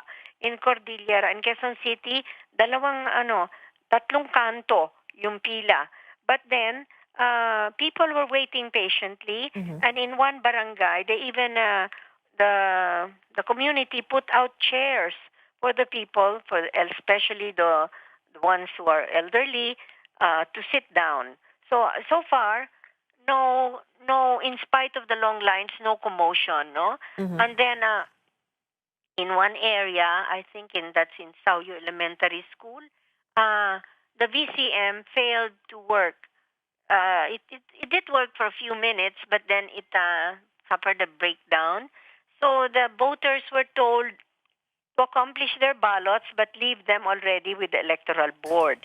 Our legal counsel said, and COMELEC said also, pwede yon, pwede nilang iwan, pero kung gusto nilang intayin at sila mag-insert, pwede rin. Ngayon, ang ina-alert sa mga poll watchers ng PPCRV, doon sa mga nag-iwan, those who left their accomplished ballots with the electoral board, our PPCRV poll watcher should see to it that when the vote counting machine is fixed, that these ballots are inserted inside the VCM. Right, that is a very good reminder. Thank you for that. And thank you for speaking with us, ma'am. That was PPCRV Chairperson Emeritus Tita De Villa. CNN Philippines is your most trusted destination for live, up-to-the-minute and in-depth coverage of today's historic vote. We'll be back to bring you more updates as Filipinos continue to cast their votes.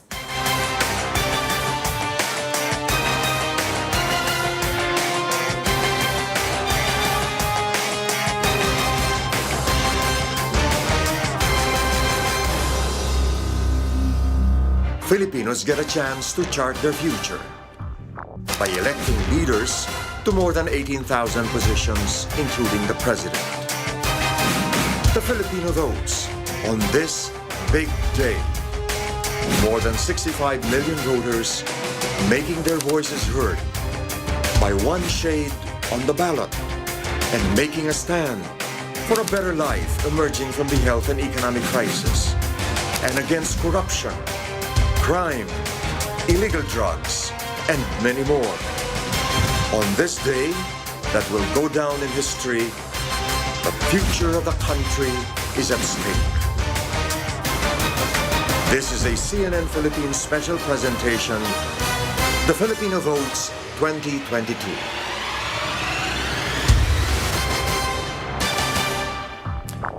Welcome back to this CNN Philippines special, The Filipino Votes Election 2022. I'm Rico Hizon. And I'm Tanjuatco-Trillo. Throughout the day, we'll give you news and information you need to know as Filipino voters. I'm Paolo Abrera, and all day here on CNN Philippines, we'll keep a close watch on the progress of today's vote, and we'll bring you the results as we get them. AC Nichols is at the PPCRV Command Center at the University of Santo Tomas in Manila. David Santos is in Davao City to monitor the Duterte family.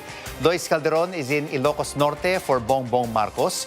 Anjo Alimario is in Camarines Sur for Leni Robredo. Paolo Barcelon is in Manila for Isko Moreno. George Cahiles is in Cavite for Ping Lacson. Cian Arcangel is in Sarangani for Manny Pacquiao. And Chrissy de Matulac is in Rizal for Calyodi de Guzman. We are also closely monitoring some of the heated battles for local elective posts. We have Stanley Gahete in Manila, Tristan Nodalo is in Quezon City, Rex Remitio is in Mandaluyong, Amor Santos is in Pasig, Paige Javier is in Laguna, and Carolyn Bonquin is in Cebu.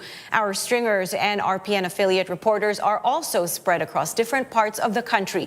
We'll talk to them to get the situation on the ground.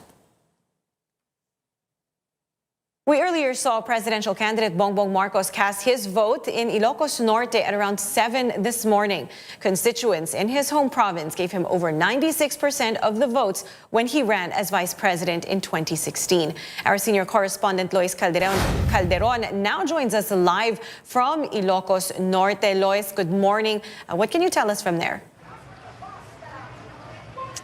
Ria, former Senator Bongbong Marcos reaches the finish line of his presidential bid. He arrived here at the Mariano Marcos Memorial Elementary School to cast his ballot a little over after the polling precinct opened its doors to voters at 6 a.m. This is Batak Ilocos Norte. You see the bailiwick of his father, or the hometown of his father, the late Ferdinand Marcos. And this is also the bailiwick of the Marcos family that is expected to deliver about 36,000 votes as per COMELEC.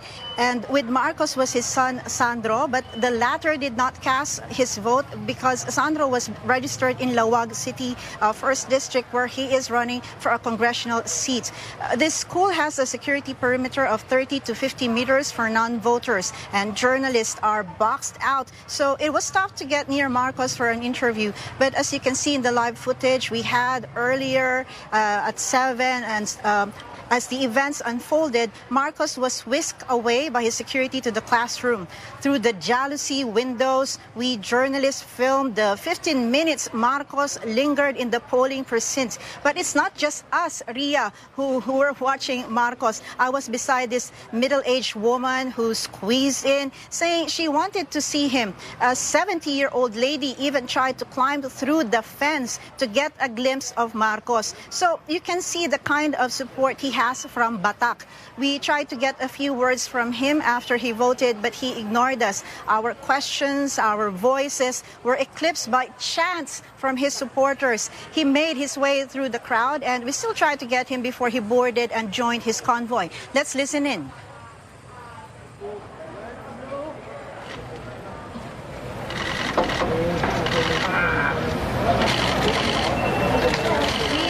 We saw former First Lady Imelda Marcos also arriving here a few minutes after her son left with his convoy. The former First Lady was wearing a red Filipiniana, and she has an aide as she walked slowly across the school lobby to the polling precinct, the same classroom where her son cast his ballot. Back to you. All right, Lois, what do we know about how former Senator Marcos is going to spend the rest of the day? He's supposed to fly back to Manila, is that right? Right, Ria, but journalists were told that after Marcos convoy left here, this is Mariano Marcos Memorial Elementary School in Batak, we are told that we could go to Laoag City because his son Sandro will be casting his vote there. He's registered in 1st District. Ria, understand that the Marcos clan, the bailiwick, really is the 2nd District of Ilocos Norte, but now they are trying to also get a foothold of 1st District. So Sandro, the son of Bongbong Marcos, there is casting his vote there, and he will be it's a contested seat, running for a congressional seat, and we have there the incumbent Fariñas. So from there, what we understand is that Marcos will be flying back to Manila and his headquarters in Manila, and our colleague Rex will be reporting from there. Ria? That's right. Now, you mentioned how the family is trying to gain more of a foothold in that province. How many members of the Marcos family are running for or currently in office? What we know is that the governor also of Ilocos, Matthew, actually we spoke with him earlier after Bongbong Marcos left the vicinity.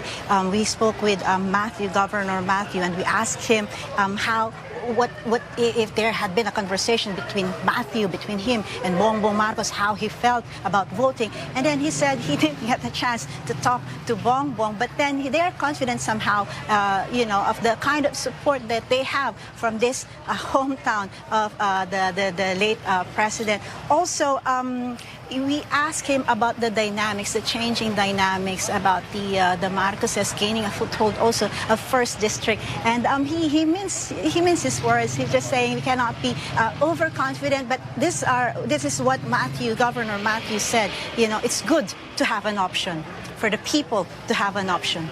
Ria? Thanks a lot for that, Lois Calderon. They're reporting to us live from Ilocos Norte. So what's at stake for all Filipinos this 2022 elections? Boses Pilipinas convener Imelda Dainla is here with us in the studio for some insights. Thank you so much for joining us. Mahigit ng 3 oras na nagboboto ang ating mga kababayan sa iba't ibang mga polling centers and precincts. Sa mga research and surveys ninyo, Ano ang pinaka-importanting iniisip ngayon ng ating mga botante ngayong pumupunta sila sa botohan? Base sa aming research, Rico, one of the most important na iniisip kayo ng mga Pilipino ay mag-reflect doon sa mga choices nila. What are the good qualities of the leaders that they wanted to vote?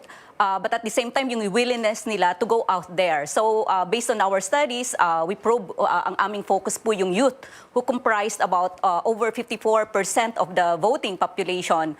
And we found that they're really very excited. I think maybe over 70% of them are most likely to vote in these elections. And we hope that this trend will show in the polls today. So sa karamihan ng ating mga youth voters ang pupunta ngayon sa mga polling centers para bumoto. Pero ang youth vote po ba, Imelda, is based on social media or on facts rather than fake news and misinformation? Yun po yung isa sa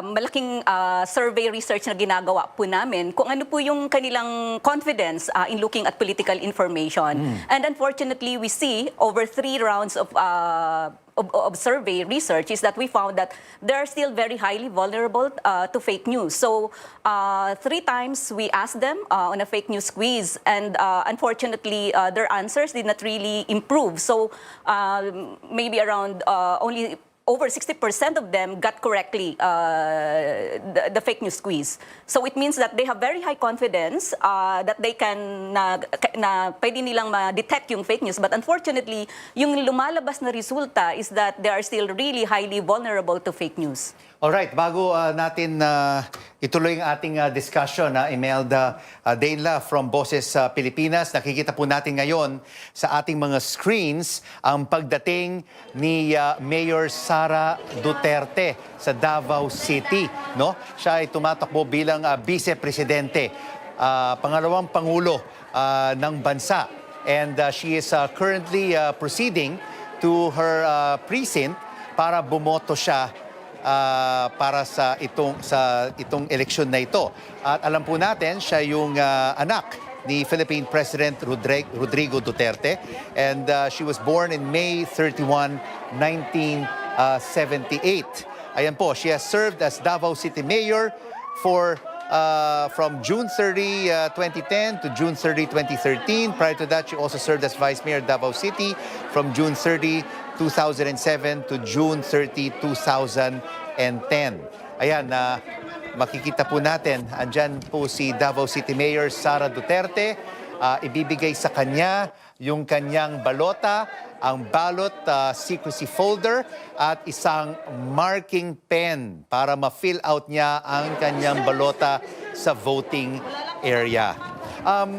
While we're seeing Sara Duterte about to vote, no, Imelda, gaano ka-importante sa ating mga youth voters, hindi lang ang iboboto nilang presidente, kung ang iboboto nilang vice-presidente? Mahalaga kasi alam naman natin yung function of a vice president is a president in waiting. So kung ano man yung mangyari sa presidente, the vice president will take over. So kailangan na the vice president should be as competent, as well qualified as the president that we will elect.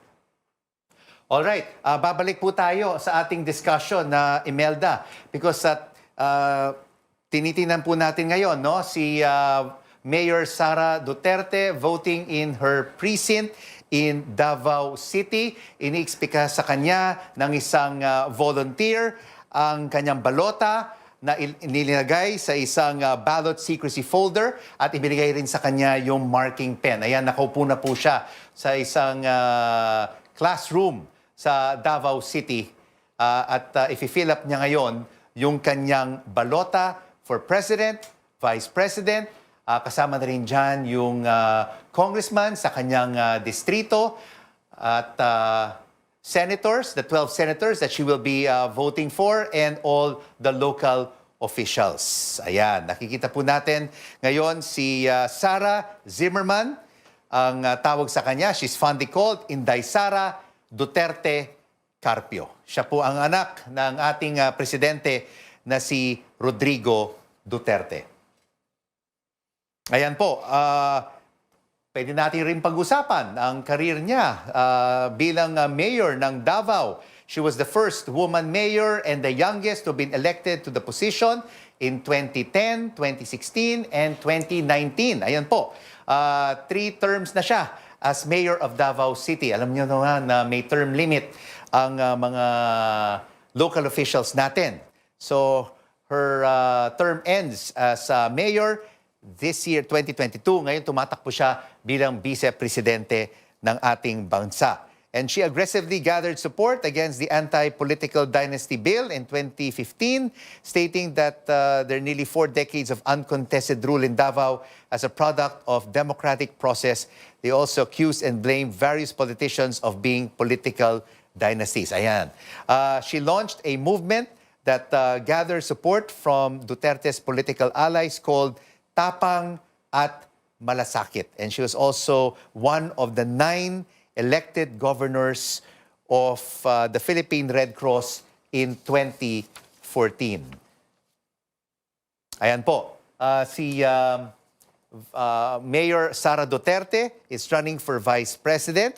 Alam po natin, isa lang ang mananalo po sa posisyon na ito, and she is up against 9 other vice presidential candidates or 8 vice presidential candidates. Ayan, nakikita po rin natin ulit si Mayor Sara Duterte filling up her ballot. And we will return and give you more details about her voting in Davao City. And we'll also continue our conversation with Boses Pilipinas, Imelda Dainla. Please stay tuned. This is CNN Philippines special coverage, the Filipino Votes, Election Day 2022.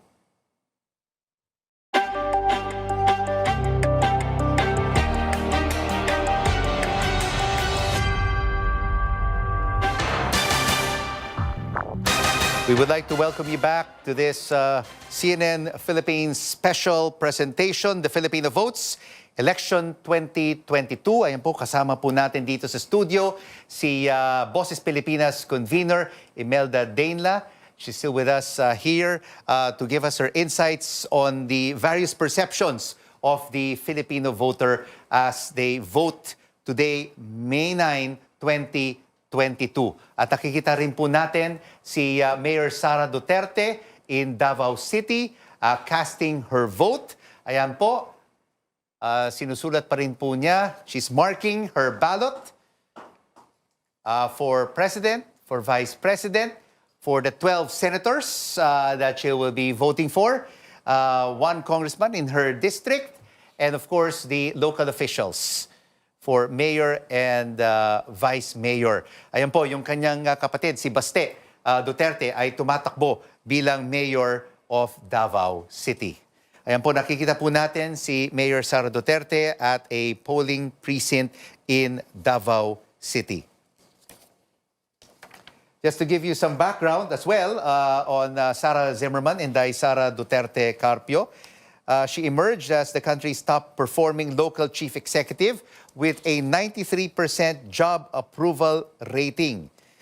She's the first elected Davao City mayor who established a bus transport system in the city called High Priority Bus System, where jeepney drivers will be given the first opportunity to be hired as drivers provided that they pass the tests and age requirement. Otherwise, they will be receiving a compensation package from the city government and the Department of Transportation. Ayan po.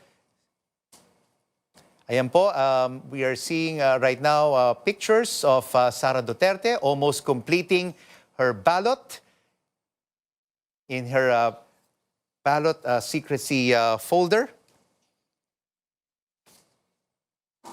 Ayan, while she's continuing to fill up her ballot, ayan na po, tapos na po si Mayor Sara Duterte, who is running under the Lakas CMD party. And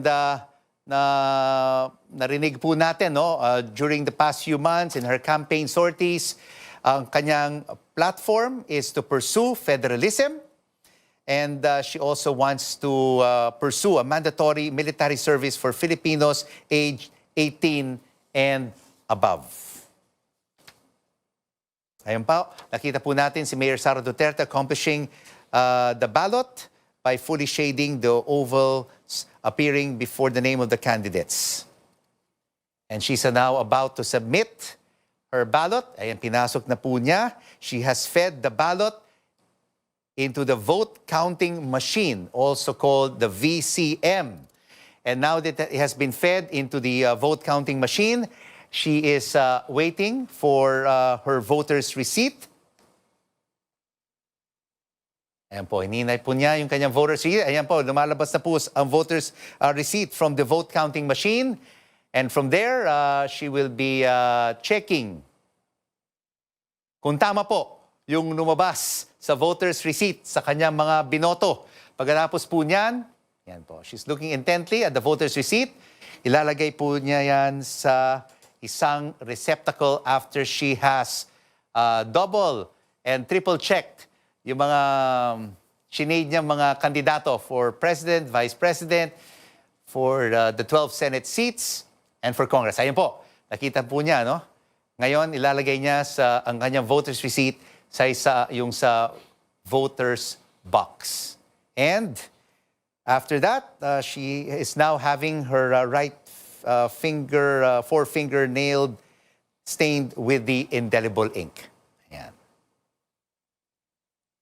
Titignan po natin, pagkatapos ito, ang kanyang pagboto, kung kakausapin niya yung media sa labas na naghihintay sa kanya sa polling area. Ayan, ang dami pong media na naghihintay kay Inday Sara. Ayan po, nag-fist bump siya sa mga poll volunteers sa loob ng presinto na kanyang binutohan. Ayan po, nandiyan po siya sa Davao City and she just has finished voting in this election 2022. Marami pong nagpapaselfie sa kanya. Hintayin natin ng sandali kung kakausapin niya ang media at kung magbibigay siya ng statement tungkol sa Election Day 2022. Gaano po kaimportante, Imelda, ang eleksyon na ito para sa ating sambayanan? Napaka-importante po, lalo na sa mga nakaraang 6 years, nakita natin na yung various organizations ay nagsasabi na may democratic backsliding po tayo. So it's very important that we vote and hopefully ito pong election na to magkaroon po ng yung mga tao po maging confident po sa ating demokrasya. So napakahalaga po na bumoto at erase po yung kanilang mga sentiments, yung voices, and this is what democracy means. So kailangan natin na they go out there and make their voices count. Imelda, nakausap natin kanina ang PPCRV, ang ating mga reporters, no, across the country, and marami pong nagsabi na mahahaba na po ang mga linya, no? Sa iba't ibang mga polling centers. At minsan pa nga, naghihintay na rin sila mga 1 oras, 2 oras para makaboto sila. Gaano po kayo ka-confident sa proseso at magiging resulta nitong halalan na ito? First of all, let us commend the Commission on Elections for doing such a big job. No? This is a very complex political landscape, and to think na napakalawak po ng geography ng Philippines. But at the same time, mahalaga po they have the constitutional mandate, and that is to uphold democracy, and that is by ensuring that we have free, fair, credible, and honest elections. So napakataas po ng expectations po sa COMELEC. And I think several groups have already raised yung mga trust issues nila. And I think the way to do this for the COMELEC is to manage these expectations po. Imelda, anong masasabi? Kasi marami pang oras, no, bago magtapos ang voting period, no, ang voting hours, which will be at 7 o'clock tonight. Sa mga undecided voters, no, nasa bahay pa nila, hindi pa nila alam kung boboto sila, kung lalabas sila, kasi nakikita rin nila na marami ring taon naglilinya sa iba't ibang mga polling centers. Anong masasabi niyo sa kanila, sa mga undecided voters, na kung anong kailangan nilang gawin para sa ating bayan? Kailangan lang po talaga lumabas po sila sa araw na to. Siyempre wala na tayong magagawa doon sa mga unregistered. Pero alam naman natin na mataas po yung porsyento ng nag-register. So kailangan lang po, they have to go out there and cast their ballot. So yun lang po, and they have that obligation po, no, na maging part sila ng demokrasya. This is your time to choose your leaders in the next 6 years. At sana po mag-reflect po tayo sa mga gusto po natin mangyari sa ating bayan. And I think, again, they have that moral responsibility. They have that moral responsibility to vote for their leaders over the next 6 years. Pero alam rin po natin, no, marami pang oras, marami pang mga fake news and misinformation na pwedeng lumabas dyan, di ba? Particularly on social media. Paano po nakakatulong ang inyong grupo sa paglaban ng fake news and misinformation, especially during these critical hours on voting day, May 9, 2022? May pagkakataon pa po na suriin po yung ating mga kandidato. Go out of the social media, pwede naman pong mag-Google, pwedeng tingnan po yung ating mainstream media, yung kanilang information na nilalabas. Kasi po, napakataas po ng vulnerability nila sa social media. At alam naman po natin at this time, punong-puno pa rin ng misinformation and disinformation. Sana palawakin po yung sources of political information na kinukonsum po nila because that's the only way that they can actually vote wisely. Maraming salamat po for joining us this morning on CNN Philippines, Boses Pilipinas, Imelda Dainla.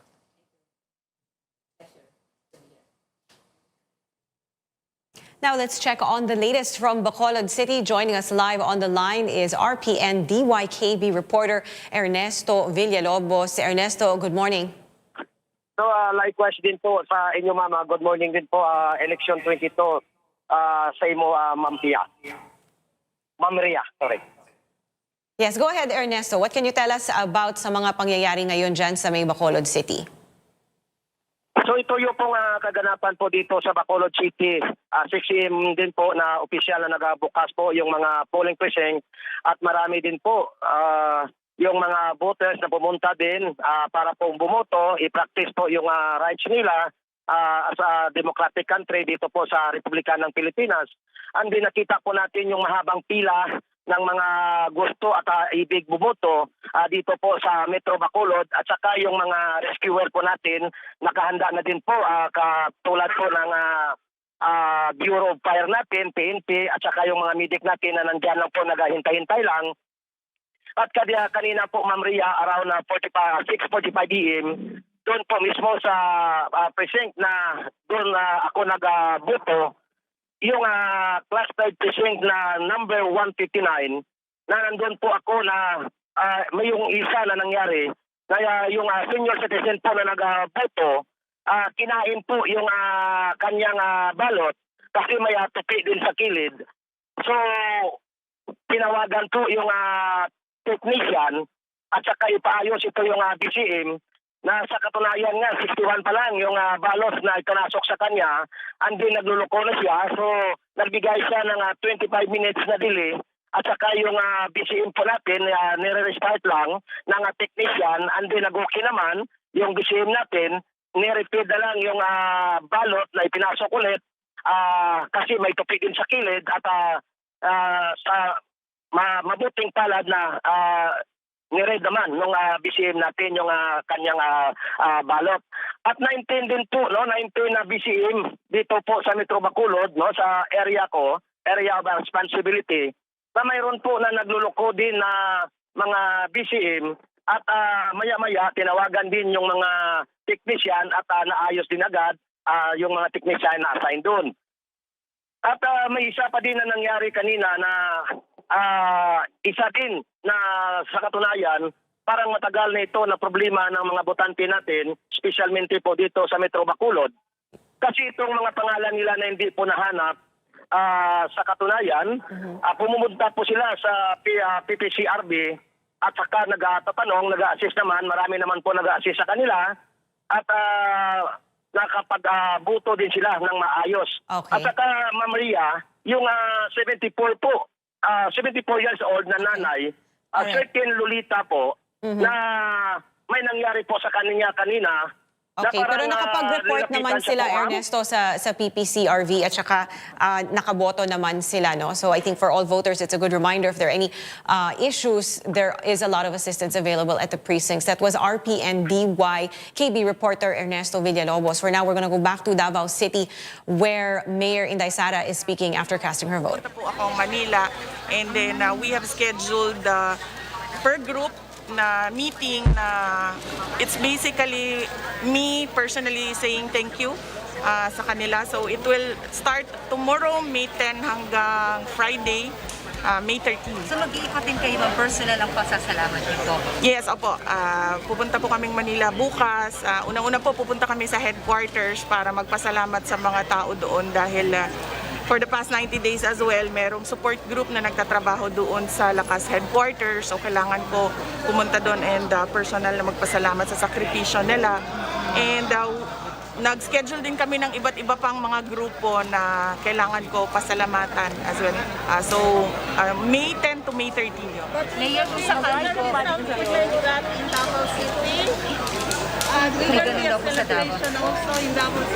Yes, ma'am. Opo, meron tayong schedule na pasasalamat for actually gift giving for Davao City. And whether manalo or matalo, nakaschedule na yung gift giving natin sa mga depressed areas and less fortunate natin na mga constituents dito sa Davao City. And there will also be a Thanksgiving sa mga leaders for Davao City. Inaantay lang po namin kung sino yung mga manalo sa Congress and sa party list since we already discussed that immediately after the proclamation of local candidates, we'll have an alliance formed sa lahat ng mga kandidato dito sa Davao City so that for the next 3 years, magtutulungan lahat ng mga mananalo para po ma-maximize natin yung funding and yung projects na para sa Davao City. Ma'am, kung papalarin, anong klaseng Vice President po si Mayor Inday? Kasi ang sinasabi, laging substitute lang daw po sa Presidente, laging hintay nga lang daw na may mangyayari. So, kung sakali, ma'am, ano pong magiging Vice President si Mayor Inday? Unang-una po, I will be a Vice President na magtatrabaho para sa ating Pilipinas. Yan po ang kampanya natin sa lahat. We seek out the support of all our fellow Filipinos in campaigning na maging matapat tayo sa ating mga komunidad, sa ating mga bayan, sa ating mga lungsod. And of course, I will be a supportive and loyal Vice President to Apo BBM in the event that he wins. Kung hindi naman natin kasama or kaalyado yung mananalo na Pangulo, I will still continue to work for our country. Kung hindi tayo mabigyan ng cabinet position, then we already prepared peace-building activities and activities for child protection, particularly sa pagkampanya dyan sa ating mga eskwelahan, sa ating mga kabataan. What supporters expected President Duterte to appear sa inyong meeting the Abadi? All right, we just heard from Mayor Inday Sara Duterte Carpio. She just cast her vote in Davao City, sharing her plans for the next few days. Says she will fly to Manila tomorrow, but between then and now, she would like to go to her headquarters to thank her supporters. Now let's check on the voters in Surigao. RPND XKS correspondent Bonifacio Binayon is there. He's live on the line. Bonifacio, good morning. What can you tell us? Yes, good morning, Ria. We are experiencing a light rain shower right now. Well, anyway, here in B. Vasquez Memorial Central Elementary School of Barangay Rizal, Surigao City, we can see people are lining up at their designated polling precincts, awaiting for their chance to cast their votes. We can see they are wearing face masks, but some are not observing physical distancing as they stay closer each other in a queue. Ria, I can see, or I should say, the déjà vu in every election as I observe, as some of the voters have difficulty in finding their names and so with their cluster precincts. But there are a group of volunteers from the Parish Pastoral Council for Responsible Voting, PPCRV, with the VAD or Voters Assistance Desk mounted. they're actively assisting those voters in finding their names and precincts through the computers voters list provided by the COMELEC to the volunteers.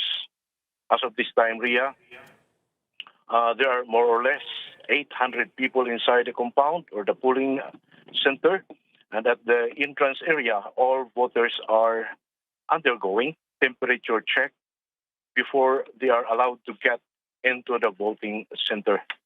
There are volunteers from the Department of Health who could assist and treat for those voters who have high temperature or COVID-related symptoms. And they will be brought to the established isolation polling place inside the polling place. But as of now, no voters have been found out to have high temperature or COVID-related symptoms. That is certainly very good news. Thank you so much for that. RPN DXKS correspondent Bonifacio Binayon there reporting live. Scorching temperatures make up today's forecast. The easterlies are expected to bring hot and humid air affecting across the country.